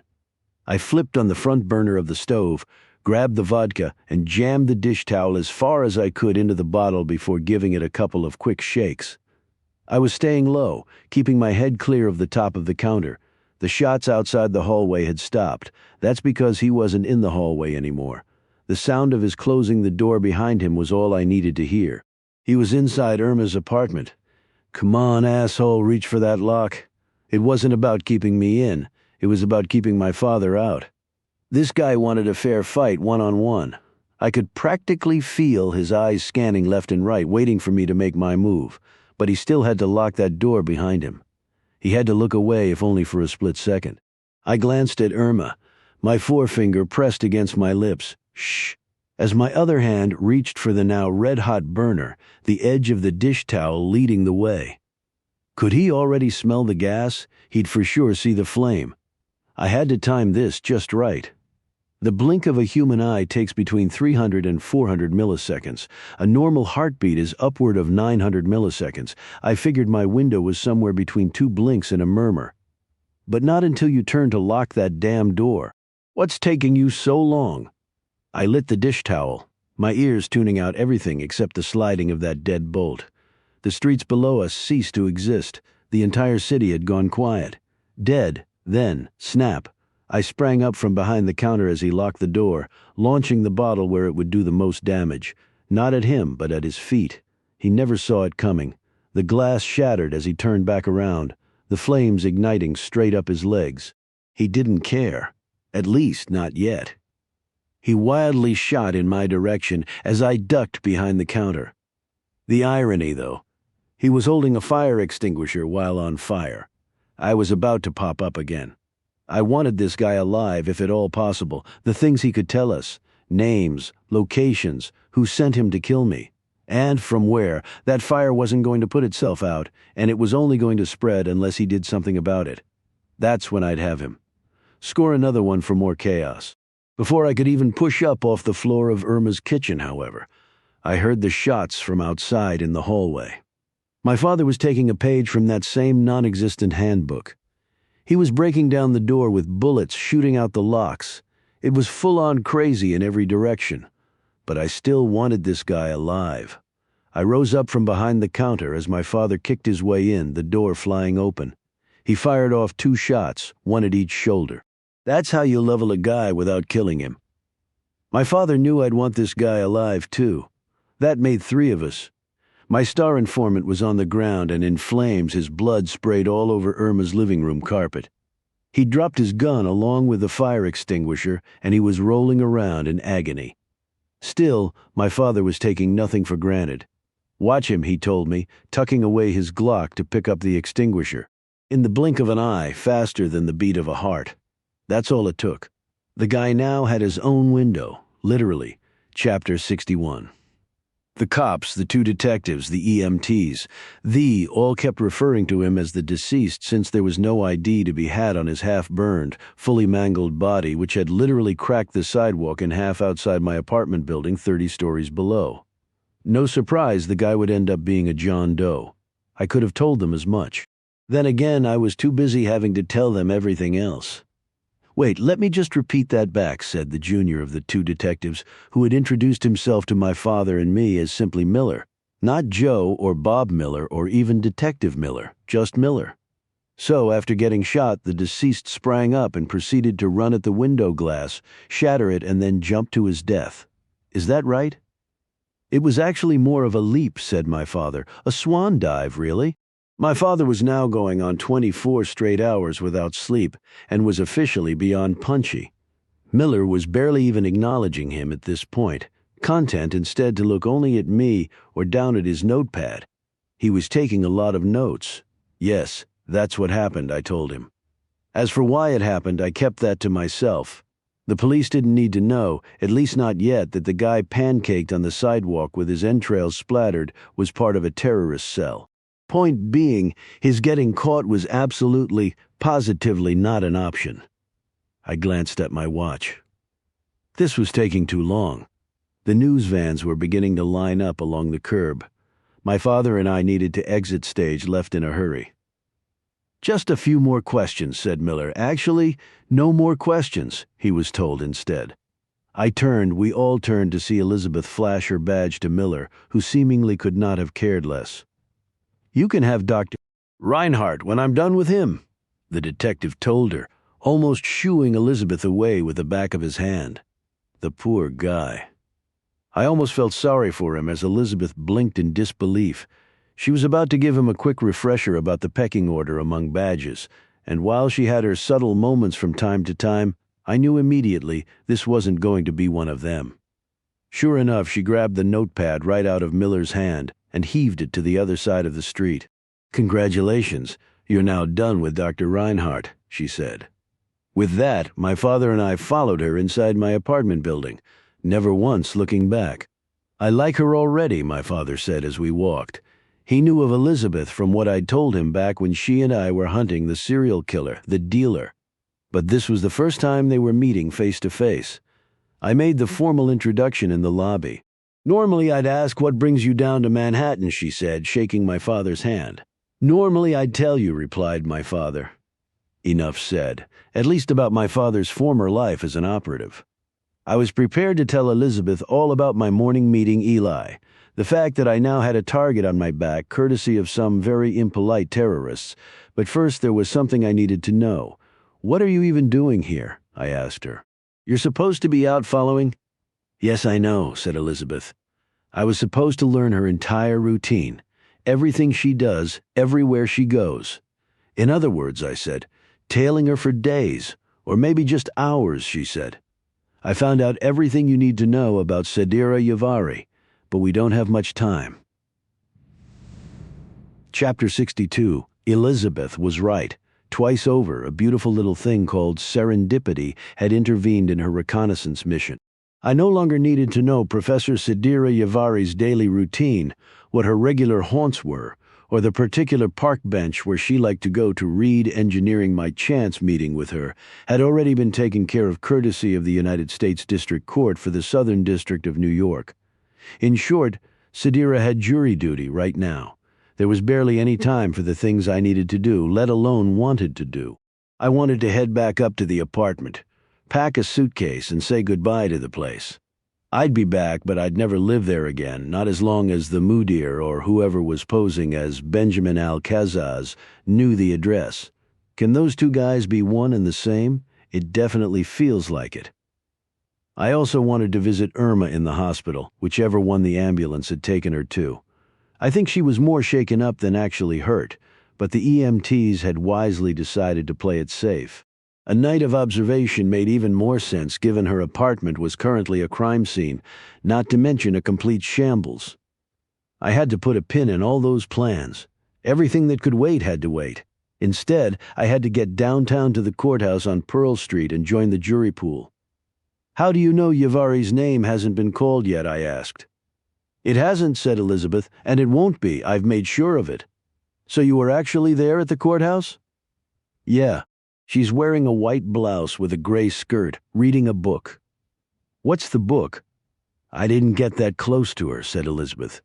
Forget about her book. More importantly, what's your plan? I didn't have one, not yet. Charm and charisma, I offered. In that case, we're doomed, said my father, chiming in. That got a chuckle out of Elizabeth. I just got a glimpse into your childhood. Yeah, nothing's changed, I said. If this Yavari woman is who you say she is, she's hardly going to cozy up to any stranger, said my father. You need a T-bone. Did you say a T-bone? Asked Elizabeth. Like the steak? No, like the football player, I said. Tim Tebow, said my father, which did nothing to help Elizabeth. She looked at me, lost. A distraction, I said. Tim Tebow probably could have played a few more years in the NFL as a backup quarterback, but he was too much of a media distraction for teams, so they didn't bother. I turned to my father. And I don't need a Tebow. Elizabeth, who only 10 seconds earlier didn't even know what the hell my father was talking about, suddenly seemed intrigued. What do you have in mind, Mr. Reinhardt? She asked. Please call me Max, said my father. Josiah Maxwell Reinhardt never did like the shortened Joe for Josiah. Come to think of it, he didn't much like Josiah either.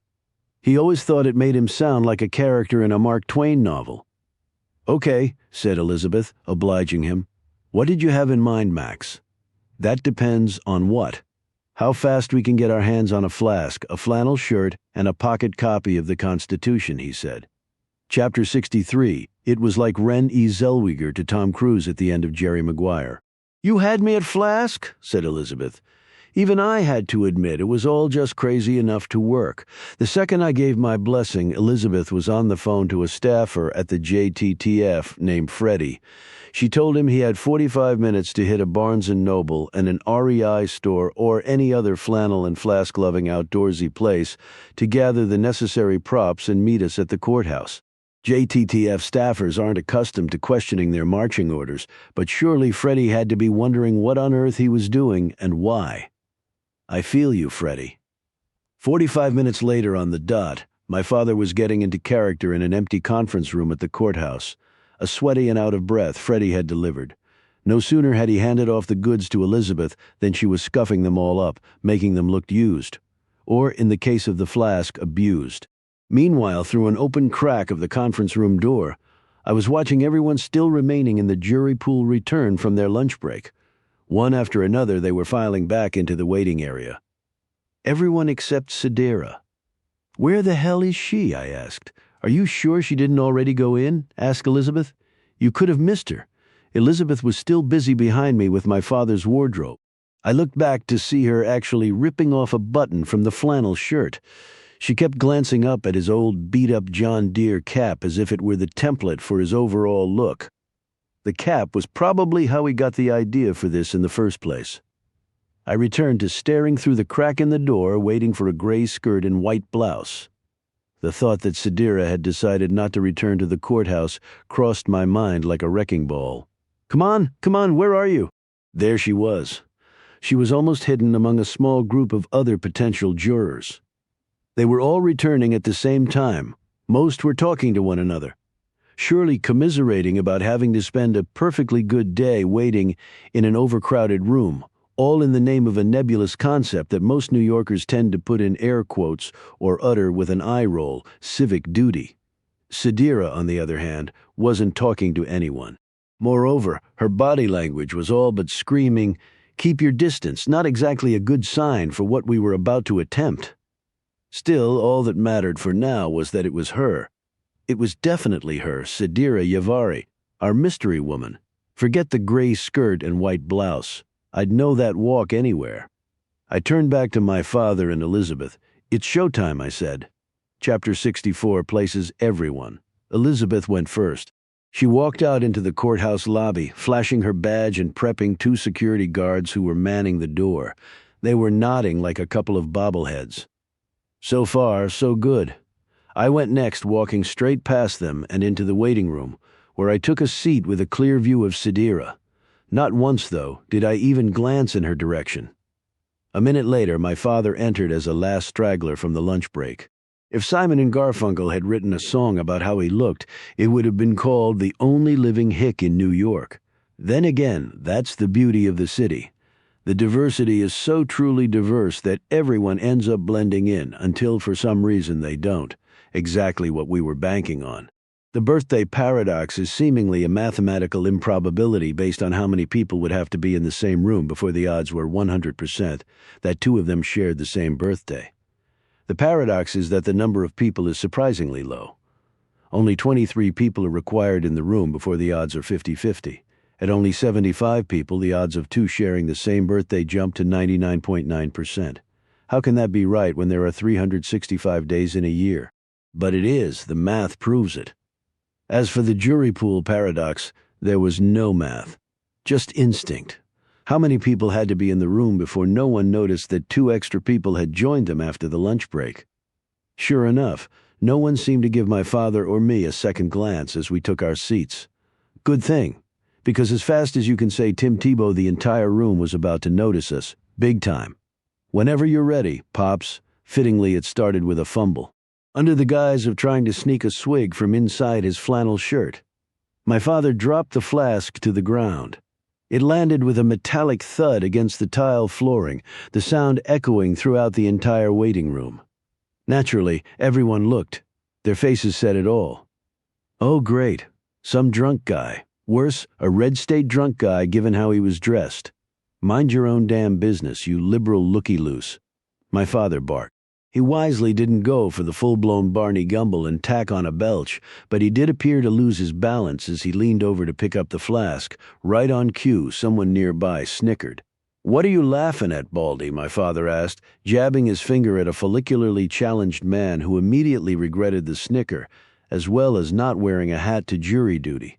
He dipped his eyes back into his magazine, hoping this nutcase would let it be. Fat chance. "Do you think you're better than me?" "'Cause you're not," my father continued, slurring a word or two. "Hell, you're probably not even an American. A real American, that is, born here. In fact, I'm looking around this room and I hardly see any real Americans at all." Sidira Yavari was a philosophy professor with an epistemological focus. A bigoted rant was right smack in her professional wheelhouse, and she had a front row seat.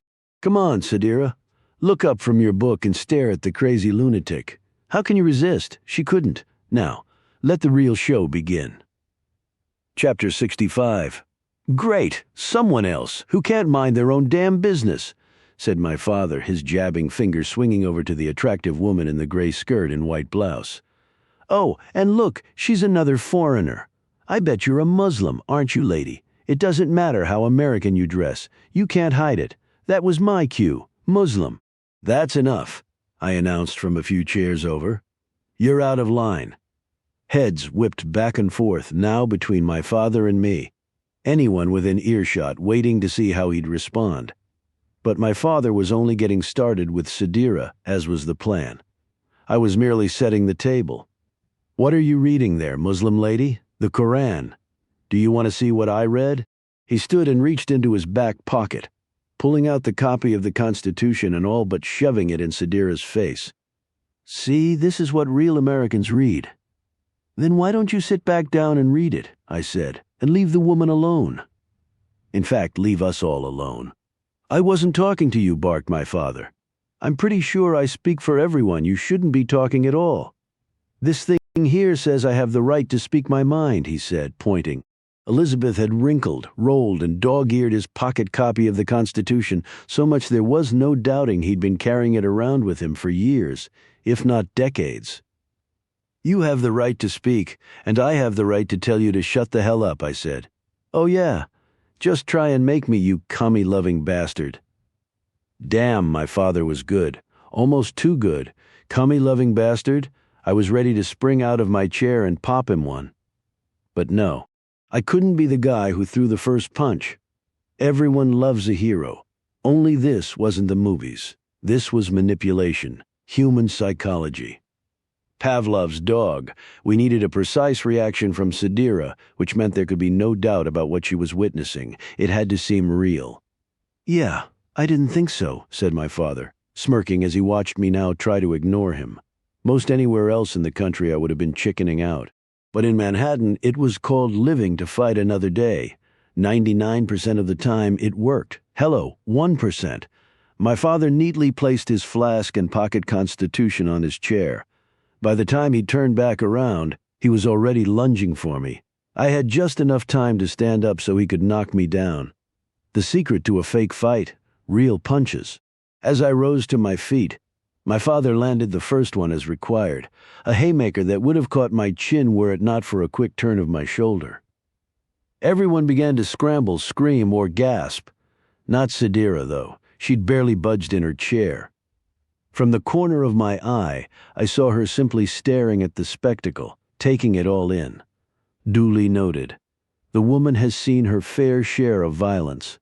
From the corner of my other eye, I could see the guards rushing toward us. Elizabeth had released them like hounds. I had only a few seconds before they would break up the fight, just enough time to seal the deal.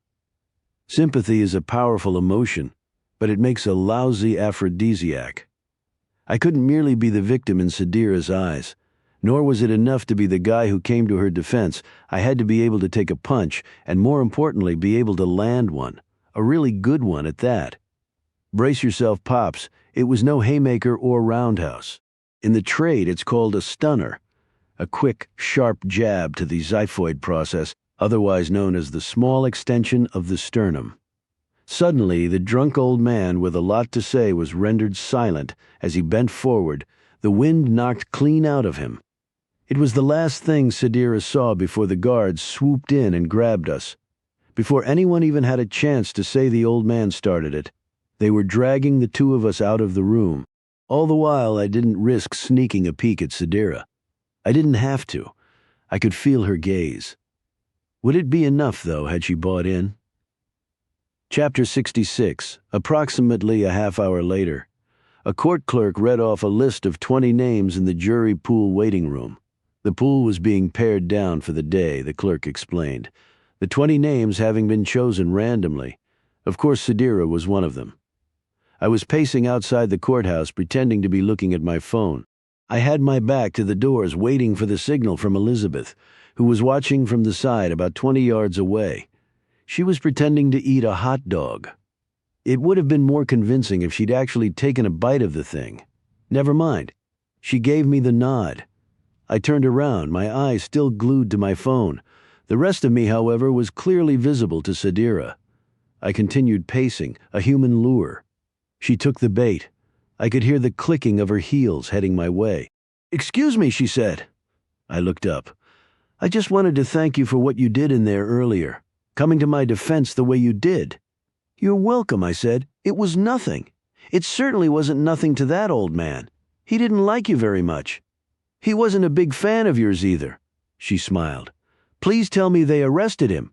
I smiled back, a sheepish grin. "And it's not even Christmas," I said. She rolled her eyes while running a hand through her long brown hair. Sadira Yavari was truly even more stunning up close. "You didn't press charges, did you?" she asked. "What can I say? I'm a sucker for drunk old bigots. The only thing I insisted on was that he drink some coffee." I motioned inside the courthouse. "He's doing that right now in their holding area." "That's good," she said, "although I've read that's a myth." "What is? Coffee doesn't sober you up any faster." "You're right. I've read the same thing," I said, although that's only in a medical sense as opposed to psychological. The human brain can be tricked into sobriety if it buys into the myth. Her eyes lit up with a flash of recognition. "I knew you looked familiar," she said. "You're the psychology professor who tracked down that serial killer last year." "That's me, all right."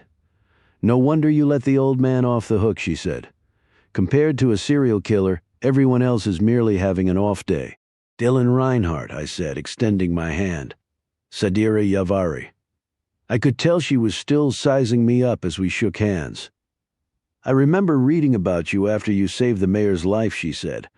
I actually spent a fair amount of class time talking about the dealer's motivations after he took his own life. Class time, I asked. It turns out we have more in common than jury duty, she said. I'm a professor as well, NYU. No kidding, what do you teach? Philosophy. Epistemology, to be exact. From the Greek episteme, meaning knowledge, I said. Ironic, don't you think? What's that? The word for the study of knowledge, epistemology, is a word that most people don't know, and to think I've dedicated my life to it. You know what Kierkegaard said, right?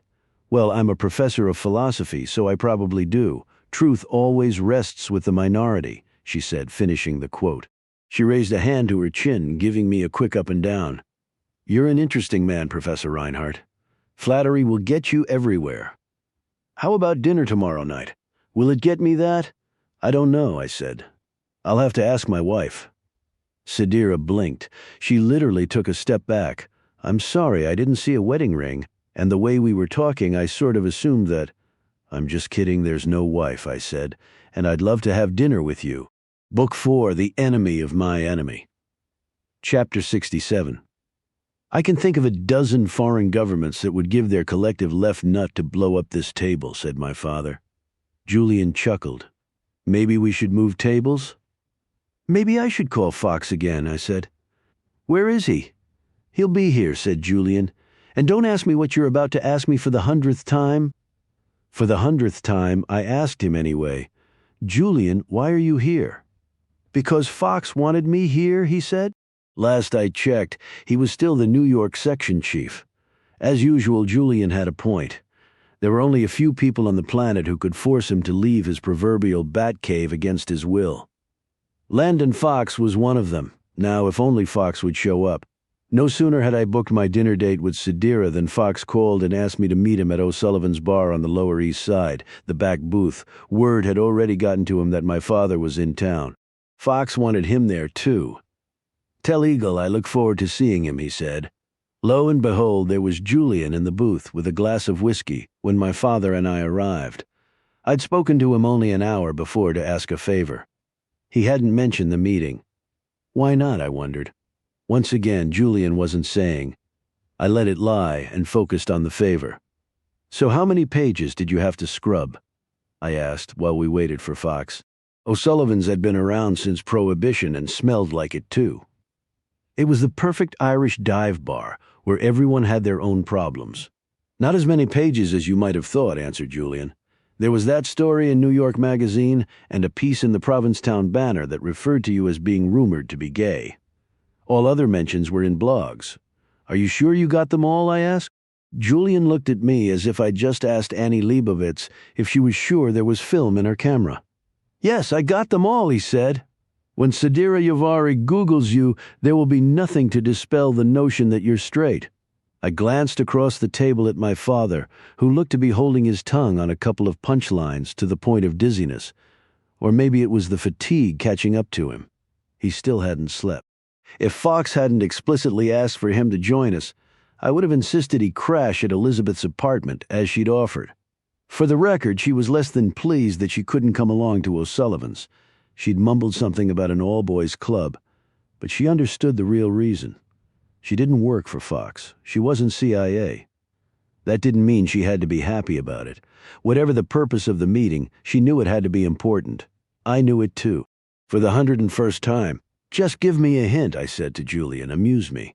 Why does Fox want all of us here? What's it about? Julian tilted his glass of whiskey, motioning over my shoulder. You can ask him yourself, he said. Here he comes. Chapter 68. Fox sat down in the booth. He nodded to me and Julian and then promptly forgot we existed for a couple of minutes while he caught up with my father, reminiscing about a couple of missions. Company hasn't been the same without you, Eagle Fox eventually said, shaking his head. Like it or not, you're a legend. Careful, or I might just believe you, said my father. Now go ahead and ask me what you really want to know. Fox wasn't one to play coy. Called out by my father, he normally would have been more than happy to cut to the chase. But he was also no dummy. When a man already knows your next move, you'll never get what you want from him. I was going to ask what brings you to New York, said Fox, but we both know you have no intention of telling me the real reason because you're not ready yet. so we'll leave it at that." My father smiled, impressed. For a second, I thought he might actually tell Fox about our early morning encounter with Eli, the prophet. Then I remembered. This is my father, as sure as Woodward and Bernstein. He would never burn a source. "Okay, now that we've got that settled," I said. "In other words, let's get on with things." I'd already briefed Fox about Sadira when he called me at the courthouse. He was pleased that I'd made contact with her, although he still wasn't entirely comfortable with my plan. "Sadira Yavari either killed Jahan Darvish herself or set him up for someone else," said Fox. "Either way, he had to have been compromised. The question is how." "That's what I'm working on," I said. "It's what we're all working on," said Fox. He gave a quick nod to Julian. That was his cue. "Landon asked me to look at Darvish's file to see if there was anything the agency had missed about him," said Julian. "So what was missed?" I asked. It had to be something. Julian wouldn't be at the table otherwise. The agency had presumably pulled all of Darvish's financial records, including a Cayman's account that was receiving his payments from the Iranian government, explained Julian. The professor was laundering rials into dollars through an offshore gambling site, exactly as he'd told the agency when he became a double agent. I really heard only one word of that. "Presumably?" I asked. The agency had presumably pulled all of his financial records. "We stopped at rials and dollars," said Fox. It was all he needed to say. I turned to Julian. "Cryptocurrency?" Julian touched his nose. "Bingo. Only this particular crypto is new and a bit different. It's on the darknet and seems to be backed by hard currency." That was new. Imagine being able to digitally print your own $100 bills. "But you don't know which currency it is yet, right?" I asked. "No," said Julian. "I have my suspicions, but the whole setup is rather sophisticated." That was Julian's way of admitting he hadn't fully hacked it yet. There were indeed limits to what he could do from behind a keyboard, at least under a time constraint. Not that he would ever wave the white flag. As he was fond of telling me, failure is just success. That hasn't happened yet. "So transmission-wise, how does it differ from the likes of Bitcoin?" I asked. While Bitcoin and other cryptocurrencies are pseudonymous, a few hackers have been able to chart individual transaction flows as well as figure out the real-world identities of both senders and receivers. In fact, Julian was the first. "I can see where the crypto lands," he said. "I just can't see who sent it." There's an added layer in this case, an intermediary account that actually erases the trail a split second before the transfer is complete, said Julian. "How is that possible?" "I'm not sure yet. It's as if the currency intuitively knows where to go even after the transaction is canceled." "You mean like a snake that still slithers even after its head gets cut off?" I said. "More or less," said Julian. I turned to Fox. "So Darvish was receiving additional monies he didn't tell you about, and it wouldn't make sense that they were from the Iranian government since Iran was already paying him." Fox nodded. "I know what you're thinking, Reinhardt." "You got played," I said. "Darvish was feeding you misinformation." "Maybe," said Fox. "Maybe not. We'll never know for sure." "I wouldn't go that far," said Julian. "What do you mean?" I asked. "Yeah," said Fox. This was clearly news to him, too. "What do you mean?" My father chuckled. Exhausted as he was still listening to every word. Better yet, he was reading between the lines. "He means he knows who the intermediary is," said my father. "He knows who the money is funneled through." Julian grinned and put a finger to his nose again. "Bingo, chapter 69. "Who is it?" asked Fox. Julian took out his cell. The picture was already queued up. "Meet Viktor Alexandrov," he said. We all stared at the photo. It came from the web pages of Viktor Alexandrov International. "That's convenient. The guy has a website," I said. "Does it list an address?" "No, just his phone. But it's a New York number," said Julian. "He lives in Soho." Fox grabbed the phone for a closer look, his fingers scrolling. "He's an art dealer." "A Russian art dealer," said Julian. "And if there was ever a country that would create a darknet cryptocurrency to counterfeit the ruble, it would be the Russians. Black market weapons, money laundering, influencing foreign elections, and of course the occasional funding of terrorism. Who better to run cover for them than an international art dealer?" I said. We need to get acquainted with this guy, said Fox quickly. He could be sitting in your lap right now and it wouldn't make a difference, said Julian. He's not going to know anything. What do you mean? Asked Fox. How would he not know where the money emanates from? Again, my father chimed in. That's the whole point of the intermediary, he said. He can never know. Fox was back to being pissed. What the hell, Julian? So it is a dead end. I didn't say that. All I meant was that Victor Alexandrov wouldn't be able to tell you the source even if you waterboarded him on a bed of nails, said Julian. But there is a way to find out. How? Asked Fox. I would need access to his computer. Easy, said Fox. I can have a search warrant by this afternoon. Are you sure about that? I asked. On what evidence? A hacked digital currency transaction. You're both missing the point, said Julian. Alexandrov can't find out that I've accessed his computer. Even if he doesn't know the origin of the transactions, he can still signal whoever it is. So we need to get you in front of his computer without his knowing, said Fox. That's one way, said Julian. What's another? I asked. I only need access to the computer. That doesn't mean I have to be the one in front of it, said Julian. I don't need to be in the room. But someone does, I said, right? That gives us some more options, said Fox. Any ideas? Yeah, two, said my father, breaking and entering. Or maybe just the latter, I said. What do you have in mind? Asked Fox. I pointed at Julian's phone and the picture of Alexandrov. He had slick-back hair and looked like a rich playboy standing in front of what appeared to be an El Greco, given the elongated, almost drippy-looking figures in the painting. What else do we know about this guy? I asked. His personal life. How much more do you need to know? He's Russian, said Julian. He likes to drink and chase women. Exactly, I said. All we need to do is give him a chance to do both. I'll ask you again, said Fox. What do you have in mind? I was already halfway out of the booth. I'll let you know in 1 hour, I said. Maybe even sooner if the mayor's in a good mood. Chapter 70. Edzo Diakon stared at me in utter disbelief from behind his desk at City Hall. You want me to do what? I want you to throw a cocktail party, I said, handing him a folded piece of paper. Here's the guest list. Deacon took the paper, clumsily unfolding it. He looked. He squinted. He stared back at me again.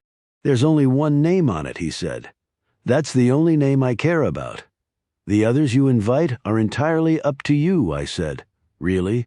I get to choose the rest of the guests at my own party? That's awfully kind of you, said Deacon, as if his sarcasm weren't enough to convey his annoyance. The mayor looked over at Bo Livingston and rolled his eyes. Livingston, sitting on the couch along the wall, let loose a sycophantic laugh. Yeah, said Livingston. That's real generous of you, Reinhardt. Do you have another piece of paper with the hors d'oeuvres you wanted served? Caviar, for starters, said Deacon. The guy's Russian. Victor Alexandrov. Are we supposed to know who that is? Asked Livingston. He's an art dealer, I said. That's why he's getting the invite. The mayor is interested in diversifying his financial holdings by purchasing a major piece of art as an investment. He's heard Alexandrov is the man to talk to. Is he actually? Asked Livingston. The man to talk to? He will be once you tell him he is, I said. He's hardly going to disagree with you, Bo. It's called an ego. Not that you Harvard boys know anything about that. Livingston had his snappy comeback all lined up. I could tell probably something about my alma mater, Yale, being his safety school. But Deacon cut him off. Just for shits and giggles, said the mayor. If I did host this party, what's the real reason you want this Alexandrov guy there? I can't tell you, I said. If looks could kill. You've got a lot of balls, Reinhardt, he said. No, just one big chit I'm cashing in. I'd saved Deacon's life, and he knew it. He also knew the reason I couldn't tell him about Alexandrov, or at least he had a pretty good idea. Does it involve your previous employer? He asked. It might, I said. Then at least tell me it's a matter of life or death, or whatever they would say at Langley. I wouldn't be asking if it weren't extremely important, I said. How's that?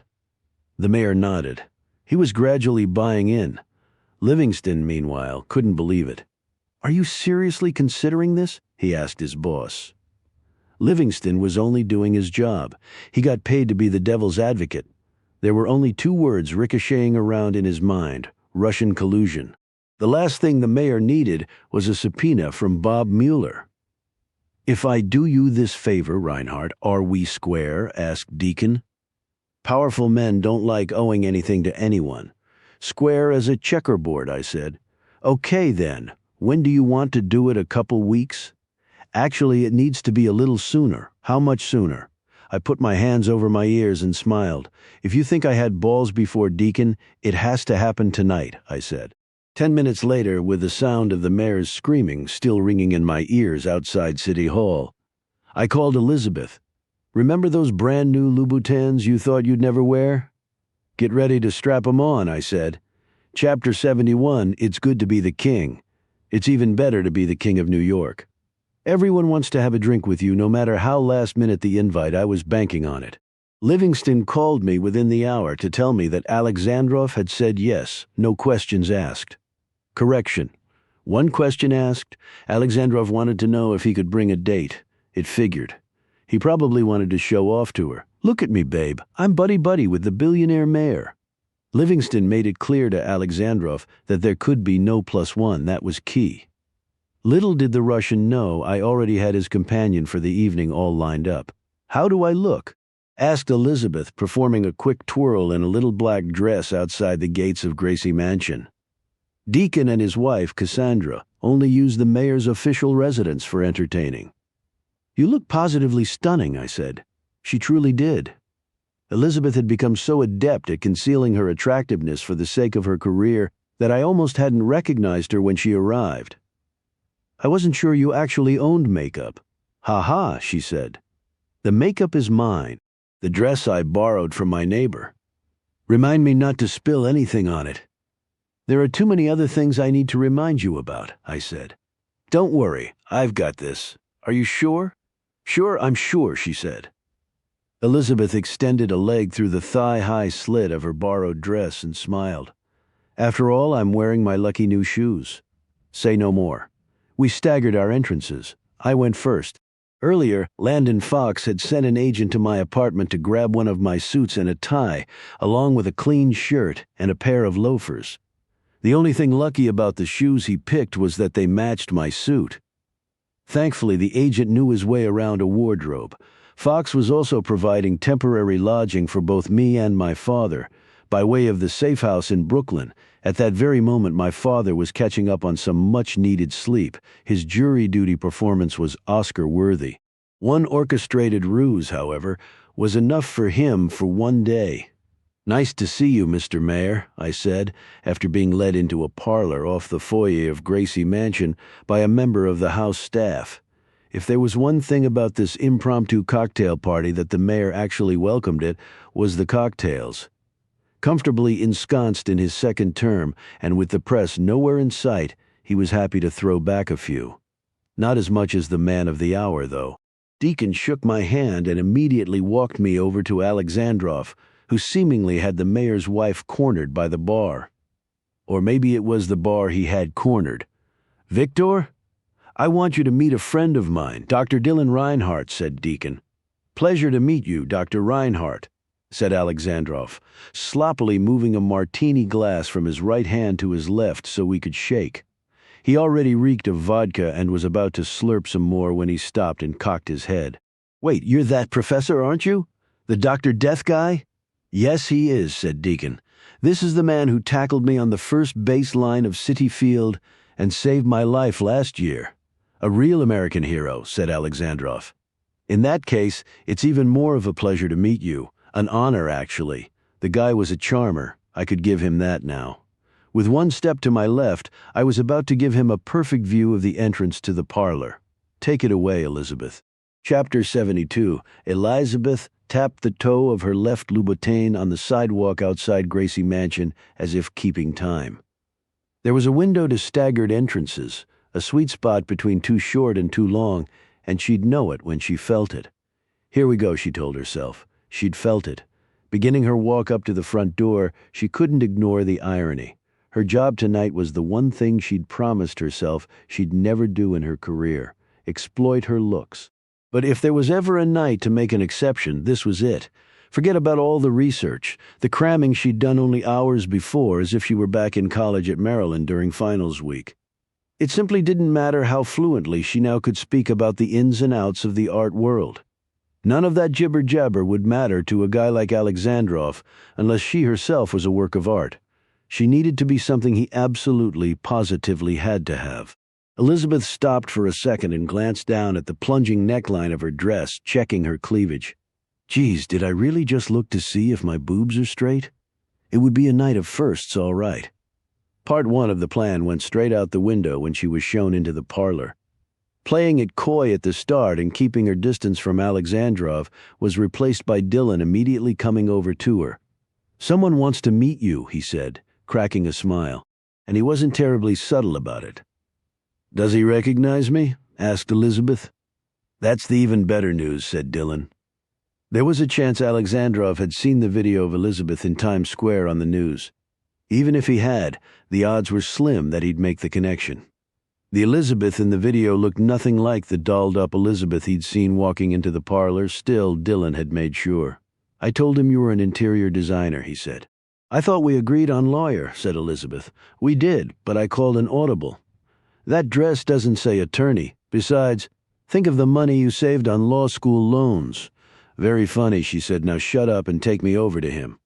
"Actually, I told him to wait a bit before coming to us." Elizabeth glanced over Dylan's shoulder. So much for his waiting. Seconds later, Alexandrov practically pushed Dylan aside. The only thing staggered about the Russian's entrance was his walking.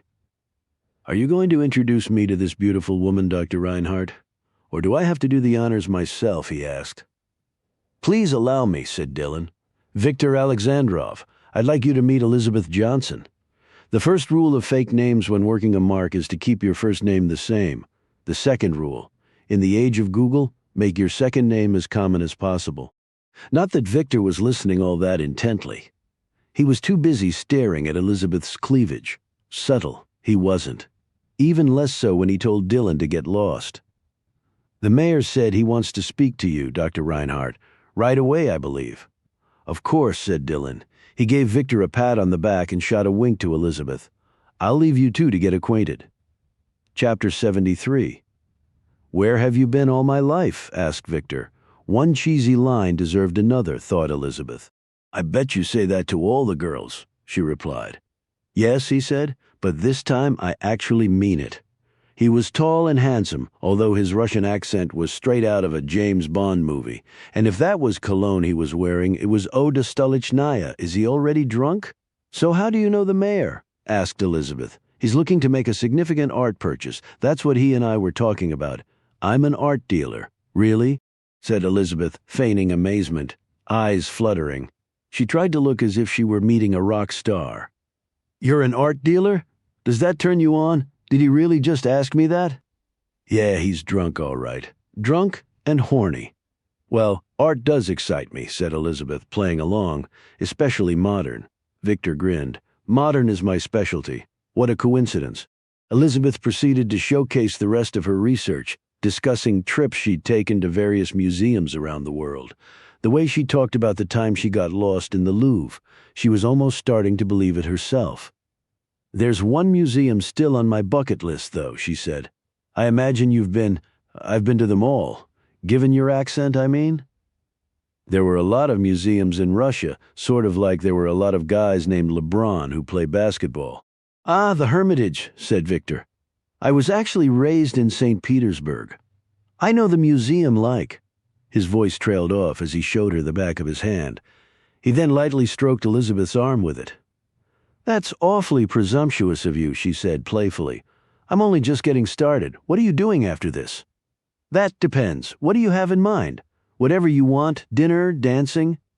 He watched Elizabeth frown. "What? What did I say wrong?" he asked.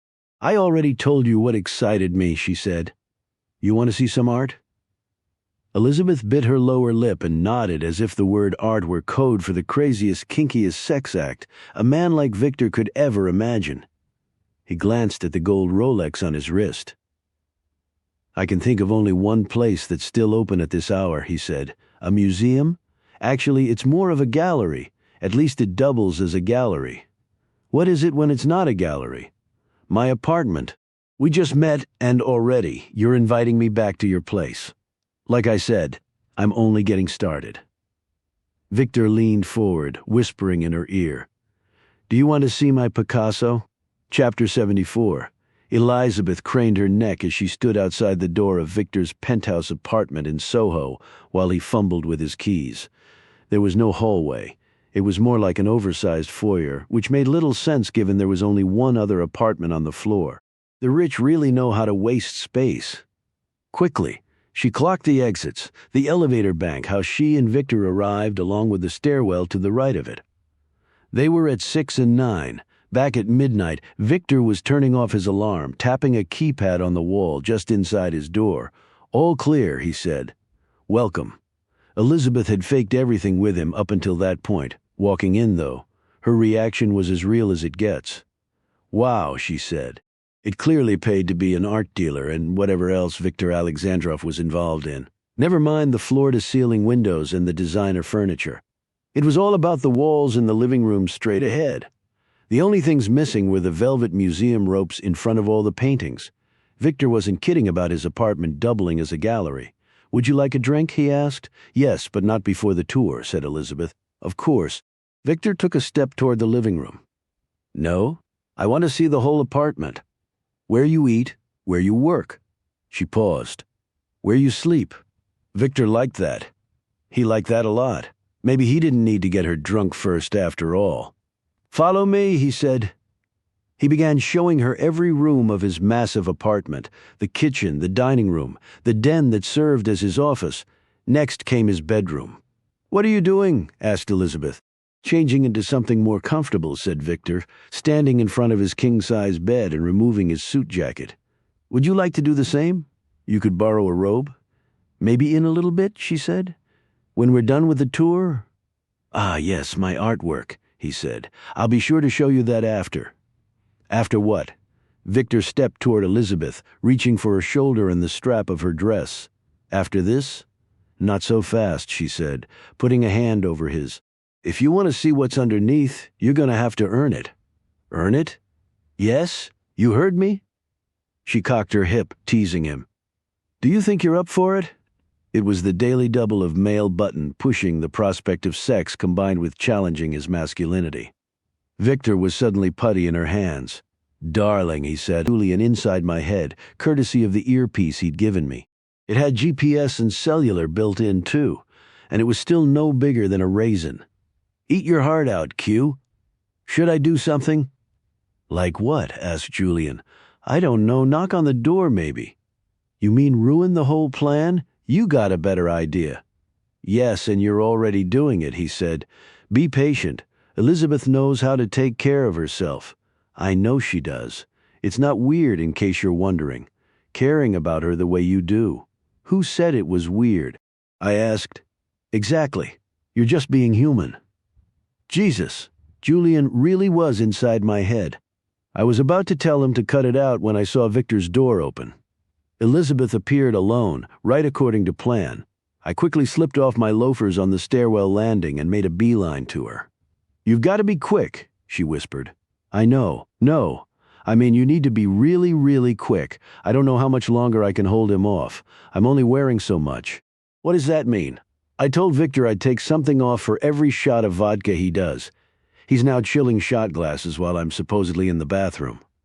I quickly looked her up and down. 2 Louboutins, 1 dress, and whatever was underneath it. She was right. She wasn't wearing much. I hope your jewelry counts, I said, and I hope it doesn't come to that. She stepped back and pointed down the hall. Second door on your left. There's a laptop on the desk. Wait. Where? Victor's office, she said. It's... No, I was talking to Julian, I explained, pointing to my ear. He was trying to tell me something. Suddenly I was whipping my head around to look at the elevator. What is it? Asked Elizabeth. We've got company, I said. Someone's coming up? What? As soon as the word left her mouth, she knew she'd been loud. Way too loud. Did you say something, darling? Came Victor's voice calling out to her. There was no time to think, and only 2 ways to go, in or out. Elizabeth decided for me, pulling me inside the apartment. The office, she said. Go. Chapter 76. I took off down the hall, racing in my socks so fast I nearly slid right past Victor's office. I saw his desk, I saw his laptop. The problem was what I couldn't see. "Julian, tell me that's Victor's neighbor in the elevator," I said. Julian was more than the voice in my ear. He was also the eyes in the back of my head. Once I told him where Victor lived, he was able to hack the building's security system by ghosting the IP address of the off-site monitoring company. He could see what every camera could see, the entrance and exits, the lobby and the elevators, especially the lone elevator that serviced only the penthouse floor. "No such luck," said Julian. "It's not the neighbor." The way he said it, I knew it was trouble. Julian told me who it was the second the doorbell rang, of all the gin joints in all the towns. The man who'd paid a visit to me as Benjamin Alcazaz was now standing outside Victor's apartment. Check that. He was about to be inside the apartment. I listened as Victor opened the door and greeted him. I couldn't make out their conversation all the way down the hall, but they definitely knew each other. Then suddenly I could hear every word of what they were saying, along with their footsteps getting closer. "This way," said Victor. "Let's go into my office." I spun in my socks, looking for a place to hide. My heart was pounding, the panic setting in. There was no closet, no bathroom, no balcony. The one couch in the office was perpendicular to the door. I couldn't duck behind it. I had only one choice, the curtains. They were pulled back, bunched and long, the bottoms touching the floor. If they could hide my feet, they could hide the rest of me, maybe. Quickly, I slipped behind them, doing a vertical limbo. All I could do was stand like a statue and hope that the first thing to see in Victor's office wasn't a man trying to hide behind the curtains. Don't swallow. Don't breathe. Don't even blink. "What the fuck are you doing here?" asked Victor. Good question. Thankfully, it wasn't directed at me. There was a pause, a long pause, before Victor got a response. The voice was the same as I remembered from my apartment, but the tone was drastically different. "I'm sorry. What did you say?" My gut had told me that Alcazaz and the Mudir were one and the same. Whatever doubt I still had disappeared in that very moment. I didn't need to see him. Hearing him was enough. It was the way he chillingly delivered the line, a simple question, "What did you say?" Only it wasn't really a question, it was a reminder. No one talked to the Mudir like that, and just to make sure he added his own special punctuation. Click. Sometimes it takes the cocking of a hammer to drive a point home. Consider it driven. Victor immediately apologized, his voice trembling. He was suddenly a guest in his own home. I know. I should have returned your calls," said Victor. "I was afraid to disappoint you." "Then don't," said the Mudir. "Where's my package? What's the delay?" "Please lower the gun. Answer the question. What's the delay?" "It's customs," said Victor. "It's being held up at customs." "You said you had that covered?" "I do. Everything's going to be fine. I've been assured the shipment will be cleared by the end of next week." "That's too long." "The timeline has changed. Things will be happening faster," said the Mudir. "You've got 24 hours." I had one ear trained on the conversation. In my other ear was Julian asking me if I was okay. If I had a third ear, I maybe would have heard the footsteps out in the hallway. "There you are," said Elizabeth. I knew the second she saw Victor. She'd also see his guest and his gun. Her reaction was pure reflex. "Oh." As in, "Oh shit." The G42 is the smallest Glock there is, and I knew exactly where Elizabeth was hiding it. She had it strapped to the inside of her leg underneath her dress. "My goodness, I can't imagine what this must look like," said Victor. "Elizabeth, I want you to meet a good friend of mine." I slowly reached inside my jacket, feeling for the grip of my own Glock. There was no telling how the Mudir would respond, but I could feel Victor silently pleading with him to play along. He did. "I'm Benjamin," he said. Benjamin Alcazaz, as liars go. At least he was consistent. He offered no explanation for the gun in his hand, nothing more about himself, but he was very curious about Elizabeth. "What's your last name?" he asked. "It's Johnson," she said. "What do you do for a living?" "I'm an interior designer." I waited for the Mudir's next question, but all I heard was silence. It was the loudest, most threatening stretch of dead air I'd ever encountered. The Mudir knew who Elizabeth really was. "You're no interior designer?" he said.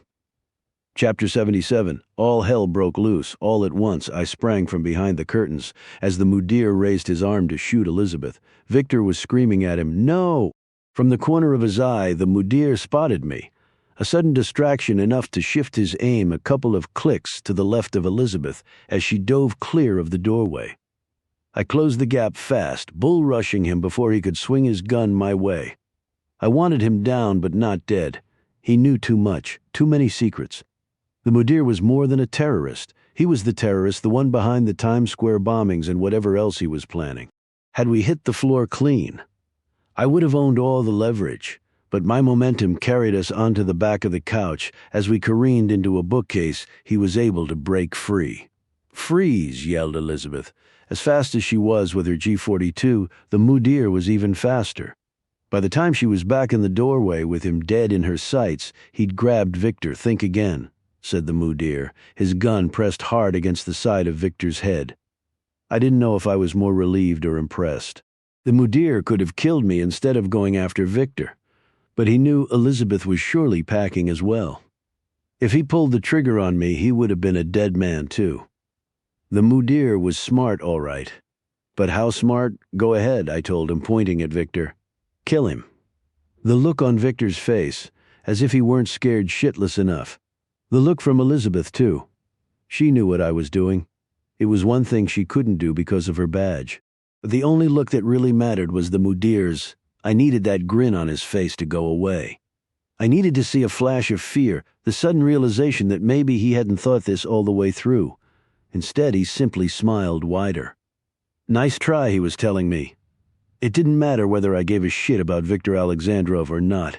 As long as the mudir had his gun jammed against the Russian's head, he was walking out of that apartment alive. With a couple of choice thoughts for me as well.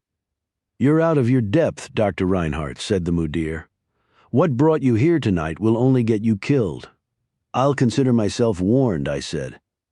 The most unsettling thing about the mudir in that moment wasn't the fact that he was threatening to kill Victor, or that he didn't seem to care that there were 2 Glocks aimed right at him. No, the most unsettling thing was that he seemed to be enjoying himself. He was relishing the moment. It was as if he lived to be this close to death, his and everyone else's. I had too much history with this, too many encounters. Standing in that room, there was no shaking the feeling. One of us was about to die. Chapter 78. Jillian had been listening the entire time. I knew he didn't want to say anything, not even a whisper, lest he distract me for even a millisecond. But there was one question he had to ask. "Do you want backup? Clear your throat if you do." I didn't clear my throat. I was sure Julian understood why. That's why he asked. Otherwise, he would have already made the call. He knew the circumstances of how Elizabeth and I were in Victor's apartment. As operations went, this was beyond unsanctioned. Even worse, I had involved the mayor. He was an unwitting accomplice. So, no, Elizabeth and I would take our chances, roll the dice on our own. "We just need to grab one thing," said the mudir, dragging Victor a few steps back toward his desk. He winked at me. "You don't mind, do you?" "We already know where the payments are coming from," I lied. The mudir didn't ask what payments. It was maybe the first mistake he'd made. Or maybe there was simply no point in his playing dumb. We all knew who everyone was in the room. "Perhaps you do know? All the same, I think we'll take it with us anyway." The mudir jerked Victor toward his laptop. "Pick it up," he said. Victor's hands were trembling. He nearly dropped the laptop twice before securing it against his stomach. I could tell he wanted to say something, but he couldn't. It was as if he were drowning, a man suddenly realizing that he truly was out of his depth. Elizabeth caught my eye, mouthing the word no. That's how well she knew me. I had the shot. I could put a bullet through the middle of the mudir's forehead. 10 times out of 10. 8 of those times he'd die without even a twitch, never pulling his trigger. Those were pretty good odds, but not good enough, especially because I was nothing more than a civilian. The real reason Elizabeth was saying no was to protect me, not Victor. Still, something had to be done. A deal. "You can't take him with you," I said. "We stay, and you can go, but only if you go alone." The mudir jammed the barrel of his gun even harder into the side of Victor's head. "I'll do whatever I want." "No, you won't," I said. "If you take him, you're taking all of us." That seemed to get him thinking. "Maybe if you lower your guns first," he told us. It was a lousy counteroffer, and he knew it. He was stalling. He began moving for the hallway with his arms still wrapped around Victor's neck. "He stays," I repeated. "After he shows me to the door," said the mudir. "I'm a guest after all." I joined Elizabeth in the hallway, but we stayed back as the mudir headed for the front door of Victor's apartment. He walked backward, his eyes never leaving us, and the sights of our guns never leaving him. When he reached the door, Victor knew enough to open it for him, shifting his laptop from one hand to the other. "Now let him go," I said, standing with one foot out in the foyer. The mudir nodded. "As you wish," he said, but it was the way he said it. Only by then it was too late. Chapter 79. Like a magician, the mudir made a show of reaching for Victor's laptop while releasing him from his grasp. All eyes were where the mudir wanted them to be, on the laptop, not his gun. By the time Elizabeth and I blinked, the mudir had sidestepped out of the apartment. Now all we could see was the gun. Victor was staying all right, along with everything he could tell us about the mudir. It was all staying with him forever. Bam. The shot was so clean, so straight, that the blood didn't splatter. It gurgled, then poured. Victor's right temple turned into a spigot of red as he spun downward, his legs collapsing beneath him. It was impossible not to watch, and again the mudir was banking on it. We were frozen, only for a few seconds, but it was all the time he needed for his head start, that and the length of the hallway that separated us. "Me?" I said to Elizabeth, finally taking off. "Me, as in, not you? As in, the one with the badge stays with the body." "I can't see him," came Julian's voice in my ear. "He was checking all the security cameras. He didn't need to be told what had happened. Watch your front." The mudir could have been right by the elevator waiting for me. Only he wasn't. By the time I slid to a stop, damn these socks, and peeled around Victor's front door, the only thing to be seen beyond the barrel of my gun was the door to the stairwell closing shut. As much as the mudir wanted me dead, he wanted out of that building more. "Shit, what is it?" asked Julian. I'd reached the stairs only to suddenly stop on the landing. He took my shoes. I could practically hear the mudir laughing. It wasn't that I couldn't chase him without shoes. It's that he knew I'd come to a stop once I saw they were gone. That's just the way the mind works.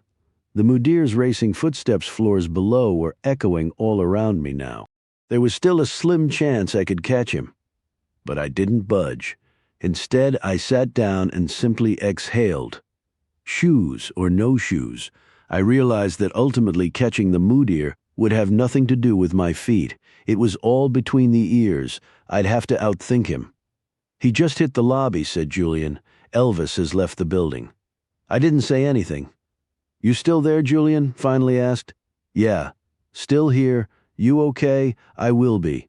"That's the spirit," he said. "Okay, say it with me now." I knew what was coming. Of his many eclectic pursuits and interests, World War II held a special place in Julian's heart. Most people fixated on the musings of Winston Churchill. Julian, however, was more partial to quoting Charles de Gaulle. "Go figure, Simon, don't leave me hanging," he said before switching to his horrible French accent. "France has lost a battle. It was the accent that got me every time." "But France has not lost the war," I said. Julian was reminding me that we'd been here before. The setback, the bump in the road. But this time felt different. The word war had always been a metaphor. Now it was literal. "How much time do you figure?" asked Julian. 48 hours, I answered. That's how long we had to stop the mudir before his next attack. Chapter 80. 2 large blackboards had been wheeled into the windowless conference room at the JTTF field unit, along with a mini fridge filled with sodas and waters. 4 pizzas had been ordered, delivered, and eaten. "Go home and get some sleep," Evan Pritchard told his assistant Gwen, at almost 3 in the morning. She declined by quoting Warren Zevon. "I'll sleep when I'm dead," she said. Then she announced to the room that she was making another pot of coffee. "Raise your hand if you want some." Everyone's hand shot up. We were redefining the meaning of joint in the Joint Terrorism Task Force. In fact, the non-agents outnumbered the agents. Elizabeth and her boss, Pritchard, were the only ones with proper JTTF field unit IDs. Landon Fox, my father, and I were their SIGs, special invited guests, SIGs who just happened to be current and former CIA. Last but not least on the two-way encrypted speakerphone was Julian. In the light of day, this ad hoc gathering of the minds would have never happened. Egos aside, there'd be too much bureaucratic red tape to slice and dice through. But under the cover of night, with the red tape asleep, or at least looking the other way, here we were, waiting. I like the sound that chalk makes, Pritchard had told us, explaining his preference for blackboards in strategy sessions. That's all we use here. It makes everything you write more emphatic. Emphatically written across the two blackboards was everything we knew so far, and everything included a few things only some of us in the room should have been allowed to know. But there was simply no time for parsing security clearances. The clock was ticking. The Mudir had literally said as much. My old friend and operative Ahmed Alhamda had infiltrated one of the Mudir's cells. He gave his life trying to prevent the Times Square bombings in doing so. He spooked the Mudir to the point of thinking there could be other moles in his cells. In his effort to find them, the Mudir somehow found a path that led directly to me. He literally knocked on my front door. Only days before that, Professor Jahan Darvish's corpse had been discovered in his Manhattan hotel room.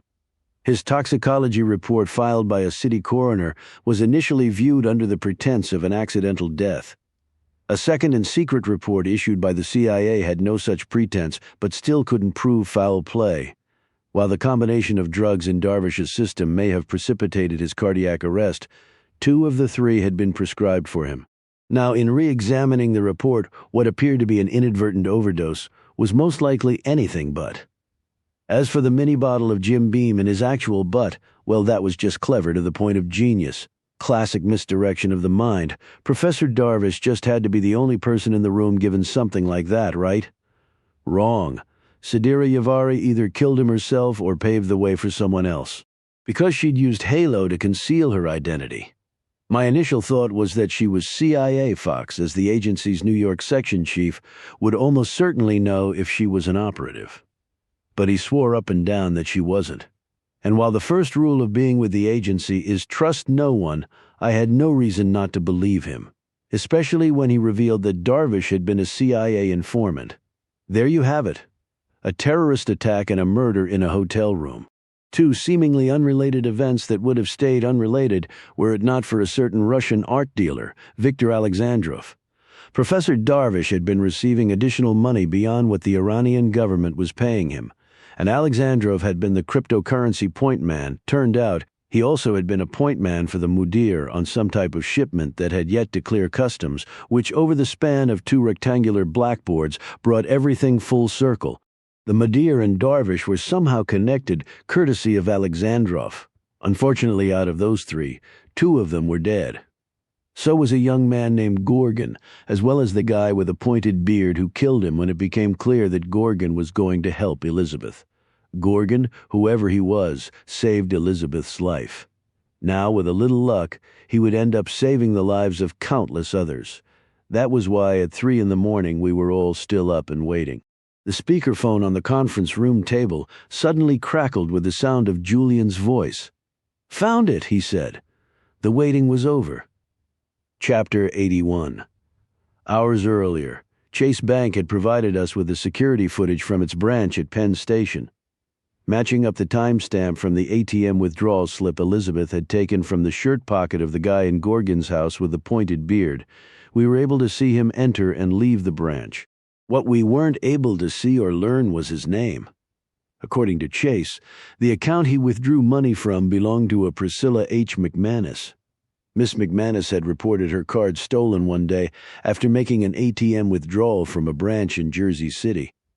Suffice it to say, larceny was probably the very least of our guy's sins. "So, where did he go after the bank?" asked Fox. "Did he catch a train? Was he meeting someone?" Fox was the only one in the room who had just learned of Elizabeth having the ATM receipt. We all turned to him. "Damn. Good question." There were a lot of sharp minds around the table, and we'd all been focused on who this guy was, not what else he might have been doing besides getting cash. Psychologists like to call that tunnel vision. I just call it a brain fart. Happens to the best of us. Julian to the rescue. We could have woken up the head of the Manhattan Transportation Authority, who in turn could have woken up his head of security, who then could have woken up whoever it was whose job entailed archiving all their daily surveillance footage on some MTA server. Even then, it would have taken hours. Tick-tock, tick-tock, we didn't have hours. But we did have Julian. "Give me a moment, I'm cinching up all the time codes," he said over the speakerphone. "How many monitors do you have?" We all started looking around the room, but Pritchard already knew the count. He undoubtedly spent more time at the JTTF offices than anywhere else, including that crazy Operation Desert Storm townhouse of his. 7 monitors, said Pritchard, reaching over to a control panel built into the table. With the press of a few buttons, the screens all lit up, flashing blue with the FBI logo. "Tell me when you want our password." Julian chuckled, which made me chuckle. Pritchard clearly didn't have a full grasp of Julian's hacking talents. A password? Who needs a password? Not Julian? Not ever. Within seconds, all 7 monitors were filled with different camera angles of Penn Station. Julian had assigned a letter to each piece of footage next to its time code. "Okay, here's before he went to the ATM," said Julian. "The first up, A, is him entering the main entrance, western end of 32nd Street. Like a play-by-play announcer calling a football game. Julian circled the guy with a telestrator. The man with the pointed beard was walking alone into Penn Station, dressed in a pair of jeans and a zip-up hoodie. He had a backpack slung over one shoulder. Our eyes darted to another monitor as Julian circled the guy again, moving through the main concourse. Then once more heading toward the entrance of the Chase branch. A to B to C. That was it. No detours. A direct path to the ATM machine. "Anyone see anything out of the ordinary?" asked Pritchard. We all shook our heads. Pritchard nodded. "Yeah, I don't either." "Okay, let's take a look at afterwards," said Julian. A new set of images appeared. Same angles. Just a couple of minutes later, Julian resumed telestrating the guy as he left the bank, as well as when he began walking back across the concourse to where he'd entered. Instinctively, we all turned to the next monitor, expecting to see the guy leaving the station. "Wait, where did he go?" asked Fox. We all leaned forward. Good question. There was no one for Julian to circle. The guy wasn't on the next monitor or any others. We whipped our heads around the room, looking at every screen once, then twice. "Are you sure all the footage is cinched?" I asked. Of course, Julian was sure, but he double-checked anyway. "Yep. All the time codes match," he said. I could hear him pouring himself some more whiskey. "Occam's razor? Yeah, probably a blind spot," I said. "In other words, that was the easiest and simplest explanation, except there was one thing Occam's razor wouldn't explain." Julian knew it too. "Let me fast forward," he said. All eyes on the exits. Julian sped up the footage. There was no way the cameras could cover every square foot of Penn Station. But there was also no way any of the exits could be among the blind spots. "There," said Elizabeth, bolting up from her chair. She headed straight to one of the monitors, pointing. "By the Hudson newsstand." "That's him, all right," said Julian. Suddenly, our guy with the pointed beard was back in frame and heading for the exit in his jeans, zip-up hoodie, and... "Oh shit! Does everyone see what I'm not seeing?" I asked. Chapter 82. We immediately woke up the head of the Manhattan Transportation Authority, who in turn woke up his head of security, who then woke up whoever it was whose job entailed archiving all their daily surveillance footage on some MTA server. But not because we needed the footage, we already had that. We needed to know the areas of Penn Station the security cameras didn't cover. Immediately, the backpack was missing. Within an hour, a small army descended upon the station. Over 50 officers from the NYPD were called in to seal the perimeter. It was hardly rush hour at just past 4 in the morning, but there were going to be news vans for sure. If the busiest transportation facility in the country was about to be evacuated, it didn't matter what the hell time it was. The press would be there. "Keep 'em outside," said Pritchard. "Them and anyone else. No one gets in." The press would be told it was a bomb scare. even if they weren't told they'd ultimately see the arrival of the bomb squad. There was no hiding it. There was also no reason to staying. Far away from the building was for their safety, and they would have no argument. But as I heard Pritchard bark that order down the chain of command, I had a feeling he and I were both thinking the same thing. There was definitely an argument coming, only it was going to be among ourselves. I could smell it, as sure as every bomb-sniffing dog that had been brought into the station. They're not all vapor wakes, are they? My father asked as soon as a dozen of the dogs were let in. No, only half of them are, the chief handler answered. That's what I figured made sense when I got the call. My father nodded his approval. Years before Diamond, his cherished Visla was one of the world's best hunting dogs. He was one of the world's best bomb sniffers, deployed with U.S. Special Forces in Afghanistan. After my father inherited Diamond, however, training for a majority of bomb dogs changed. This new breed was called Vapor Wake because they were trained to detect scents in motion, as in a moving suitcase in an airport terminal or a suicide bomber weaving through a crowd. In the modern age of terrorism, the change seemed like a necessity. Tonight was a reminder, though. Embrace the future but never fully let go of the past. We needed the old-school dogs as much as, if not more than, the Vapor Wakes. Wherever that backpack was, it wasn't moving. Looks like the same tactics they used before Times Square, said Pritchard, staring at a schematic provided by the MTA's head of security, who introduced himself as Mac. They methodically find all the blind spots before planting the bombs. Mac was sporting some serious bedhead and a couple of missed belt loops, but other than that he was on the ball. He'd already highlighted the areas the security cameras in the station didn't cover, but where there could be one backpack, there could easily be a half dozen, just like in Times Square. While Pritchard was right about the blind spots, we needed to check every spot there was in Penn Station. "Where's the bomb squad?" asked Fox. "They take longer than the dogs," said the police captain on duty for the Midtown South Precinct. He squinted at Fox. "I'm sorry, who are you again?" "He's with me," said Pritchard, without looking up from the schematics. "And you too?" the captain asked, pointing at me and my father. "Who are you?" "They're also with me," said Pritchard, who finally looked up from the schematics to give the captain a death stare. "Any more fucking questions?" And just like that, the captain suddenly had something else to attend to. I turned to Elizabeth, fully expecting to see her fighting back a smile. Her new boss certainly had a way with words. "Isn't that right, Elizabeth? Wait, where are you? Where did you?" She was gone. Chapter 83. Elizabeth had walked away from the group. She turned to me the exact moment I spotted her. It was as if she could tell I was searching for her. She didn't say anything. She didn't need to. The look in her eyes, even from 50 feet away, told me everything I needed to know. I turned back to the group. "Hey guys," my father had moved over to Fox and Pritchard, who were staring at a tablet screen they'd just been given by an IT guy with MTA security that showed a live feed from every security camera in the vicinity. We could now identify every blind spot in the station simply by looking at the tablet and checking if we could see ourselves as we walked. "What is it?" asked Pritchard. "This way," I said, pointing. I led them over to Elizabeth, who was standing in front of a large trash bin, the square kind with a door on one side, so the actual bin could be removed to empty it. Pritchard tilted his head. "What are you looking at, Needham?" "Basic geometry," said Elizabeth. It was all she had to say. The bin was a circle within a square which created 4 hiding places, all about the size of a backpack. Pritchard glanced down at the tablet before holding it up for all of us. "Does everyone see what I'm not seeing?" We weren't in any of the security camera feeds. We were standing smack dab in the middle of a blind spot. "Dog!" yelled Pritchard. "Dog!"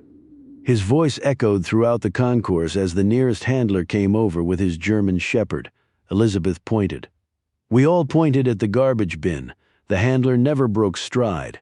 Within seconds, though, he was turning back to us and shaking his head. We could already tell his dog wasn't picking up anything. "Maybe it's the metal," asked Pritchard, referring to the bin. "Is it trapping the scent?" "Not at all," said the handler, pointing to the gaps along the side panels. Plenty of places where air is getting through and the smell of the garbage itself, asked Fox. It wouldn't mask the scent. The handler thought for a second, which was clearly 1 second too long for Pritchard. "Dog!" he yelled again. "All of them! It was shades of Westminster as a parade of canines made its way past the bin. Mostly German Shepherds, a few Rottweilers, and one Belgian Malinois. I knew for sure what my father was thinking, especially since there was no Vizsla in the pack. He was wishing Diamond were here. We all kept waiting for at least one of the dogs to sit, what they're trained to do when they smell an explosive. If there'd been any C4, they would have all sat immediately, of all bomb components. C4 gives off the strongest scent. After that comes dynamite and Tovex. No dog could ever miss any of those. But not a single dog sat. "Screw it," said Pritchard, stepping forward. "Everyone clear the area." Chapter 84. The dog handlers were as well trained as their dogs. They immediately pulled back, as told. Fox turned on his heel to Pritchard, staring at him sideways. "What do you think you're doing, Evan?" "I'm seeing if the damn backpack is in there or not," said Pritchard. "The hell you are. EOD will be here any minute." It was typical of Fox that he would choose explosive ordnance disposal over bomb squad, but it didn't matter either way what Fox had said. Pritchard didn't care. "I don't feel like waiting," he said. "I'm sure you don't," said Fox. "I'm also sure you don't feel like dying." We listened to them go back and forth a few more times. This wasn't the argument I'd been thinking about with Pritchard. That argument I knew was still coming, the kind of moral dilemma that haunts all law enforcement in the war on terror. The sooner we got to it, the better. Tick-tock, I kept hearing in my head, but not from any backpack. "There's no bomb," I announced. Apparently not loud enough, though. Everyone was still tuned into the Fox versus Pritchard jabberfest. I tried again. "There's no bomb." That did the trick. Everyone turned to me. "Huh? How do you know there's no backpack in there?" asked Pritchard. "Yeah," said Fox. "How do you know?" "I didn't say there was no backpack. I said there's no bomb. That didn't clear anything up. Nor did this. In fact, I'll bet the backpack is actually in there." Fox shook his head in disgust at me. "I'd seen it before. Heard it too. You give your instincts way too much credit, Reinhardt." "Then you're really not going to like this," I said, walking up to the trash bin. 10 seconds for anyone who feels like running." The only one who didn't flinch was my father.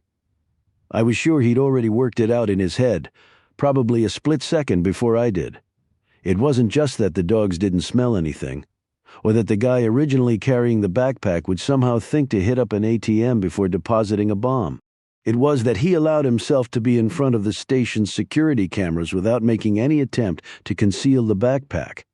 That would have been the same foolish mistake those Al-Qaeda wannabe kids made with the Boston Marathon. They were smart enough to wait until the bomb-sniffing dogs had swept the area around the finish line, but too stupid to realize there would be footage of them before and after they placed their backpacks. Only we weren't dealing with kids here.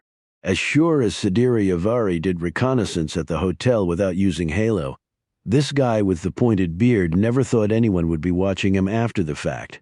Why? Because this was only a dress rehearsal, a dry run. A way to see if the backpack would stay unnoticed until all of the backpacks were planted. Just as they did in Times Square. "What do you think they'll ultimately use, Dad? A duffel or a carry-on?" I asked. In other words, how would they transport the backpacks with the actual bombs? "Probably carry-ons," my father answered. "2 wheels, pop-up handles, standard. Any chance they'll make the same mistake the Lashkar-e-Taiba did in New Delhi." "You mean at the Kareem Hotel?" My father grinned. Lashkar-e-Taiba, the Islamic terrorist group that mainly attacks targets in India, had attempted to blow up the famous Kareem Hotel but inexplicably used red suitcases. A half dozen of them, no less. The CIA, working in conjunction with India's intelligence bureau, already had been tracking the bombers, but the red suitcases made spotting them almost comically easy. "So you're saying this cell is probably a little smarter, huh?" I said. "That depends," replied my father. "On what?" "If there's actually a backpack in there with no bomb in it." I turned to the rest of the group. "Okay, that was more than 10 seconds, I said. No one had moved. Kneeling down, I slowly opened the side panel of the trash bin. Chapter 85. There it was. The backpack was stuffed in the corner on the same side as the panel's hinges. The zipper was exposed, the pull tab at the top and right in front of me. All I had to do was reach for it. I turned around again. "Anyone want another 10 seconds?" I asked, except now there was an extra pair of eyes staring back at me. "What the hell do you think you're doing?" he asked. If I didn't know better, it was Jeremy Renner from the Hurt Locker. He was certainly dressed like him with the full blast suit head to toe. His visor was flipped up over his helmet. Even if the visor had been down and concealing his eyes, I was pretty sure I would have still been able to feel his stare. I was also pretty sure he'd asked a rhetorical question. He knew exactly what I was doing, or was about to. The Irish have a saying. A good retreat is better than a bad stand. I simply stood up and backed away. Renner didn't ask who anyone was. He flat out didn't care. As far as he was concerned, we all answered to the name Idiot. When Pritchard tried to explain, the guy raised a big padded arm with his palm out front. "Talk to the Kevlar hand. I don't give a rat's ass who you are," he told Pritchard. "I need all of you to vacate the area, and not in 10 seconds, he said. "I need you to do it now." Behind him, far behind him, was the rest of the bomb squad standing in various poses, none of them happy. These guys had enough to deal with, the threat of being blown up, for instance. They certainly didn't need the added headache of an abnormal psychology professor trying to explain himself, or just as bad, someone else trying to do it for me. "Of course," said Pritchard, motioning across the concourse. "We'll be over there if you need us." "Make it way over there," said Renner. To Pritchard's credit, he let the guy have the last word.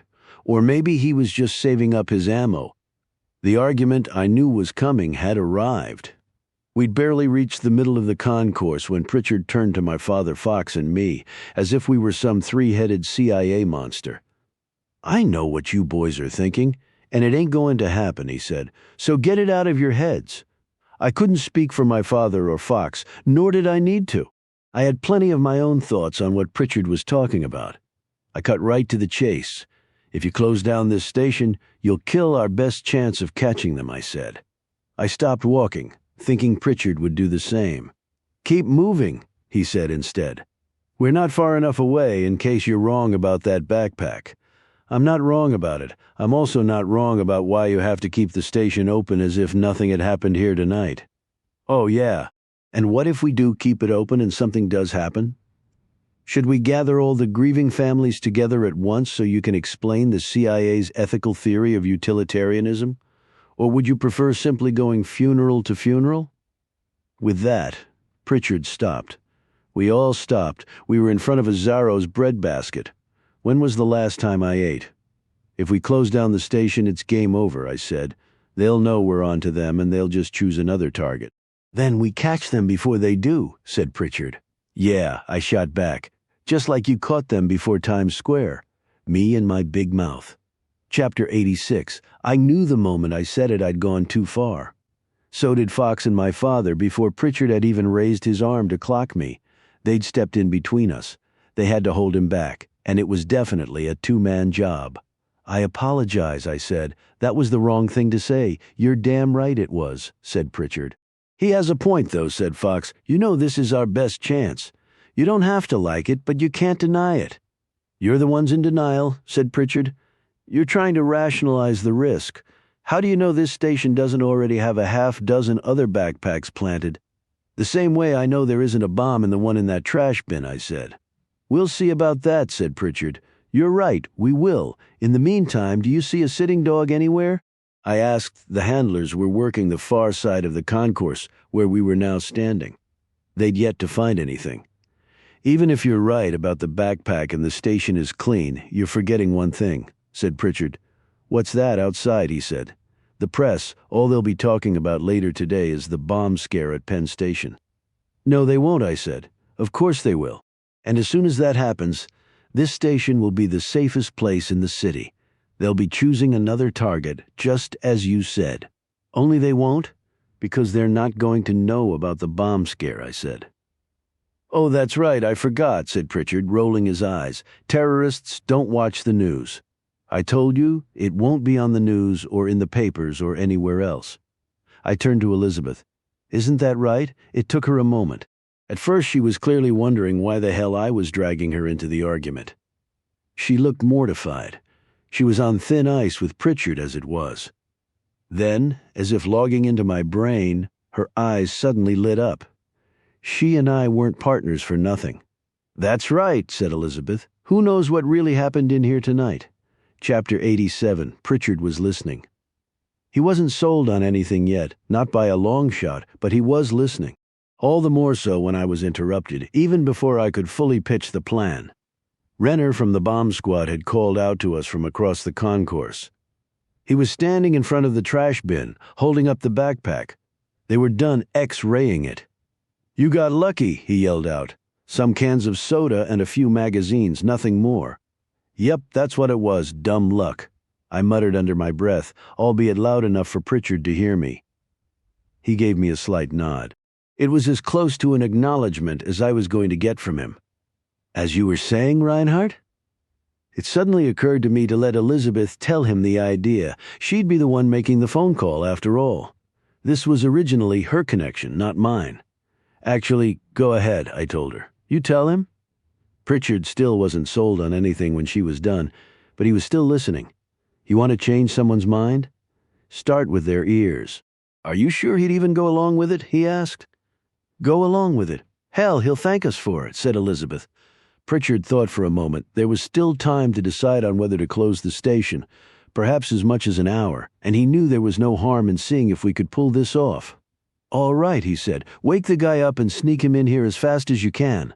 Elizabeth made the call, although she and I both knew it was highly doubtful we needed to wake the guy up. When people say Manhattan is the city that never sleeps, Alan Grimes in his crime column for the New York Gazette is one of the reasons why. The only real question was whether or not he'd be sober when he arrived. Minutes later, by way of his being picked up and then being told to lie flat in the back of a speeding patrol car, Alan Grimes came walking toward us in the station. As soon as he saw me, he shook his head. "I should have known," he said, wagging a finger. Elizabeth wisely hadn't mentioned my name when she called him. The last time Grimes and I worked together, he nearly got killed. "Glad you could make it," I said. "Did I have a choice?" Grimes glanced around. "So, what's with the bomb scare?" "What bomb scare?" I said. "Nice try. I peeked on the way in and saw the bomb squad packing up," he said. "The dogs, too." Grimes folded his arms, waiting for me to come clean. When I simply stared back at him, saying nothing, he began looking around at each of us, first at Elizabeth, then at the others, Pritchard, Fox, my father, none of whom he'd been introduced to. We were all staring back at him, stone-faced. "Did you ever do any acting?" I asked. "Drama club in high school, summer stock?" Grimes broke into a grin. We both knew his entire life was a one-man show. "Okay, but just promise me one thing," he said. We also both knew he didn't need to spell it out. I knew exactly his one demand, "I promise," I said. "You get to be the hero in the end." Chapter 88. We stood watching from behind a window in a small station master's office on the upper level of Penn Station that acted as a one-way mirror once we turned off the lights. Grimes was being escorted out to the curb, kicking and screaming, by two officers chosen specifically for the task based on having the kind of height and weight typically seen at the NFL scouting combine. To say Grimes was getting manhandled would be an understatement. He was being taken out like the trash. "All according to the plan, the guy has some lungs on him, huh?" muttered Pritchard. Grimes was yelling so loudly it didn't matter that we were easily 100 feet away and behind thick plate glass that had been designed to drown out street noise. We could hear him perfectly. Hell, there were probably people across the Hudson River in New Jersey who could hear him perfectly. "I know what I saw." He kept yelling, "I know what I saw." Grimes was selling it, and by the looks of everyone gathering around him, people were buying it. His fellow reporters especially. Sure, they all mostly hated him. But there was also a begrudging respect. Grimes was good at what he did for a living. Very good. He got stories that they didn't, and his writing sold papers. A lot of New Yorkers bought the Gazette just for his Grimes on Crimes column. He was known for doing whatever it takes in pursuit of a story, and this seemed to be a perfect example. While the rest of the media accepted their fate shut out from the station and relegated to the sidelines, Grimes had seemingly figured out a way to sneak in. So what if he got caught and was now getting his ass kicked out to the curb? He clearly had discovered something. "Cover up," Grimes now yelled. "It's a cover-up." As soon as the cops let go of him with a shove, the circle around Grimes quickly tightened so everyone could hear his story. He was no longer screaming. We couldn't hear him. But we didn't have to. He was surely sticking to the script. It's never the crime, always the cover-up. The bomb scare was a ruse. The real story was far less sexy as headlines go, but potentially a political house of cards. That's what Grimes was telling them. The station had been closed down due to an asbestos find in an area that still contained remnants of the original Pennsylvania station built by McKim, Meade, and White. The reason for the made-up bomb scare, Grimes would speculate, was because of the legal liability the city would face given how many people had been exposed to the asbestos on a daily basis. Someone very high up, perhaps as high as the mayor himself, had clearly given the order to see if the asbestos could be removed in secret. "Do you really think they'll buy it?" asked Pritchard as we kept watching. "That's the best part," I answered. "They can't buy it." "I thought you told me." I said they'd believe him, to buy it, and more importantly for their editors to run it. They'll need a second source. That's something they'll spend all day trying to get and never will without that second source. There's no story. "I'll believe that when I see it," said Pritchard. "Or rather, don't see it." "Tick-tock, we don't have that long," I said. "He's right," said Fox. He motioned out the window. "If Grimes pulls this off, nothing's changed. This station is still the next target, and we need to be ready." I glanced at my watch. In less than an hour, the first commuter trains of the morning would be arriving, assuming the station was open. Pritchard stared me straight in the eyes. I stared right back. "It's now or never," I said. Chapter 89. It was now. After Pritchard briefed the Director of Homeland Security, immediate around-the-clock surveillance of Penn Station began. A horde of undercover NYPD and FBI was assembled faster than a New York minute. At some point, the soda cans and magazines in every backpack were going to be replaced by actual bombs. The trick was not only to spot each one, but also to tail each courier back to the proverbial nest. This was about more than stopping an attack and apprehending some terrorists. This was about eliminating an entire cell, and with any luck, all the cells attached to the mudir, and the mudir himself. In the eyes of each and every civilian making their way through Penn Station, there couldn't be anything out of the ordinary. Everyone assigned needed to blend in seamlessly as commuters or employees of the station. Backing them up would be additional surveillance personnel manning the cameras all around the station, including the new cameras that had been hastily installed to cover the blind spots. Nothing could be left to chance. We controlled everything except the timetable. I have to admit, I was pretty tempted. Fox said to me in the back seat of his bulletproof Ford Expedition as the sun began to rise over the East River. His driver, a young operative he called Briggs, was taking my father and me to the safe house in Brooklyn. Fox needed to file a report immediately for the agency's director, and I needed to finally catch up on some sleep. While my father could crash at Elizabeth's apartment if need be, the safe house was really my only option. Thanks to the mudir, I was homeless and a marked man. "What do you mean by tempted?" I asked. Fox chuckled, "Letting Pritchard take a swing at you. You'd like that, wouldn't you? You do have a way of pissing people off, Reinhardt." "You say that like it's a bad thing," I said. Fox closed his eyes for a cat nap, and in the silence that ensued, my thoughts turned to Tracy and Annabelle and the mess I'd made of our family. I couldn't help it. As if things couldn't get any worse, they now didn't have an apartment to come home to, assuming they were ever coming home again. The idea that I had to call Tracy and warn him to stay away from the city was the ultimate irony. All I wanted was for him and Annabelle to come back. Even if Tracy wanted to, they couldn't. 20 minutes later, in the basement of the agency's safe house, I set the alarm on my phone for 4 hours later. Turned out I didn't need to. After only 2 hours of sleep, Fox woke me up. "We have a problem," he said. Chapter 90 Fox didn't bury the lead. He knew no other way. "Your dinner with Sadira Yavari tonight?" "It's off," he said. My first question would have been, why were it not for what Fox was holding in his hand? "What's in the file?" I asked. "Nothing I can show you," he answered. I figured as much. I've always admired the almost comical paradox of U.S. intelligence agencies. Everything has a code name, and nothing is as it seems except for one thing: the files themselves. If something is top secret, it literally says so with a bright red stamp, just like on the file Fox was holding. "Okay, so what can you share?" I asked, rubbing my eyes. He'd obviously woken me up to tell me more than just the dinner was off. "At least you better have Fox. Sadira Yavari has killed before," he said. "And the other victim was also a nuclear physicist." I had to let that sink in for a few seconds. The implications, what it could mean, the questions it gave rise to. "Was he also Iranian?" I asked. "Yes." "Was he tied to the Iranian nuclear program?" "Yes." "Was he the same as Darvish, a double agent?"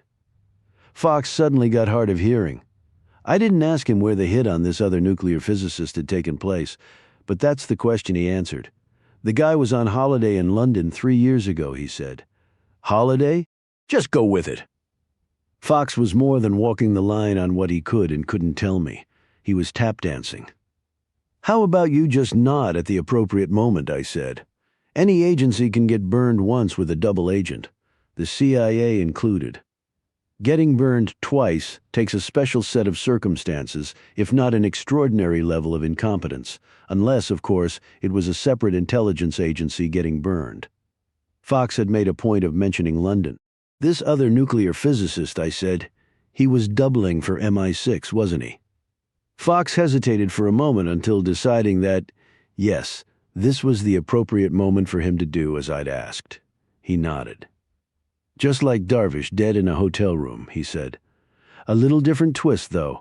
Autoerotic asphyxia. He was found with a belt around his neck strapped to a clothes rod in the closet." "Again, it was made to look as if he were alone," I said. "Yes, an accidental death. Only it couldn't be. The Brits had to know something was amiss. Or maybe it was Fox who just now helped them put it together. Otherwise, Fox and I wouldn't be having this conversation." "Did they know it was Yavari?" I asked. "Not until about an hour ago," he said. "She didn't use halo, just a good old-fashioned wig and glasses. They had surveillance footage of her in the hotel lobby with the guy back then. When it happened, she was thought to be Israeli. The decision was made to look the other way. They let it be. The reason they thought Yavari was Israeli was because the only other real possibility was that she was CIA, and if she were, Langley would have at least given MI6 a heads up, if not outright involved them. "So you gave MI6 a photo of Yavari," I said. "From her NYU bio, yes. And because she didn't use halo, they were able to confirm it was her. The match was 89%. For facial recognition systems, especially given that she was wearing a disguise, that was as good as a lock. My date with Sadira Yavari had always been a gamble, but the stakes had now changed. It wasn't just me who'd be taking a risk.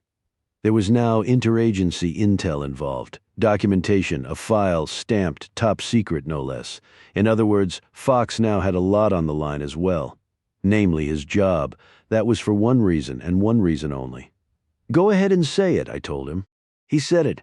"You're a civilian, Reinhardt. You're just a goddamn civilian." As long as that was the case, Fox couldn't allow me to engage with Yavari. It didn't matter who or what I was in the past. No, as far as the agency was concerned, my days as an operative entitled me to a pension and not much else. That was then, this is now. I was nothing more than a civilian, a goddamn civilian. "But what if I wasn't?" I asked. Fox shot me a look. "Are you saying what I think you're saying?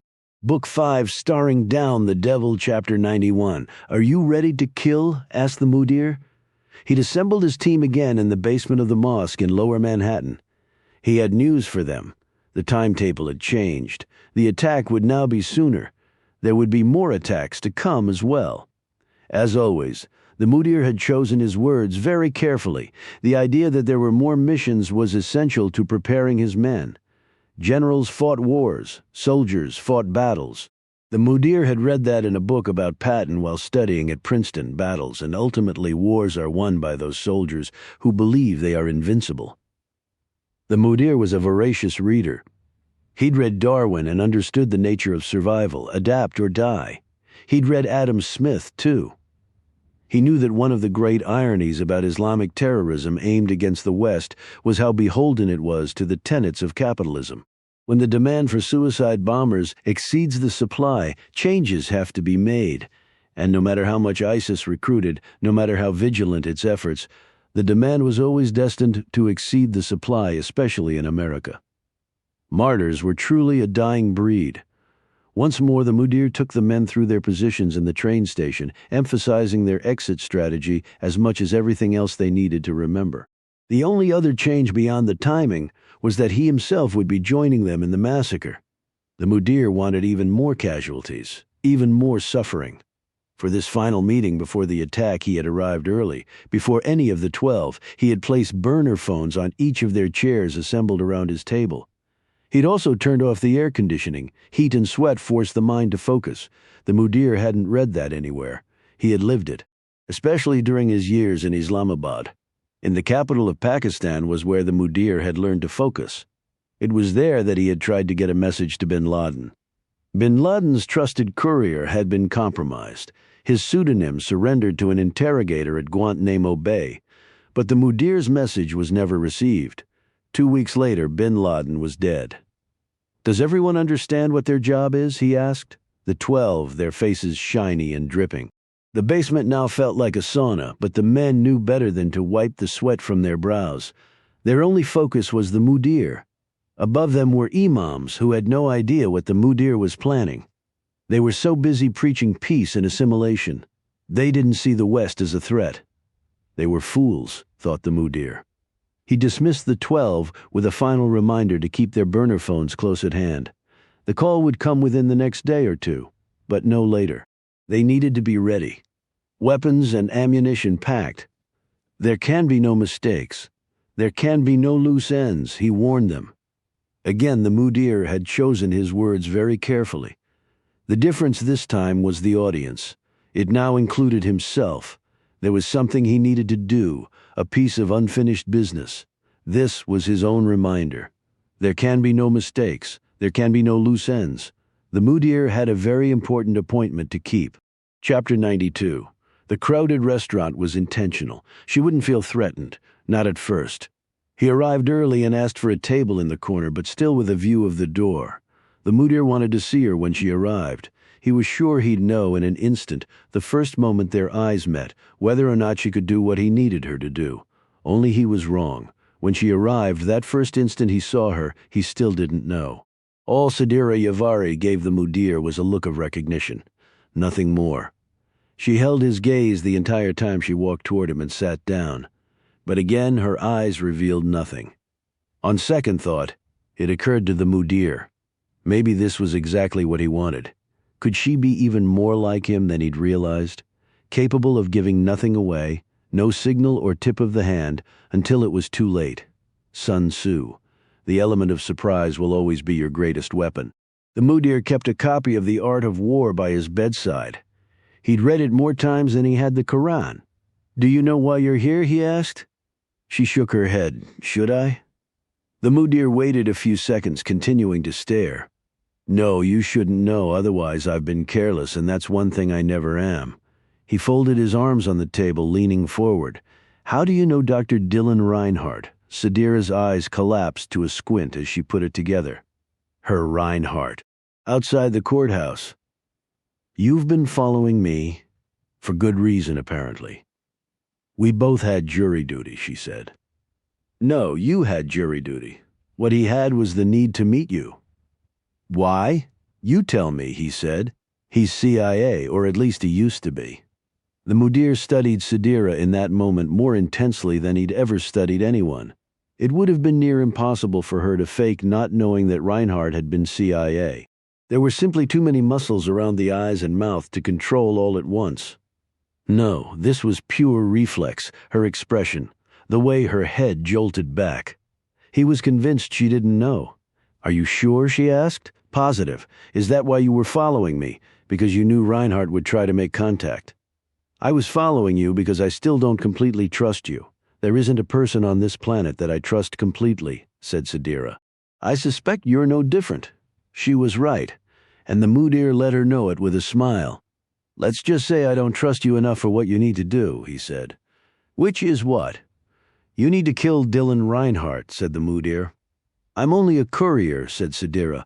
Not anymore, you're not. Not after you take care of Reinhardt and then help me with what comes next. What's that, she asked. What comes next, after Reinhardt, he said. He would tell her then. Then I will know I can trust you enough. If you want him dead so badly, why is he still alive? Because I made the mistake of trusting someone else to do the job. Now Reinhardt is expecting me, but he won't be expecting you. Sadira leaned back in her chair as if she were considering her options. But she'd already made up her mind when the Mudir told her about Reinhardt's CIA past. Okay, she said. How soon do you need it done? Chapter 93. Sadira had asked for my number outside the courthouse when we agreed on dinner. She was going to text me the restaurant and what time there was a new Italian place on the Upper West Side. She wanted to try but didn't know if we could get a reservation. Stay tuned were her last words to me. By that afternoon, they were still her last words to me. I hadn't heard from her. No text, no call, nothing. What changed? Did she figure something out? Is she on to me? I was about to call Julian to get her number when there was a knock at the door. Fox was back for another visit. He'd had his driver take me back into Manhattan that morning, to one of the shell offices in Midtown that fronted as a CIA station after the New York headquarters at 7 World Trade Center was destroyed on 9/11. The agency had opted to utilize multiple locations around the city. The conference room I was hanging out in belonged to a supposed international shipping company. There was no file in Fox's hand this time, but his expression left little mystery as to why he'd returned. He had more news, and it wasn't good. She's leaving the country, he announced. Sadira Yavari was skipping town when, I asked. Sunday, Turkish air to Tehran via Istanbul. I'm going to guess it's not a round-trip ticket. Fox shook his head one way. Non-refundable, he said.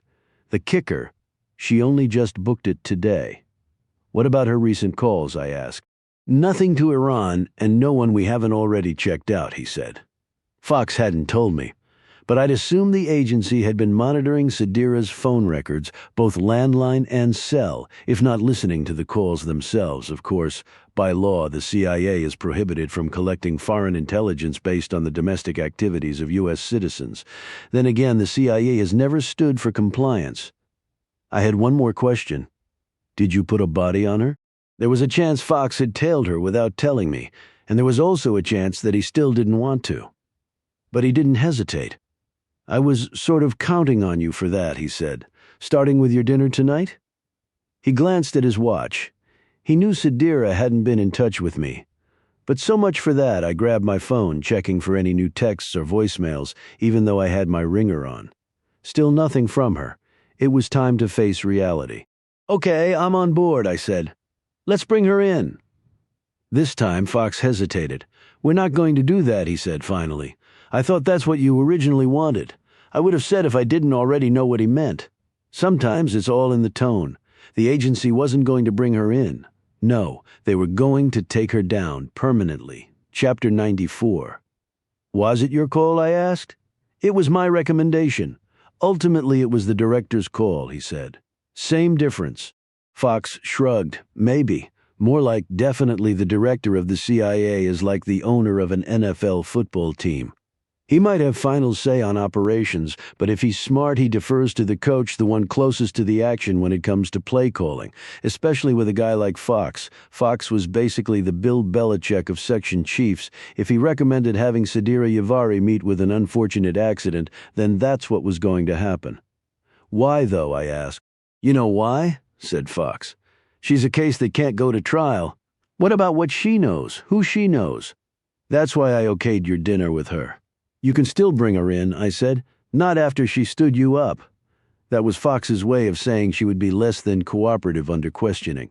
It was also a nod to the perverse irony of every piece of anti-torture legislation, especially in a world where the vast majority of information gathered at Guantanamo Bay and other dark sites around the globe turns out not to be actionable. Bluntly put, killing terrorism suspects is far less of a headache for the CIA than waterboarding them. I thought about trying to talk Fox out of the decision. plead my case. The reason I didn't was because all I could hear was Tracy's voice in my head. This wasn't Tracy, the idealist. This was the law school grad, the realist. My case was a lost cause. Without Sadira, there was nothing to argue.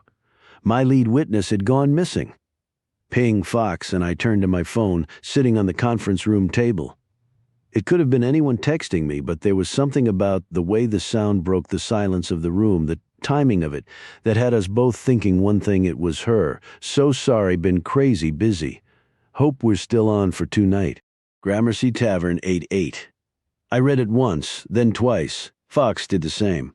Something doesn't feel right, he said. He had a point. Her taking so long to follow up with me set off every alarm in my head. But as my thumbs hovered above the screen, all I wanted to do was type back and confirm. I'd signed the contract with Fox. I'd even borrowed a pen from him to do it. I was now an agent of the CIA, for all intents and purposes, an operative again. What Fox was waiting for, though, what he needed to see and hear, was that I'd truly bought in. Does Dylan Reinhardt have that same killer instinct? There was only one way to convince him. If I have to, I'll take her down myself, I said. Fox nodded as I texted Sadira and confirmed our dinner. Welcome back, Reinhardt, he said. Chapter 95. I wanted to be the first to arrive at Gramercy Tavern. I showed up 20 minutes early. 20 minutes wasn't early enough. Sadira was sitting at the end of the bar, a book in one hand and a glass of red in the other. Only 10 feet away, I froze as soon as I saw her. She would have easily noticed me, standing like a statue, were it not for the fact that the bar was 3 rows deep with people. Even if it weren't for the crowd, she seemed pretty engrossed in the book. I stared. Not at her, though. If you ever want to fully appreciate how attractive someone is, simply watch the people around them, the furtive looks, the up and down glances. And that was just the other women in the room. The men were far less subtle. Many of them were flat out gawking at Sadira. What are you reading? I asked, walking up to her. Right away I noticed that she'd held a chair open for me, with her purse and a wrap. Or maybe it was just a way to prevent some of those male gawkers from hitting on her. Well, hi there, she said, greeting me with a kiss on the cheek. Her scent was lavender. She turned the book so I could see the cover. It was a biography of René Descartes. Ah, yes. A little light reading while waiting for a table, I joked. There was nothing light about Descartes. Actually, I was thinking we could eat right here if you don't mind. She put down the book and scooped up her purse and wrap from the vacant chair, hanging both on a hook by her knees. I always find that the drinks come faster when you sit at the bar. I like where your head is at, I said, taking a seat. Faster drinks can be a good thing, especially on a first date. Is that what this is? She asked. For a second she looked a bit put off by my calling it that, but I saw right through her. She was messing with me. Nice try, Professor, I said. Good for you, she replied, flashing a smile. You don't fool easily. Not as easily as most. Sadira motioned to the nearest bartender. No more grape juice, she announced, pushing away her glass of wine. I think it's time we take it up a notch. I almost felt like one of the guys gawking at her as she ordered a couple of Blantons for us, her just assuming that I would enjoy a bourbon. She was beautiful, smart, funny, and liked to throw a few back. A killer combination, you might say. No luck with a reservation at that new Italian you mentioned, huh? I asked. Not that I don't love this restaurant. Who doesn't? Gramercy Tavern was the very definition of iconic in Manhattan. It was synonymous with the city. The warm wood and earth-tone decor, the impeccable service, and most of all, the food itself. 99% of all restaurants will open and shut down without ever winning a James Beard Award. Gramercy Tavern has won 9. To be perfectly honest, I didn't even try that other place, she said. With what's happened this week, the bombings, I suddenly realized the last thing I wanted was new and different. Taking comfort from the tried and true, I said, as our bourbons were placed in front of us. I get it. I feel ashamed to admit this, but I can't even watch coverage of it anymore, the funerals, learning the life stories of all the victims. That's awful of me to say, isn't it? Hardly, I replied. I remember reading this article after 9/11. People who weren't from here couldn't fathom how quickly New Yorkers seemed to go about their lives again, as if we were somehow less affected than the rest of the country. I motioned to the rest of the bar, everyone enjoying themselves. But this is as human as it gets. When surrounded by death is when we most need to feel alive. Sadira grabbed her bourbon, raising it toward me. To feeling alive, she said. To being alive. Yes, I said, clinking her glass. Here's to being alive. Chapter 96. Sadira led the charge. We were on our third round of bourbons before we even cracked the menus. By the time our entras landed in front of us, we were 5 deep and heading for 6. If Sadira was trying to kill me, she'd chosen a method I didn't see coming. Alcohol poisoning. Okay, so I have to ask, I said as the bartender cleared our dinner plates. Sea bass for her, the duck for me. Did you Google me after we met at the courthouse? She gave me a sheepish grin. Why would I ever do that? I know who you are. That's a non-denial denial. Sadira shot up straight on her chair, raising her right hand as if being sworn in. I solemnly swear that I did not Google Professor Dylan Reinhardt before coming here tonight, she said. How's that? Better. Besides, I prefer to do my research in person, so what have you learned so far, I asked. That the only person who did any Googling after the courthouse was you. Guilty as charged. And what did you discover, she asked. What does the internet have to say about Sadira Yavari? That you're a beloved philosophy professor at NYU and have been published numerous times, I said. Ah, but only one of us has written a bestseller involving serial killers. Not that you've read it. What makes you so sure? That's another non-denial denial, I said. I actually did read your book. Really? What did you think? It was a little dry in places. She held a straight face before breaking into a laugh. No, I'm kidding. I thought it was fascinating, for example. Are you fishing for more compliments or trying to make sure I really read it? Both. It's how you dispel the traditional notion of abnormal psychology, especially with most serial killers, she said. The way they rationalize their behavior is that they don't rationalize at all. They're doing what they think is absolutely necessary. It's what they believe in to their very core. I thought you might say that. I imagine it dovetails with what you teach regarding epistemology. Yes, she said, the role that justified belief plays in society, which these days is really about only one thing. Religion, I said. She nodded. And let's face it, only one religion in particular, which happens to be your religion, I'm assuming. She nodded again. On the plus side, my being a Shia all but guarantees me tenure. A real live Muslim delving into the minds of terrorists for the so-called liberal elites. It's my gig as long as I want it. Cynicism and sarcasm all in the same breath, I said. You really are a New Yorker. Farther away from home than Dorothy, that's for sure. How often do you get back, I asked. To Iran. It's been a while, she said. I waited to see if she would add anything about her scheduled flight to Tehran. She didn't. The pause turned awkward. Was I supposed to keep talking? No, sorry. Think quickly, Dylan. That was me debating my next question in my head. I fear it might be a bit sexist. Ah, she said with a nod. You want to know how I'm not married or even have a boyfriend? I'd never survive those liberal elites at NYU, would I? Yale is hardly turning out many William F. Buckleys these days. Good point. Does that mean you will or won't answer the question, though, I asked? Sadira motioned to the bartender as she threw back the last of bourbon number 6. It means we now order one more round and then maybe, just maybe, we'll explore the subject of my sex life. She placed a hand on my forearm for a brief moment, the sort of flirty gesture that lasts just long enough to blur the line between innocent and suggestive. Her beauty was her edge, and it was enough to make most any man lose his. Of course, most men would have probably thought that was just a pretty necklace she had on. Why are you using Halo Sadira? What are your plans for me? Chapter 97. Let's get out of here, I said. I pulled out $400 in cash, welcome to Manhattan, and placed it under my empty bourbon glass. Thank you, said Sadira. I've got the next one. The next one, irony? I knew she couldn't say no to leaving with me. Besides, she wasn't about to kill me in front of all these witnesses. I'd probably taken the words right out of her mouth. Let's get out of here. But where? I held the door for her as we walked out of the restaurant. She never turned back to me once she hit the sidewalk. Instead, she made a beeline for the curb and a waiting taxi.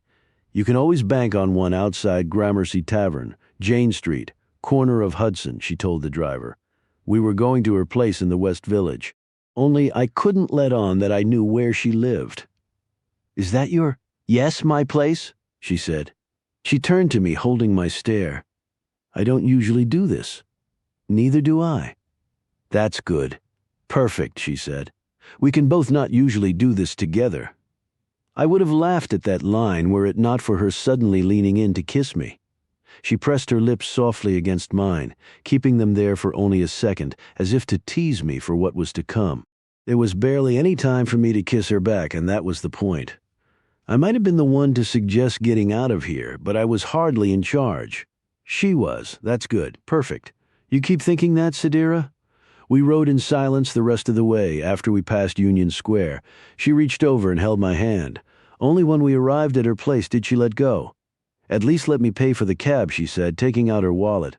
I would have bet the cost of dinner and then some that Sadira didn't live in a doorman building. That would have defeated the purpose of her wearing halo. No, I fully expected to be walking into a brownstone. The surprise, though, was that it wasn't merely a brownstone, it was her brownstone, all of it. "Just how much are they paying you at NYU?"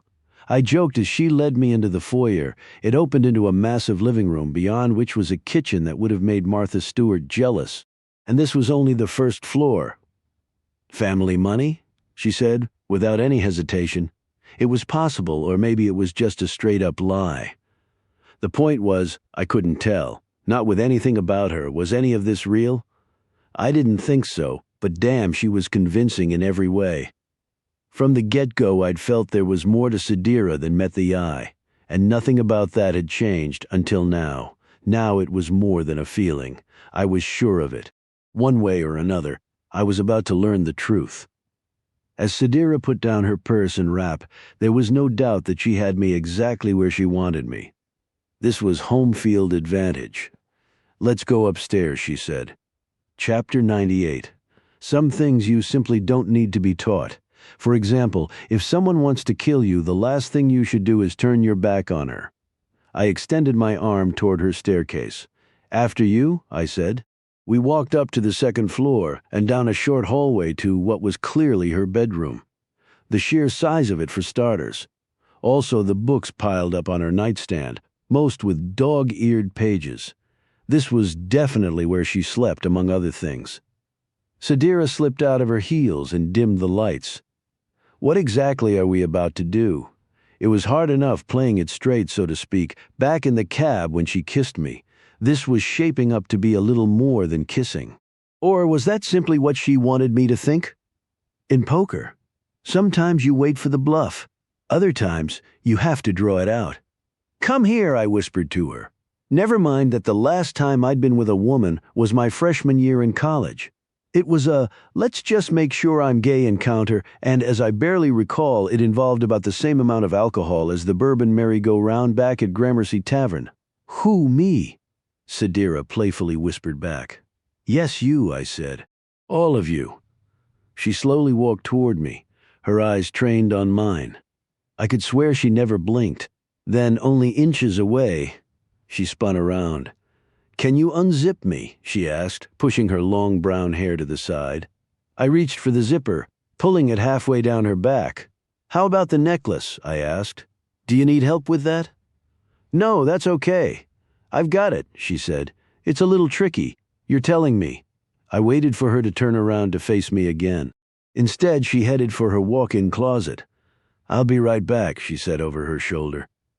Sadira closed the door behind her, and like that she was gone. So much for not letting her out of my sight. I couldn't see her or anything she was doing. Of course, the same was true with me. A minute later, she reappeared. She was standing in the doorway of her closet wearing a plush white robe and seemingly nothing else. Gone was her halo necklace. "Take your clothes off," she said. Only there was nothing sexy about it.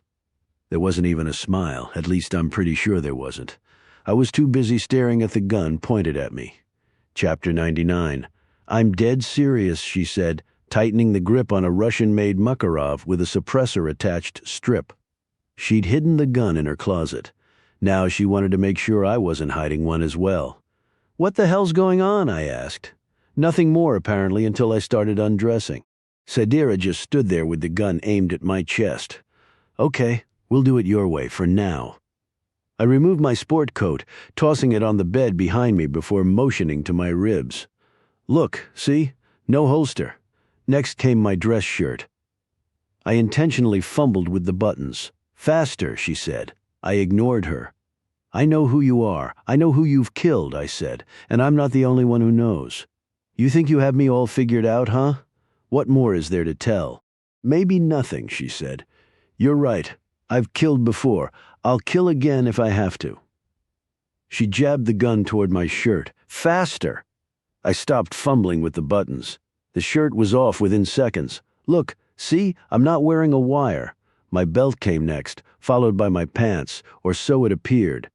The zipper came down only halfway. Ever so slightly I shifted my feet, widening my stance. This had to look natural. The pants had to fall just right. "That was a nice necklace you had on tonight," I said. "How did you get your hands on Halo?" She smirked. "I have no idea what you're talking about." "Not a clue, right?" "Nope." "What about my phone?" I asked. "Your phone?" "Yeah," I said. "The one sending a live feed to the van parked outside across the street. That's all it took." I motioned to her dresser and my phone propped up against a jewelry box, the camera lens angled directly on her. Never mind that the camera wasn't even turned on, or for that matter, no surveillance van was parked across the street. All I needed was a moment's distraction. The second her eyes locked on my phone, I let go of my pants. As fast as gravity, I lunged down to my Glock strapped to the side of my right calf. By the time she was looking back at me again, we were now both staring down the wrong end of a gun. "I don't know about you," I said, "but this is some pretty funky foreplay." "Chapter 100, drop it," she said. "That's not how this works. We either both lower the gun or we don't." "Great, you first." She clearly had limited exposure to Mexican standoffs. "Why do you want to kill me?" I asked. "I don't," she said. "All evidence to the contrary. I just wanted to make sure." "Of what?" "That you weren't going to kill me," she said. "Why would I do that?" "Because you don't know the truth." "You mean now that I have a gun pointed at you? That's when you want to tell me the truth." Sadira glanced at my phone propped up against her jewelry box. "That's not really recording, is it?" "Nope." All the same, she sidestepped over and dropped my phone in her top drawer. Not once did she take her eyes off me. "Yes, I killed the MIT professor," she said, "Jahan Darvish." "That's not bad for starters," I said. "Well, actually, it was pretty bad for him and the way you did it, too. Very kinky, but very clever. What else you got for me?" Sadira squinted, trying to read between the lines. "There was another nuclear physicist, also an Iranian," she said. "What about the third one I was baiting her for intel I didn't have?" "She didn't bite, though, or more likely, she was actually telling the truth. There is no third one," she said, "only those two. And both for the same reason. If you lower your gun, I'll explain." "Again, not how it works," I said. "Ladies first, on one condition. You need to believe I don't want to kill you." I suddenly did believe that. Still, I couldn't afford to be wrong. "I've never wanted to kill anyone, Sadira, but that hasn't stopped me when it was necessary." "Me neither," she said. And with that, she knelt and placed her gun on the floor. I met her halfway. I lowered my arm, but I wasn't quite ready to let go of my gun. "Okay, I'm listening," I said. "Darvish? The other nuclear physicist in London? They weren't double agents." "Who said they were? MI6 for one, your former employer for another." "How would you know that about me?" I asked. Except I already had more than a hunch. "Ask me first about Darvish," she said. "What he was really doing. In other words, the reason why you killed him. If she could explain that, I didn't need to ask about MI6's informant in London." "Darvish was doing what my father wouldn't do," she said. "Develop Iran's first nuclear weapon. Who's your father?" "You mean, who was my father?" "Farouk Rostami." Okay, that I didn't see coming. Rostami had once been Iran's top nuclear physicist. "You're kidding me," I said. "Do I look like I'm kidding when my father refused the Shah, The Shah had him killed? It wasn't the Shah, I said. It was the Mossad. The Israelis only claimed it was the Iranian government so they could deny it. No, the Israelis were telling the truth, she said. It wasn't the Mossad. It's not every day that an Iranian takes sides with Israel. In fact, it's barely any day. How do you know, I asked. Because my father warned me. He could have been wrong. The Israelis were convinced he was leading the Iranian nuclear program. They desperately wanted him dead. Not as desperately as his own government, she said. That so-called evidence Iran presented at the UN, the pictures that implicated the Israelis, they were fake. Back to my original question, I said. How do you know? The same way I know that Darvish was feeding the CIA bad information while working ever closer to developing the bomb. His allegiance was always to his homeland. She paused, just like mine would appear to be. It wasn't just the pause, it was the words and the way she said them. Just like mine would appear to be. Sadira Yavari was telling me that she was a double agent of her own, quite literally. She answered to Iranian intelligence, but she was working on her own for her own reasons. For how long, I asked. How long had she been working against her own government? Since they first came to me after my father's murder to convince me it was the Mossad, she said. Exactly as my father warned me they would. He said the counterintelligence arm would then try to recruit me, and as far as they know, they succeeded. Exactly, she said. I'm an Iranian spy, only she wasn't. Sadira Yavari was an Iranian spy who had gone rogue. Seriously, dangerously, altruistically, full-on Machiavellianly rogue. I knew there was more to her than met the eye. Chapter 101, Sadira, walked me through it all. Her recruitment, how she seduced a member of the Iranian government and stole files from him revealing the work of Darvish and the other nuclear physicists she tracked down in London, even the origin of her fake last name, which she used to become a U.S. citizen. Yavari's had been an ice cream shop in Tehran that her father used to take her to as a child. The Iranian government had tried to leverage her presumed rage against Israel in the West, and she had them convinced they'd pulled it off. But she had her own motive, a deeply personal one. In the name of her father, Sadira had become a one-woman army to prevent what he feared most, that Iran would possess a nuclear weapon. So what now, I asked. Now I kill you, she said. Excuse me? Remember how you asked how I knew you'd worked for the CIA? Yes, who told you? The same person who told me I had to kill you tonight. The one and only, the Mudir, I said. I figured he was on your radar. You're certainly on his. If you've had access to him, then. I didn't know in advance about Times Square, if that's what you're thinking. It was. So you're not in one of his cells. No, I volunteered to be a courier for him after the attack. I told my handler with the Ministry of Intelligence that I wanted to help with the next one. In order to stop it. Yes, she said, to stop it and to stop the Mudir. I want him dead, but first we need to convince him that you're dead. How do you propose we do that? I have an idea, she answered. But first, do you think maybe you could pull up your pants? I glanced down, smiled. Why? You don't like my boxers.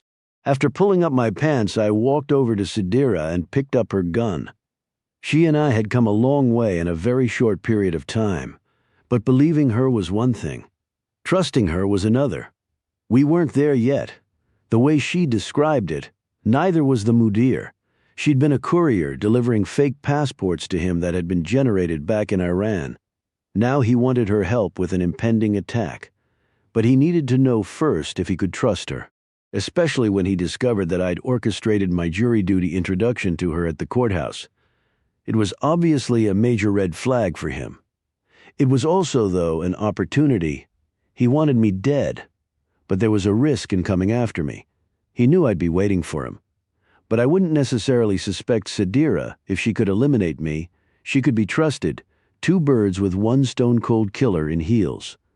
What do you know about this next attack, I asked. Not much, she said. My getting any details is contingent on your being dead. The Mudir did let one thing slip, though, something about it being safer to fly that day.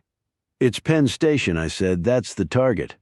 I suddenly didn't have to wonder if everything Sadira had told me was true.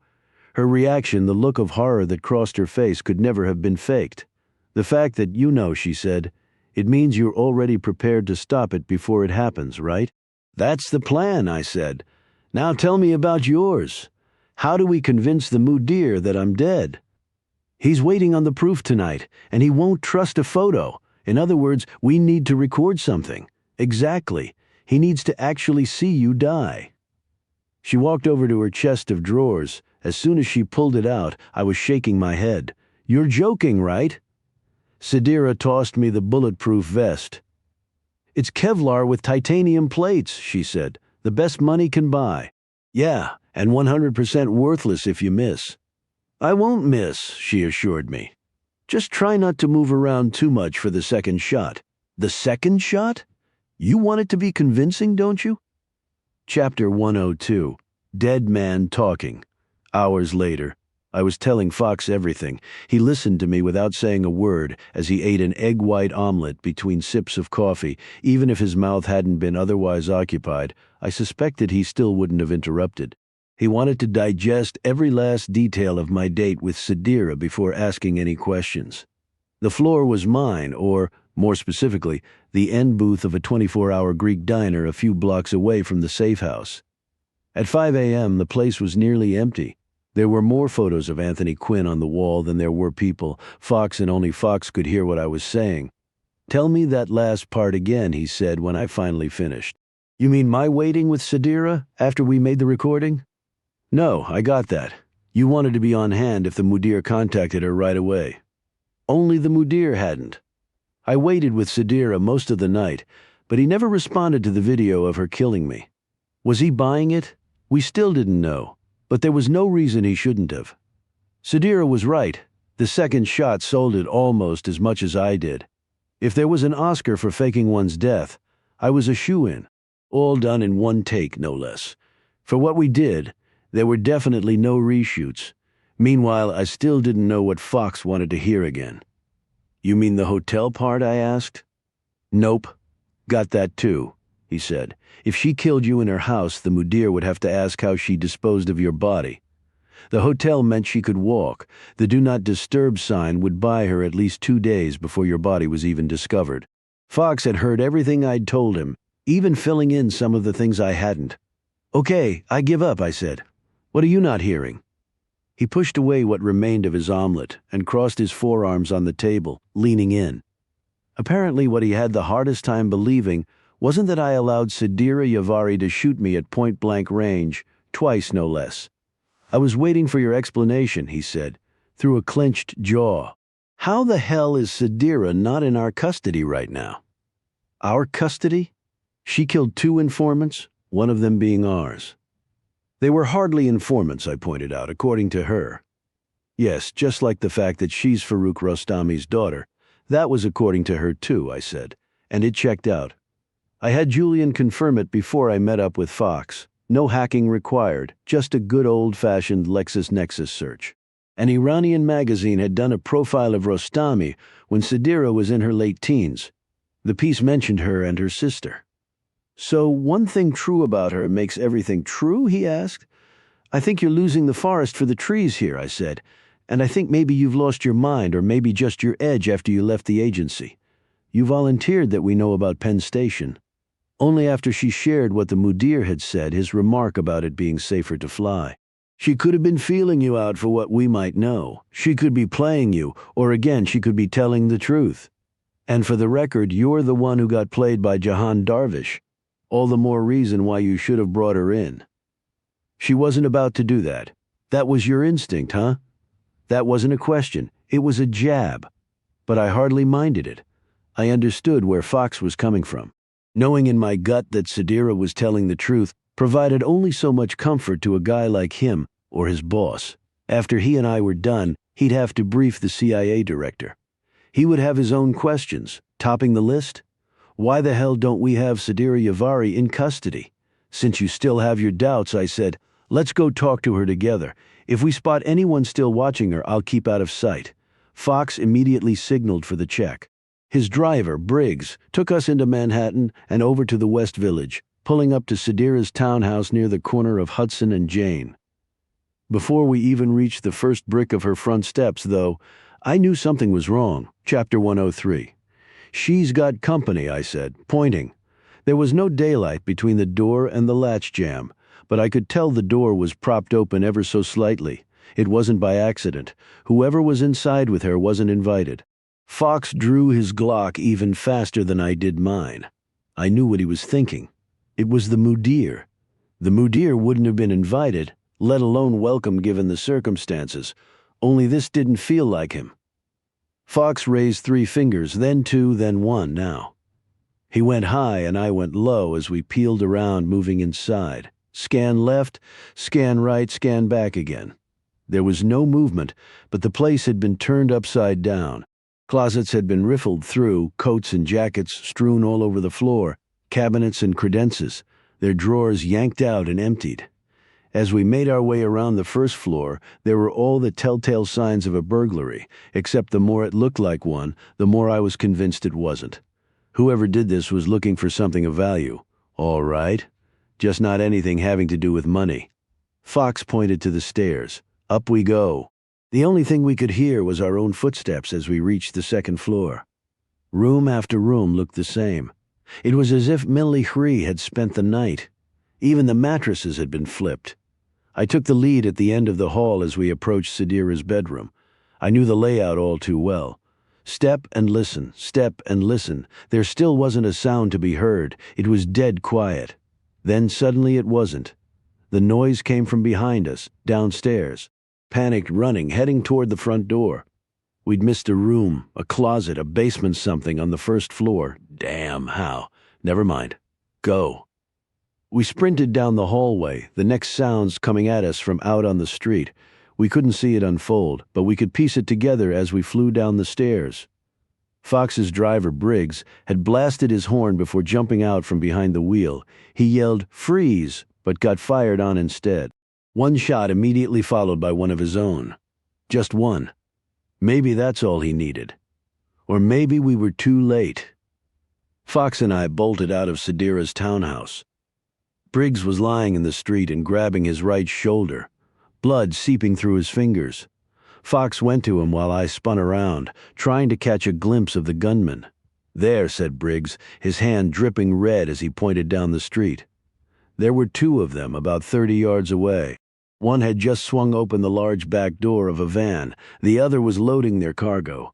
Even in the murky light of dawn, I could see her bound and gagged. Sadira was writhing, trying to break free. The only good news was that she was still alive. I traded glances with Fox. What do we do? Only I already knew I was back in the fold. "Come on," said Fox, helping Briggs to his feet. "That's what we do. We take care of our own first. We need to get you to Reborn."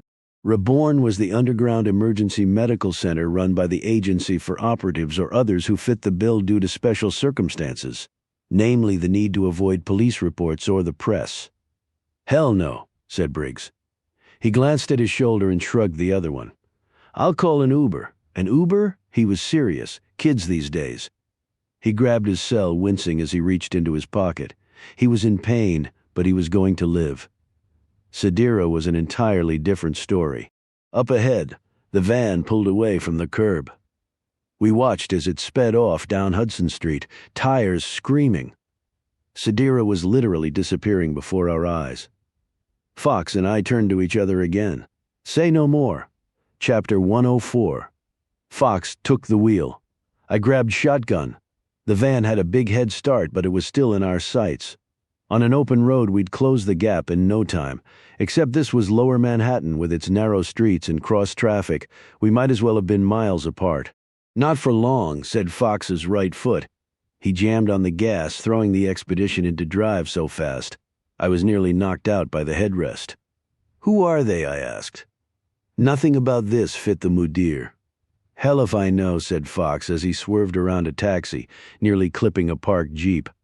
"But apparently she's worth more to them alive." The van turned onto Bethune, a long block south of us, heading now on a straight shot west, but they would soon run out of real estate. Up ahead of them was the West Side Highway. I turned to Fox. "Are you thinking what I'm thinking?" There was only one way for that van to go when it hit the highway. North. We hadn't lost them, but we weren't gaining on them either. "Do it," I said. Fox jerked the wheel to the right as he made the turn onto narrow West 12th, going the wrong way.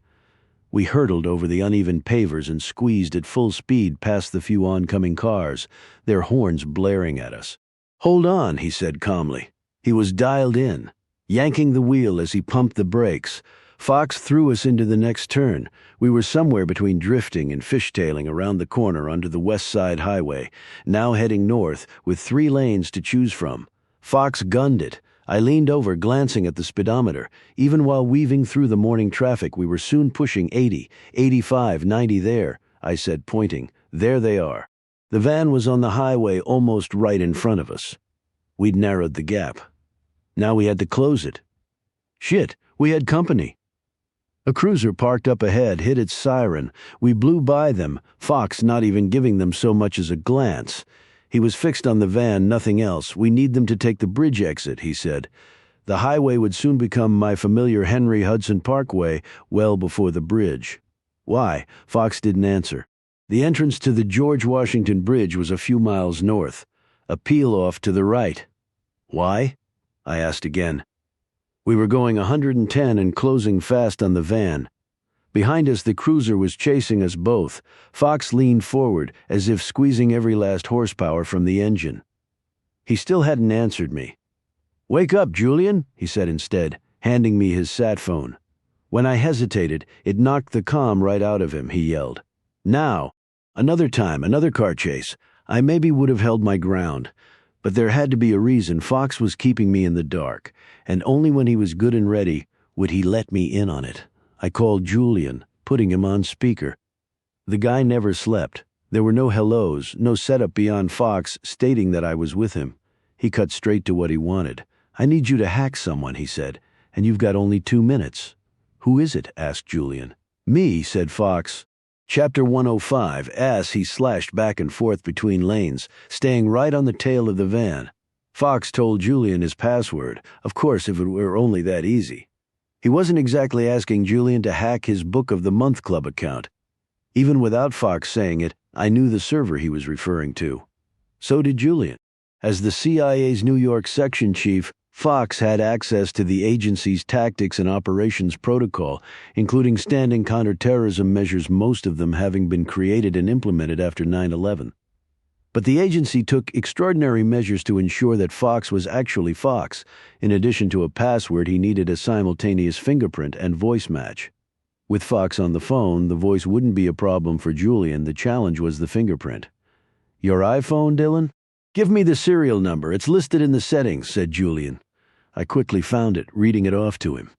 He then asked for my IMEI number. As soon as he did, I knew what he was trying to do. "I'm resetting my Touch ID," I said. "Tell us when you're ready." The FBI was limited by privacy laws, not to mention the likes of Apple, when it came to unlocking the phones of suspects. The CIA, however, really hates to be told no by anybody. Julian was setting up my iPhone's Touch ID to take Fox's fingerprint. "Okay, ready," he said. I held out my phone to Fox, trying to steady my hand as he whipped the steering wheel left and right. He was mimicking the van's every lane change, zigzagging between cars with only inches to spare. "Thumbprint," I said. His thumb was on my phone before I'd even finished saying print. "Got it," said Julian. "I'm in." He now had access. The question was why. "Homeland Security, .override," said Fox. I knew DOT was the Department of Transportation, but I still had no idea what Fox was planning. Julian did, though. "You want the exit ramp or before the bridge?" he asked. "Exit ramp," said Fox. "The timing has to be perfect," said Julian. "Tell me something I don't know," said Fox. "Or maybe tell me what the hell is going on," I said. Pushing over 120, Fox slid in right behind the back bumper of the van in the middle lane. Like a NASCAR driver. He was drafting them. The exit for the GW Bridge was only hundreds of yards away. For the first time, he glanced over at me. "You ever try to back out of a rental car lot?" Before I could ask what on earth he was talking about, he swerved into the left lane and pulled up alongside the van. We weren't just close, we were touching metal, grinding against metal as Fox began forcing the van toward the exit. "Tell me when," came Julian's voice. "Not yet," said Fox. "Not yet." The van tried to straighten out, but Fox wouldn't let it. Like a battering ram, he kept pounding the side panels, riding it harder and harder off the highway. The van had two choices: crash into the median or take the exit. "Now!" yelled Fox. "Now!" Chapter 1-6. It happened so fast, it was as if I hadn't seen it. I had to piece everything together in reverse. You ever try to back out of a rental car lot? The tires of the van exploded, all four of them, strips and chunks of rubber flying through the air. Followed by the van itself, I whipped my head around as Fox skidded to a stop in the breakdown lane by the exit. That really just happened, didn't it? Right before the tires ruptured, right before the van crossed into the exit lanes, the row of spikes had popped up from the pavement like magic. Only it wasn't magic, it was real.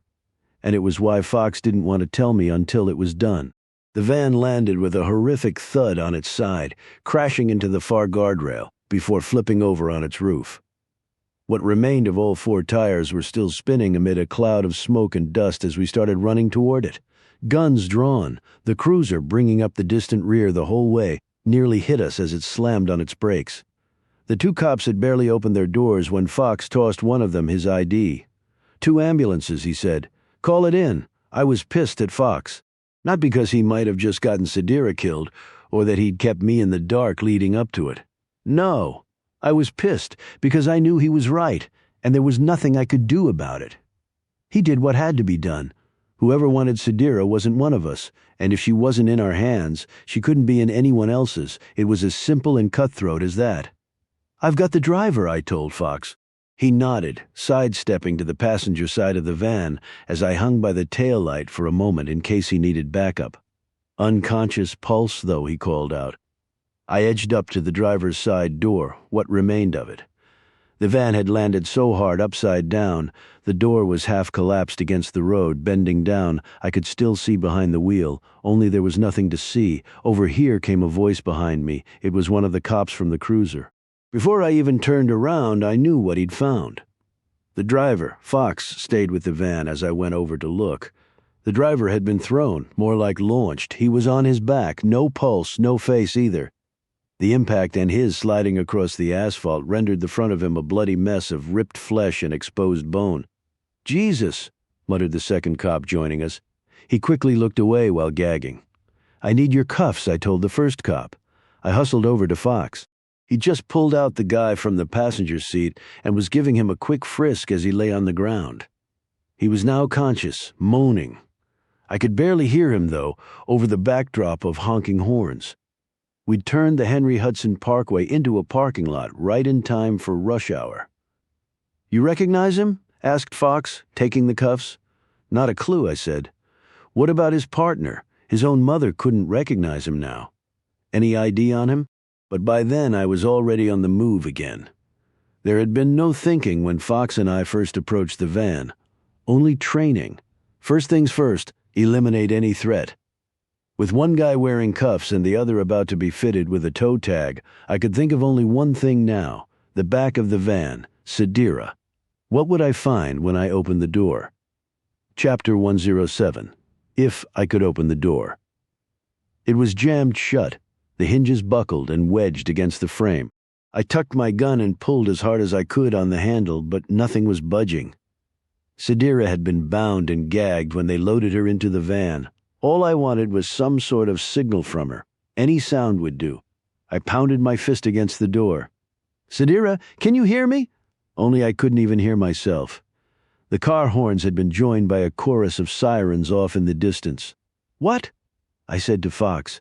He was still alongside the van. I couldn't make out what he'd said. He tried for a second time, yelling, "We need to get out of here," I heard him. Sort of. The words went in my ears, except they didn't register. I was only focused on Sedira.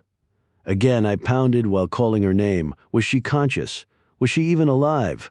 I pressed my ear hard against the door, desperately trying to listen. I was about to keep pounding when suddenly I heard it, her. Ever so faintly, the muffled sound of her trying to say something through whatever they'd used to gag her. It was one word: help. I called out to Fox. Maybe the two of us pulling could open the door. "Get over here." "No, you come here," he said. I stepped around to the side of the van to see him lifting the guy he'd pulled out. Fox was putting him over his shoulder. He didn't have to explain why. The smoke billowing up had turned into flames. The engine was on fire. Cars only explode in the movies if the flames reach the gas tank and it's near empty. Fire plus fuel plus compressed air equals boom.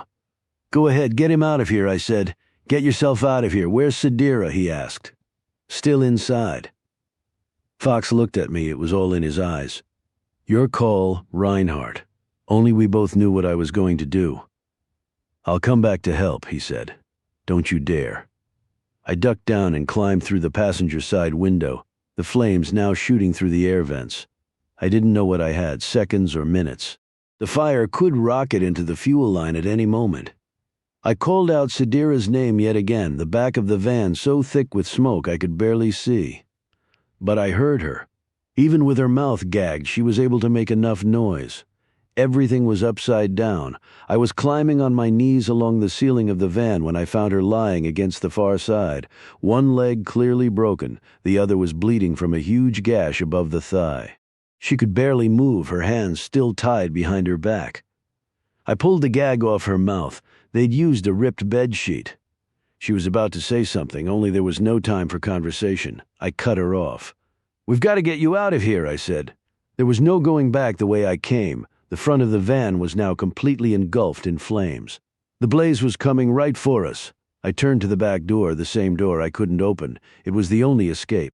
Reaching for my Glock, the do's and don'ts of point-blank firing echoed in my head. Aim completely straight to avoid ricochets. That's what you do.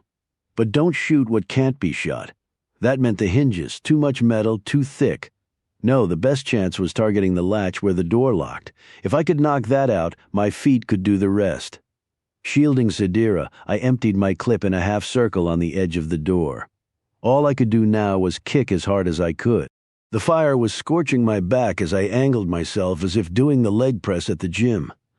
The way the door had buckled, I needed to aim low. "Come on, feet. Don't fail me now." Chapter 108. I was just about to kick when I heard the sound. Even before I saw what it was, I knew who it was.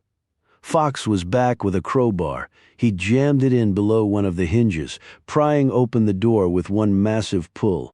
There was a reason he was a gym rat, and it wasn't so he could look good in front of a mirror. "What took you so long?" I said. "Maybe because you almost shot me." So much for the buddy movie banter. The flames had overtaken the back of the van. Fox made a beeline for Sadira, helping me lift her into my arms. She was in so much pain, and my running with her was only going to make it worse, but there was no choice, there was no time. In that same buddy movie, the van would have exploded at the very moment we were out of harm's way. Only this wasn't the movies. No, the moment I reached the ambulance, came and went without any explosion. I gently placed Sadira on a waiting gurney, 2 EMTs immediately taking over. I turned to Fox, with a nod back at the van about 100 feet away. I even cracked a smile. What do you know, the gas tank was full. Boom! The van exploded into a fireball, the sky above it filling with a massive cloud of thick black smoke and flames. Score one for the movies. I watched for a moment, briefly entertaining the thought of Fox arriving with that crowbar a little later than he had. When I turned back to the ambulance, the EMTs were lifting the gurney to load Sadira. I figured I'd ride with her to the hospital. She was in bad shape, but she'd lived to tell about it, something I was banking on. Who were those 2 guys who had taken her? And why Fox had already returned to the one he'd pulled from the van? The guy's body language said it all. Dressed in jeans and a black sweatshirt. He wasn't planning on saying anything. Another EMT was tending to him as the 2 cops from our car chase stood guard. Not that the guy was going anywhere. Forget making a run for it. He couldn't even walk. Dylan. Sadira's voice was so weak, but even with all the commotion around us, I could somehow hear her. The way she said my name, it was as if she were whispering in my ear. I climbed into the back of the ambulance. Neither EMT asked me who I was or gave me a hard time about my wanting to tag along. They'd seen me run out of the van with Sadira. If that didn't buy me some slack, nothing would. "What is it?" I asked her. I suddenly remembered she'd tried to tell me something in the van. I was about. She paused, swallowed. She was already out of breath. I was about to call you. I could see how much it hurt for her to talk. The least I could do was fill in the gaps as best I could. You mean before those guys broke into your apartment? I said. You heard from the mudir. She nodded. Rent a car, meet the mudir near the train. Yes, the train station. The fact that he wanted her to rent a car most likely meant one thing. He wants you to be a driver, I said. But when? Before or after the attack? After, she said. This was good. Knowing where the mudir wanted to rendezvous with her would be crucial if we stopped the attack without catching him. So what street around Penn Station? I asked. He must have told you an address, right? I waited for her to nod. Instead, she shook her head. No, she said. It was the whole point of what she wanted to tell me. It's not Penn Station. Chapter 109. I jumped out of the ambulance and sprinted over to Fox while yelling his name. What the hell is it? He asked. It's Grand Central. What is? The attack, I said. The target is Grand Central Station. Fox let that sink in for a moment. The implications, the logistics. The sudden loss of our leverage. Holy shit, it's worse than that, I said, looking at my watch. It was about 20 of 8. The mudir had told Sadira to be in a white rental car at 46th Street and 3rd Avenue, right near the station, at 8:30 sharp. Whatever's going down, it's all about to happen in less than an hour. Fox had to make calls immediately, but right in front of us was a guy who clearly knew things about Sadira. Did he also know about the attack? With his cropped, blonde hair, he looked more like a Hitler Youth than a Middle Eastern terrorist, but that hardly meant there was no connection to the mudir. He could have been Russian. He could have been anybody. What we couldn't afford was his being useless. We had to get him talking fast. He'd been staring at me since the moment I came over. His head was cocked, his eyes narrowed to a squint. I knew that look. It meant the same in any country and any language. The guy was sizing me up, trying to figure out if I was baiting him by what I told Fox. I'm clever, but not that clever, dude. Fox reached for his cell while giving me the nod.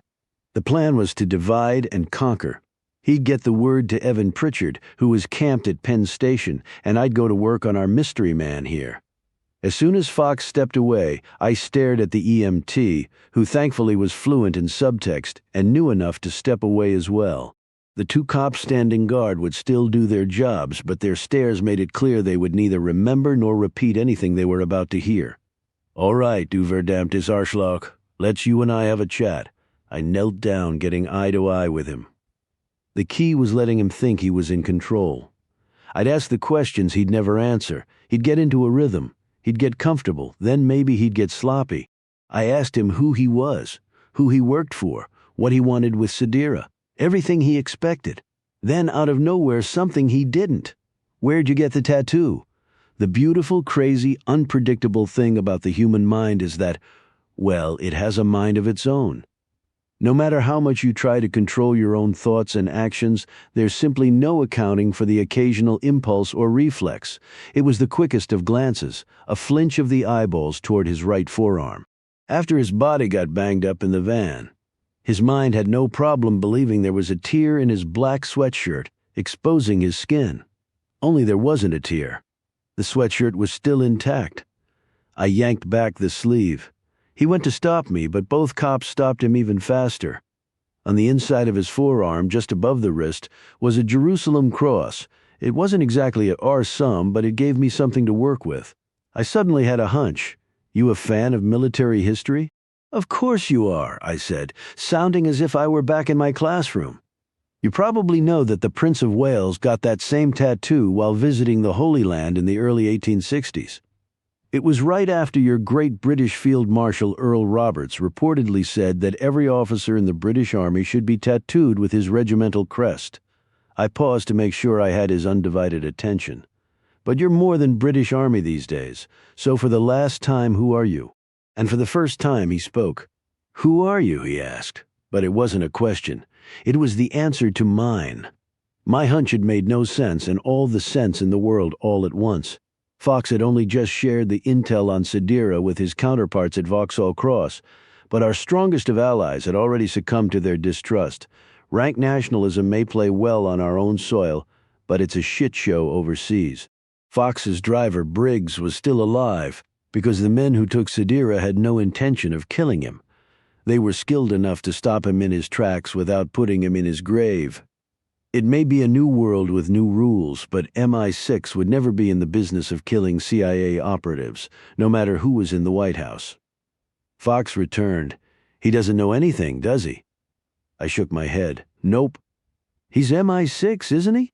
How did you know? I didn't. But his director just called ours to apologize.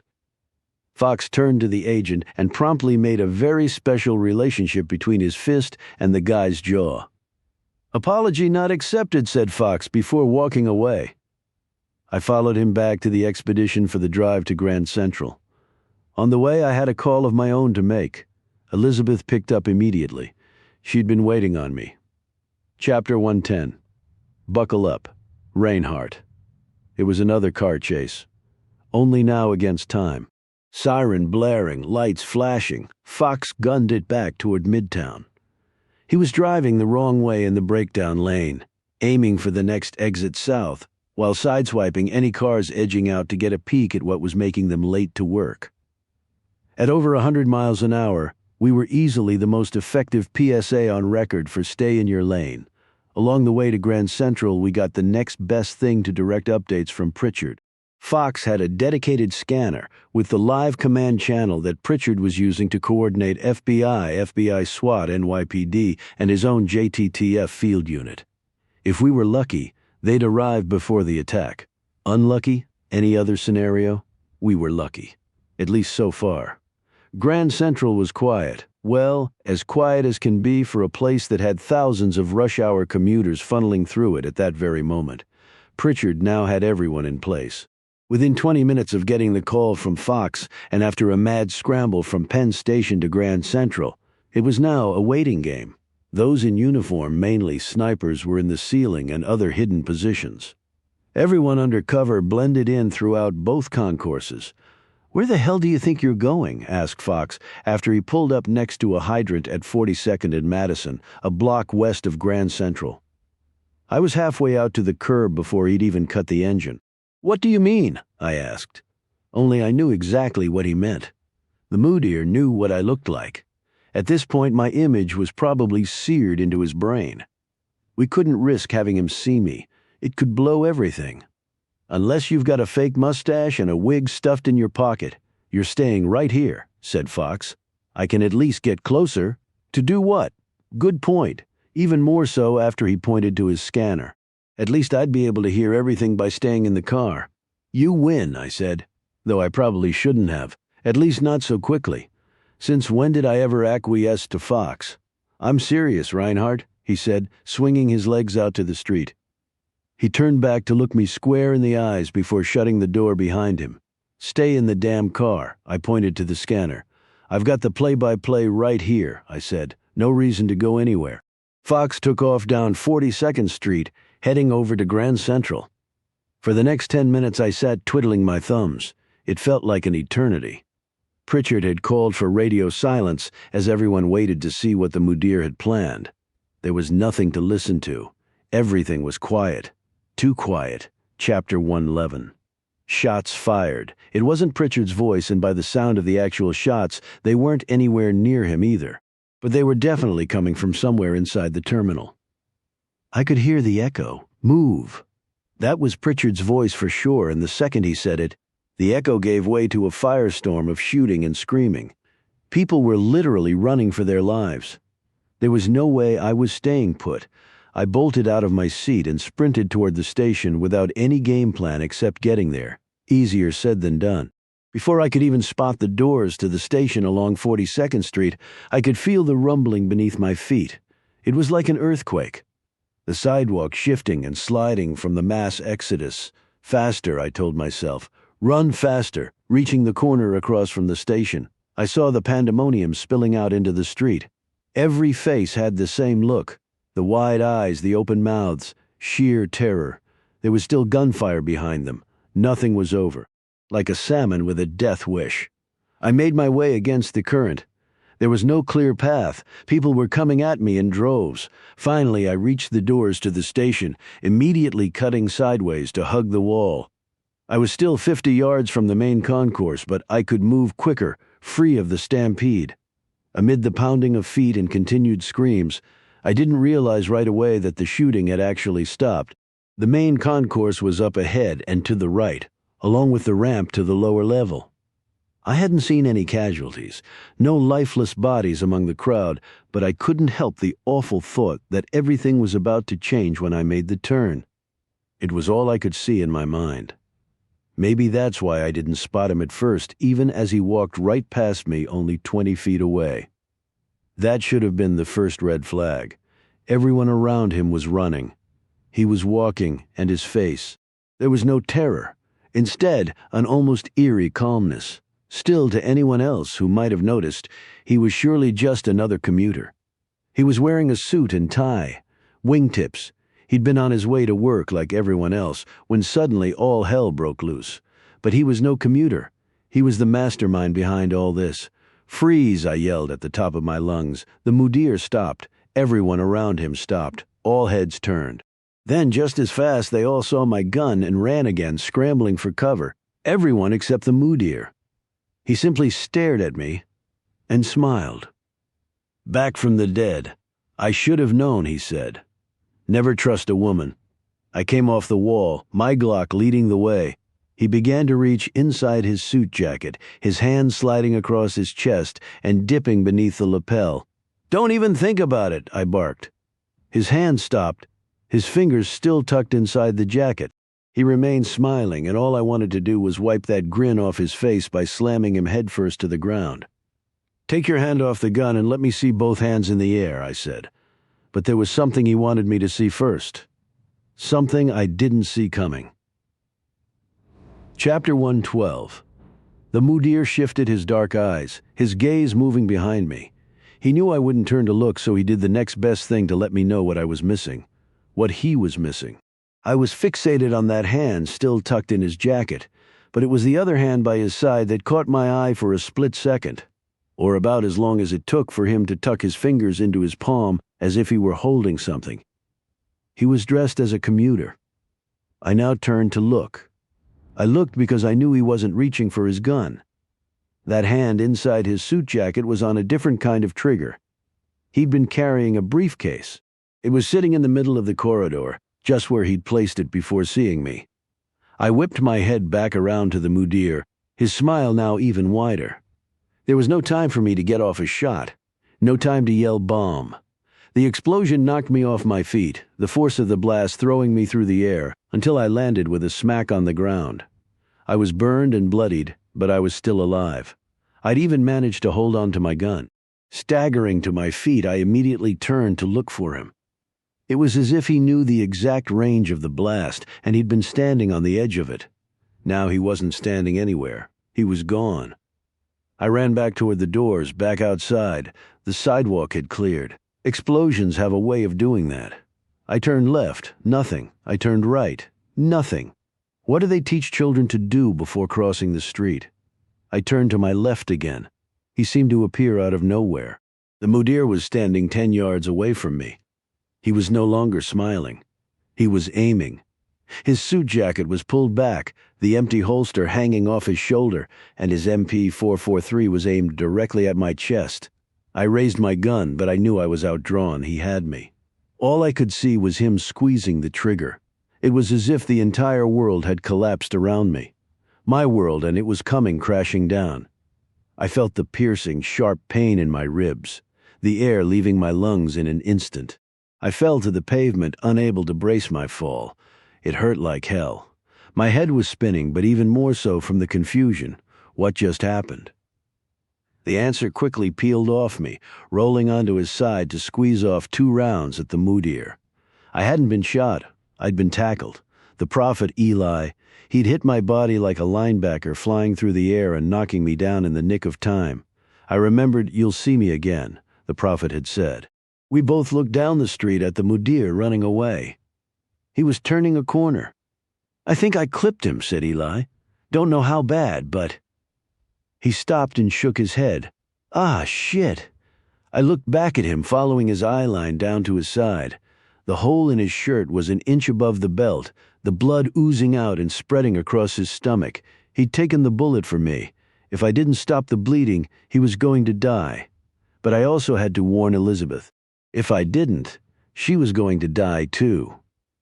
Chapter 113. The mooter was bleeding badly from his left shoulder, but he knew he would survive. He was sure of it. Martyrs die in an instant, or they don't die at all. He'd lost a battle today, but Sun Tzu didn't write the art of battle. This war was far from over. There were more attacks to come, bigger attacks, followed by the biggest one imaginable, the day to end all days in this godforsaken city. As he continued running, weaving his way through the mayhem around the station, the mudir looked back to see if he was being chased. But there was no sign of that son of a bitch Reinhardt, or whoever it was, who saved the professor's life. Ha, some professor. You can put a tweed jacket on a CIA operative, but it will never change who they really are. There wasn't a doubt in the mudir's mind as he kept running that he would have his revenge and kill them both, Reinhardt and his savior, all in due time. What couldn't wait, the person who had to be taken care of immediately, was the woman who'd betrayed him. How would he solve the problem of Sadira? The mudir knew exactly how. Assuming he could find her. After her faking Reinhardt's death, would she still be waiting for him in the white rental car as he instructed? There was a chance. A good chance, even. It all depended on her end game. How long did she want him to think she could be trusted? The mudir hadn't told her where she'd be taking him directly after the attack, his one errand before leaving the city to lie low. But he had to wonder if she'd somehow found out about his shipment from Viktor Alexandrov. It had finally arrived. Maybe her plan was to get her hands on the package before he did. The mudir could only hope. It's so much easier to kill someone in cold blood when they have the courtesy of being where you want them to be. Up ahead at the corner of 46th Street and 3rd Avenue, the mudir spotted a white Ford Taurus. He stopped running, craning his neck to peer through the horde of people that had filled the street. Finally, a path cleared for a moment, long enough for him to see her waiting behind the wheel. No, arguing behind the wheel. There was a cop standing by her door, angrily gesturing for her to move the car, pulling down hard on a baseball cap. She was shaking her head vehemently, telling him no. It was perfect. She was distracted. They usually are before they die. Chapter 114. Elizabeth couldn't figure out what to do with her left hand. She kept meticulously adjusting the side view mirror with it, then the rear view mirror, followed by tugging on the brim of her baseball cap. Lather, rinse, repeat, over and over she kept doing this, funneling her nervous energy into keeping her left hand busy. All the while her right hand sat perfectly still in her lap, her fingers wrapped tightly on the grip of her G19. She knew this was a good plan. Dylan didn't have to sell her on it. She could play the role of Sadira Yavari. She could set the trap. As her eyes darted between the mirrors in the white Ford Taurus, keeping a vigilant lookout for the mudir, amid all the pandemonium outside on the street, Elizabeth couldn't help playing the scene in her head. What she would do when he got into the car, what she would even say. He would climb into the back seat so distracted by the foiled attack and his rushing to reach his getaway car that he wouldn't even look at Sadira. Drive, he would bark at her. That's when Elizabeth would turn back to him with the G19 in her right hand leading the way. Think again, asshole. If everything went according to plan, that's how it would happen. She was sure of it, right up until she heard her phone ring. Even before she looked to see that it was Dylan calling, she knew there was a problem. "Get out of the car," he said. "Why?" she asked. "Just do it," he said. "He knows I'm alive." Dylan didn't need to connect the dots for her. If the mudir knew he was alive, he would also know that Sadira couldn't be trusted. The mudir kills anyone he doesn't trust. "Is he alone?" asked Elizabeth. The question threw Dylan. She could tell in his voice there was no time for a debate. All he wanted to hear was the sound of her getting out of the damn car and away from the mudir. "Yes, he's alone," said Dylan, "but if I get out of the car, we lose him, and if you don't." He paused, frustrated. "I don't want to lose you, Lizzie." Dylan never called her that. Not ever. She'd even told him that she didn't like Lizzie soon after they first met. But right then, in that moment, she really liked the sound of it. But not enough to get out of the car. "We can't let this guy get away," she said before doing something she'd never done to Dylan. Not ever. She hung up on him. Elizabeth checked the mirrors again. Now they really had to be perfect. There could be no blind spots. She needed to see everywhere around the car. "Oh crap, you've got to be kidding me." The cop was standing in front of the car, angrily waving at her to move it along. Yeah, he was just doing his job. Yeah, he needed to free up the street for ambulances and fellow law enforcement. But his timing couldn't be any worse. Every second Elizabeth looked at him was a second she wasn't watching for the mudir.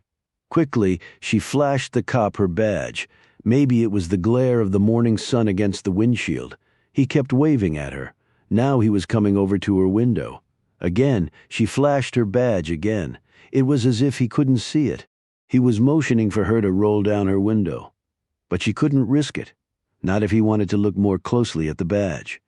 If the mudir caught a glimpse of that, it was game over.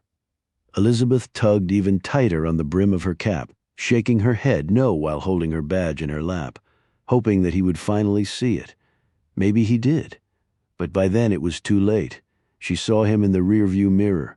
The mudir was coming toward the car, gun drawn, a moment's distraction. That's all it took for him to have the upper hand. The scene in her mind immediately changed. He would kill the cop and then kill her. She could see it so clearly. Elizabeth reached for the door, pushing it open as hard as she could to knock the cop out of the line of fire. No sooner had he fallen backward to the pavement than the mudir's first shot struck the side view mirror, exactly where he'd been standing. "Stay down." Elizabeth yelled as she peeled out of the driver's seat, expecting to see the mudir still coming right for them. Only he wasn't. He wasn't anywhere. At least nowhere she could see. Crouching as low as she could, she began edging her way along the side of the car. Just as she reached the gas tank, she heard the voice behind her. "Drop it." It was the cop. He'd drawn his gun, demanding Elizabeth drop hers. She had no choice. She had to turn back to him, and that's all it took. Another moment's distraction. The arm came out from behind the trunk, grabbing her around the neck. The mudir now had his gun to her head. Chapter 115. "Lizzie," I yelled. But she was gone. She'd hung up on me. Damn it. I had the phone wedged between my shoulder and ear as I kneeled on the sidewalk next to Eli, my hands frantically ripping his shirt to get a clear look at where the bullet had entered and hopefully exited above his hip. No such luck. Sliding my hand around to his back. I couldn't feel a hole. He would need surgery. If he didn't bleed out first. "The girl," he said, his voice beginning to falter, "she's in danger." "Yes. Go help her." "Not yet," I said. I could hear the sirens only blocks away, the ambulances racing to the scene. All around us, people were still running, desperate to get as far away from the station as possible. Could they even hear me? It was a safe bet I would have gone my entire life without asking this question, let alone to a bunch of strangers. "Does anyone have a tampon?" I yelled. I kept yelling it until finally a young woman in a jean jacket stopped. I could see her eyes dart back and forth between Eli and me before landing on the blood seeping between my fingers as I continued applying pressure against the wound. With a quick nod, she dug into her purse and handed me a sealed tampon. "What else can I do?" she asked. "An ambulance?" I said. "First one you see."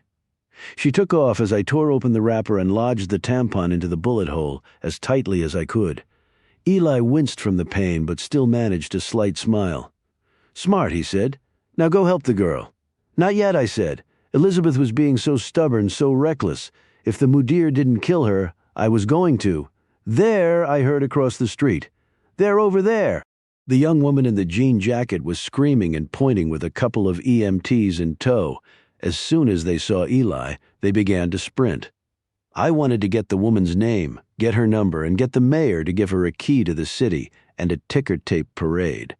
But all I had time for as the EMTs swooped in to treat Eli was a quick hug and a thanks. Superheroes don't always wear capes. Sometimes they wear a jean jacket. I took off down the sidewalk, running as fast as I could to find Elizabeth. The closer I got, the more I could feel it. Not my legs aching, not my lungs burning. It was the sense of dread that something terrible had already happened. I would have given anything to be wrong, anything, but I wasn't. Chapter 116. I saw the car first up ahead, glimpses of white in between an endless stream of bodies passing in front of it. People running, scrambling, then a few people not moving at all.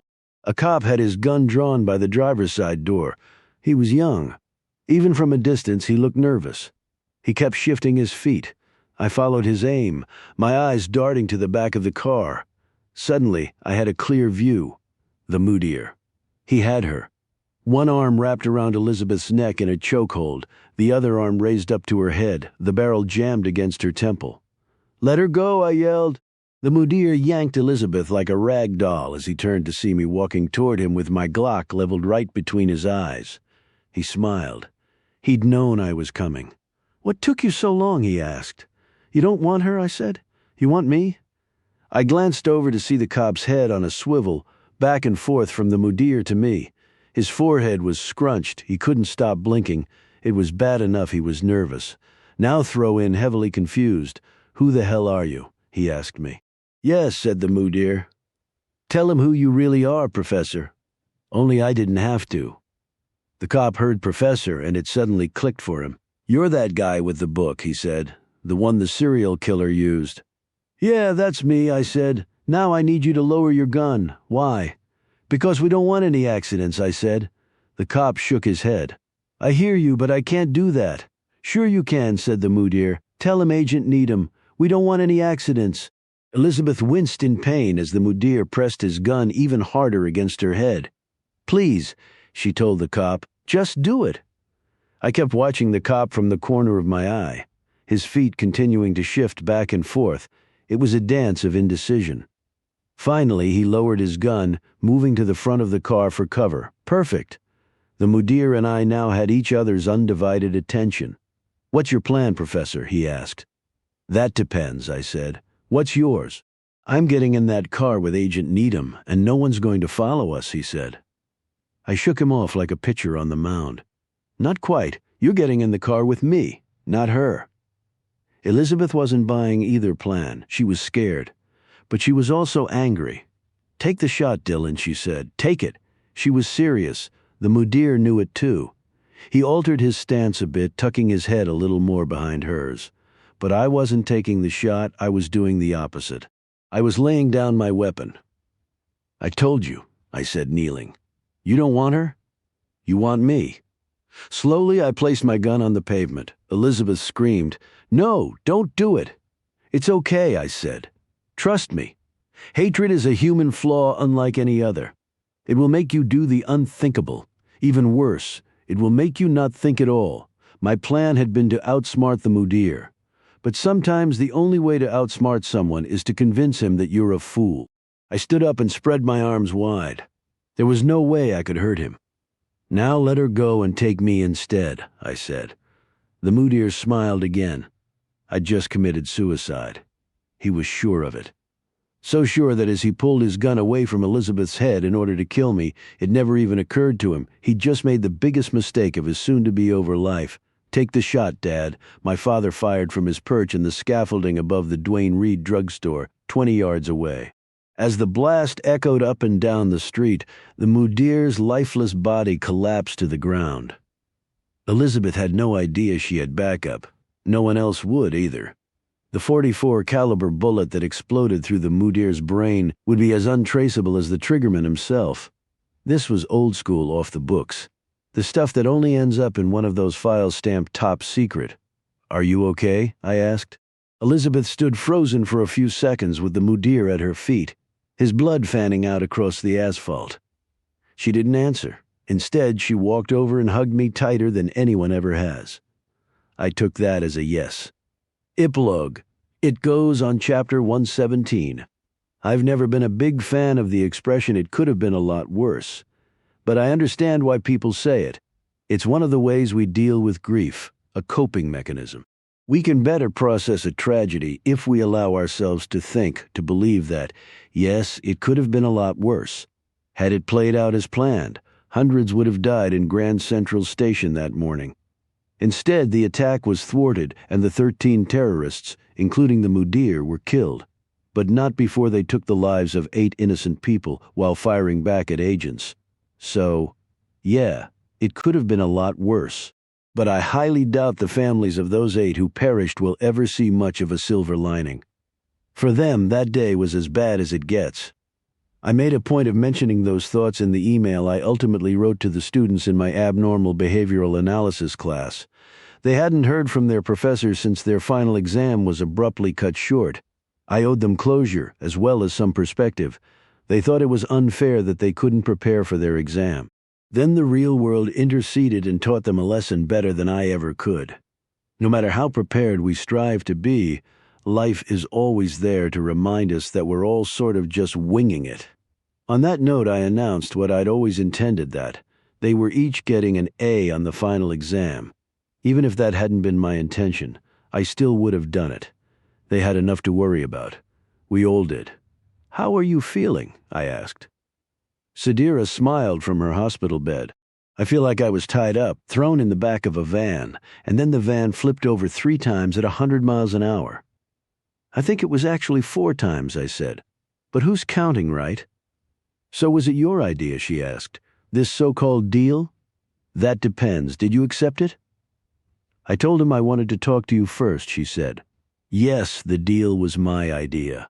Landon Fox was skeptical, right up until the intelligence report came in regarding the missing Pu-239 weapons-grade plutonium from a nuclear power plant in Iran.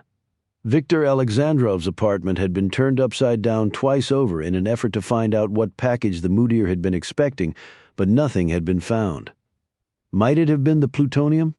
There was no way of knowing for sure, but there was Sadira. "You don't have to help us," I told her. "Just like your agency doesn't have to help me," she said. "At least, that's what your friend was suggesting." It was somewhat jarring to hear her refer to Fox as my friend. "He's bluffing," I said. "Trying you for murder requires too much discovery and cross-examination, 2 things the CIA avoid like the plague. Besides, the exculpatory evidence alone would probably get you a hung jury. For a professor, you sure do sound a lot like a lawyer." "I should," I said. "I'm married to one after all." "Wait, you're married?" Sadira feigned heartbreak. "I thought you said you weren't before our first date." "I know, it was all a ruse." "Can you believe it?" "Clearly I did," she said. "So you have a wife, huh?" I laughed. "Not exactly. I told her about Tracy as well as Annabelle." "Sounds like you're a lucky man, Dylan Reinhardt." "I was," I said, "but then I blew it." Chapter 118. The video surfaced 2 days later. I should have known. Among the slew of people escaping Grand Central Station, one of them managed to stop and film the mudir after he'd taken Elizabeth hostage. While the recording thankfully didn't capture the mudir's head getting blown off, the shot from the unknown gunman at the precise moment I laid down my own gun raised a fair amount of questions among the news media. As they did with Elizabeth, they staked out where I lived in the hope of getting some answers. And as Elizabeth did, I stayed as far away from where I lived as possible. But while the press didn't know how to find me, someone else who saw the video did.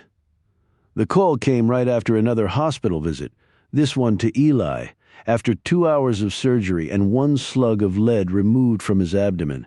He continued to be recovering nicely. "Give my regards to Eagle," he told me with a wink.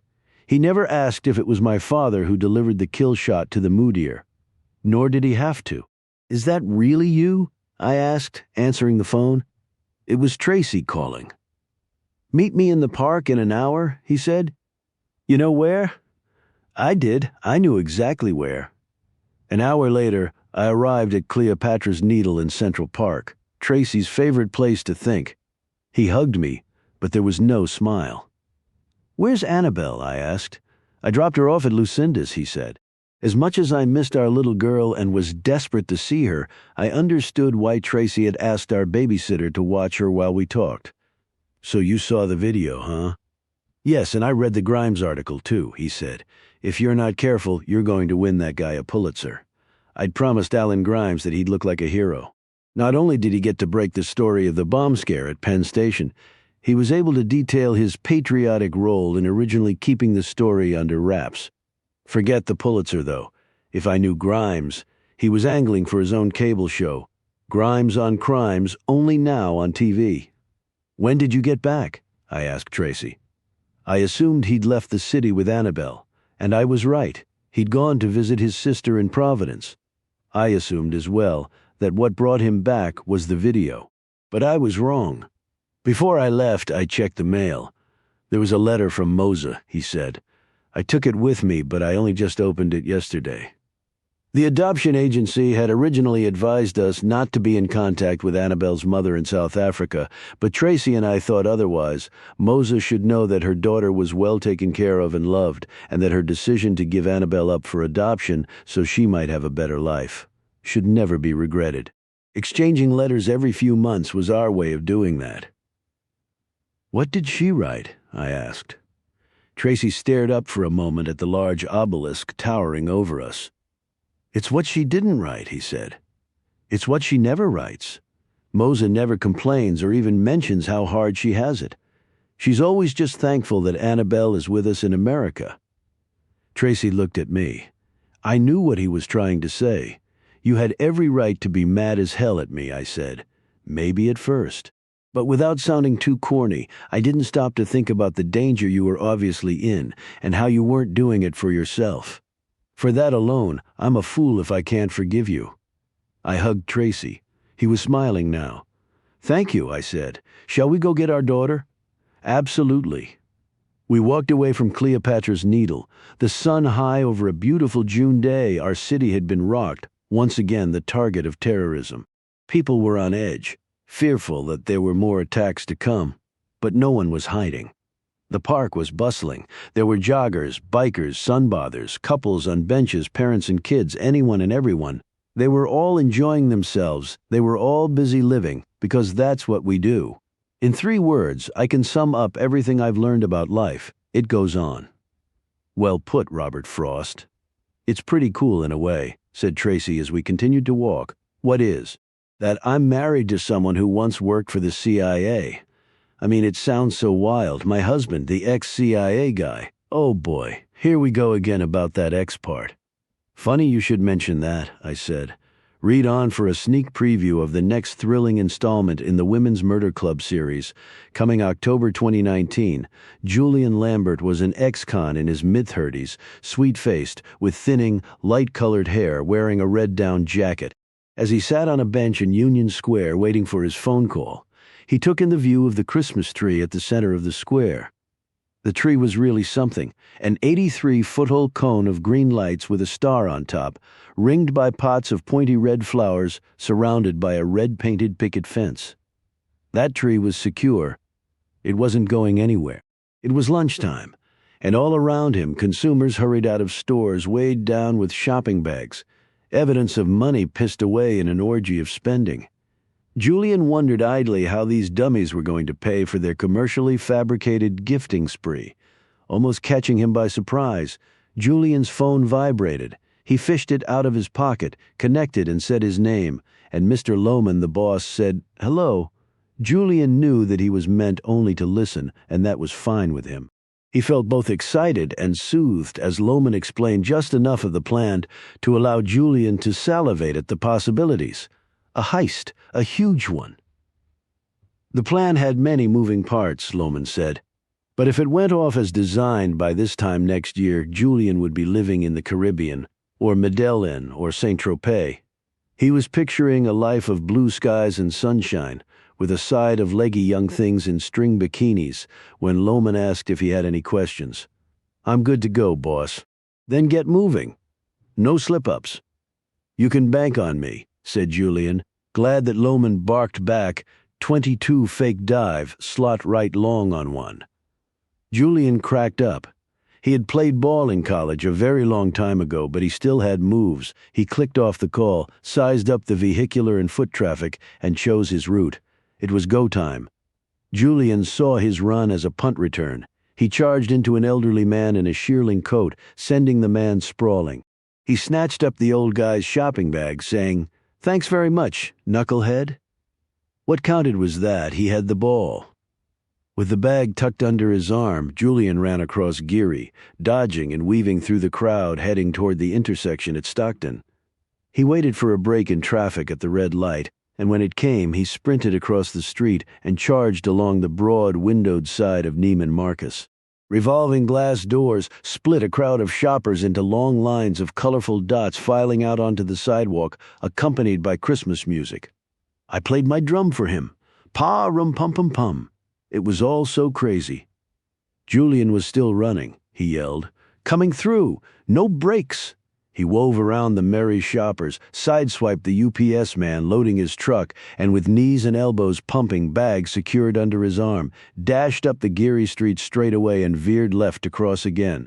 Another crowd of shoppers spilled out of Valentino, and Julian shot out his left hand to stiff-arm a young dude, who fell against a woman in a fur coat. Bags and packages clattered to the sidewalk. Julian high-stepped around and over the obstacles, then broke back again into a sprint, turning left on Grant Avenue. He chortled as oncoming pedestrians scattered, giving the finger to someone who yelled at him, knocking slowpokes out of his way. Julian shouted, "Merry fucking Christmas, everybody!" God, this was fun. He couldn't see the goalposts, but he knew that he was scoring big time. Julian ate up the pavement with his long strides as he listened for sirens. He glanced behind him and saw, finally, two people who looked like cops running up from the rear. He was winded, but he didn't stop. "Show me what you've got, suckers." He put on another surge of speed as he headed toward Dragon's Gate and the Chinatown district. He slowed only when a lady cop's authoritative voice shouted, "Freeze or I'll shoot." My partner, Inspector Rich Conklin, was running out of time, and he needed my help. He said desperately, "Would be nice if she told you what she wants." "Where would be the fun in that?" I said, grinning. "You figuring it out is kind of the point, I guess. Make our own history." "Sure, that's an idea." We had slipped out of the Hall of Justice to do some lunchtime Christmas shopping in San Francisco's Union Square because of its concentration of high-end shops. Richie wanted to get something special for Cindy. Rich had wanted to marry Cindy from pretty much the moment he met her, and she loved him fiercely. But there's always a but, right? Rich was from a big family, and while he was still in his 30s, he'd wanted kids, lots of them. Cindy was an only child with a hot career, one that took her to murder scenes in bad places in the dead of night. And Rich wasn't the only crime fighter in the relationship. Cindy had solved more than one homicide, even shooting and being shot by a crafty female serial killer who became the subject of Cindy's best-selling true crime book. All this to say, Cindy was in no hurry to have a family. It was a conflict of desires that in the past had broken up my two great friends, and it was tremendous that they were back together now. But as far as I knew, the conflict remained unsolved. Rich pointed out an emerald pendant around the neck of a mannequin in a shop window. "Do you like that?" I said, "beautiful and very Christmassy," when I heard a scream behind us. I turned to see a man in a red down jacket running past us, yelling, "Coming through, no brakes." He nearly collided with a group of people coming out of Neiman's, clipped a UPS man, and just kept going. An elderly man in a shearling coat was hobbling down the street in pursuit, with blood streaming out of his nose. He cried out, "Stop, thief! Someone stop him! Rich and I are homicide cops, and this was no murder." But we were there. We took off behind the man in the red jacket who was running with all the power and determination of a pro tailback. I yelled, "Stop, police!" But the runner kept going. I didn't trust myself to run full out. My doctor had recently benched me for 2 months owing to a bout of anemia, so I slowed to a walk and yelled to Rich, "You go, I'll call it in." I got on my phone and summed up the situation for dispatch in a few words. There had been a robbery, a grab and dash. Conklin was pursuing the suspect on foot, running east on Geary Street, turning north onto Grant Avenue. Suspect is wearing a red jacket, dark pants. "We need backup and an ambulance," I said, and gave my location. I trotted back to the elderly man with the bloody nose who was now on his feet, panting and leaning against a building. He said, "You're a cop." "Yes, tell me what happened," I said. "He told me that he'd been minding his own business when that guy knocked him down and stole his shopping bag. What's your name, sir?" "Maury King. Mr. King, an ambulance will be here in a minute." He shook himself off. No. I'm okay. Don't let that bastard get away. We won't. My partner is in pursuit. Stay right here, I said. I'll be back. This ebook is copyright material and must not be copied, reproduced, transferred, distributed, leased, licensed, or publicly performed or used in any way except as specifically permitted in writing by the publishers, as allowed under the terms and conditions under which it was purchased, or as strictly permitted by applicable copyright law. Any unauthorized distribution or use of this text may be a direct infringement of the author's and publisher's rights, and those responsible may be liable in law accordingly.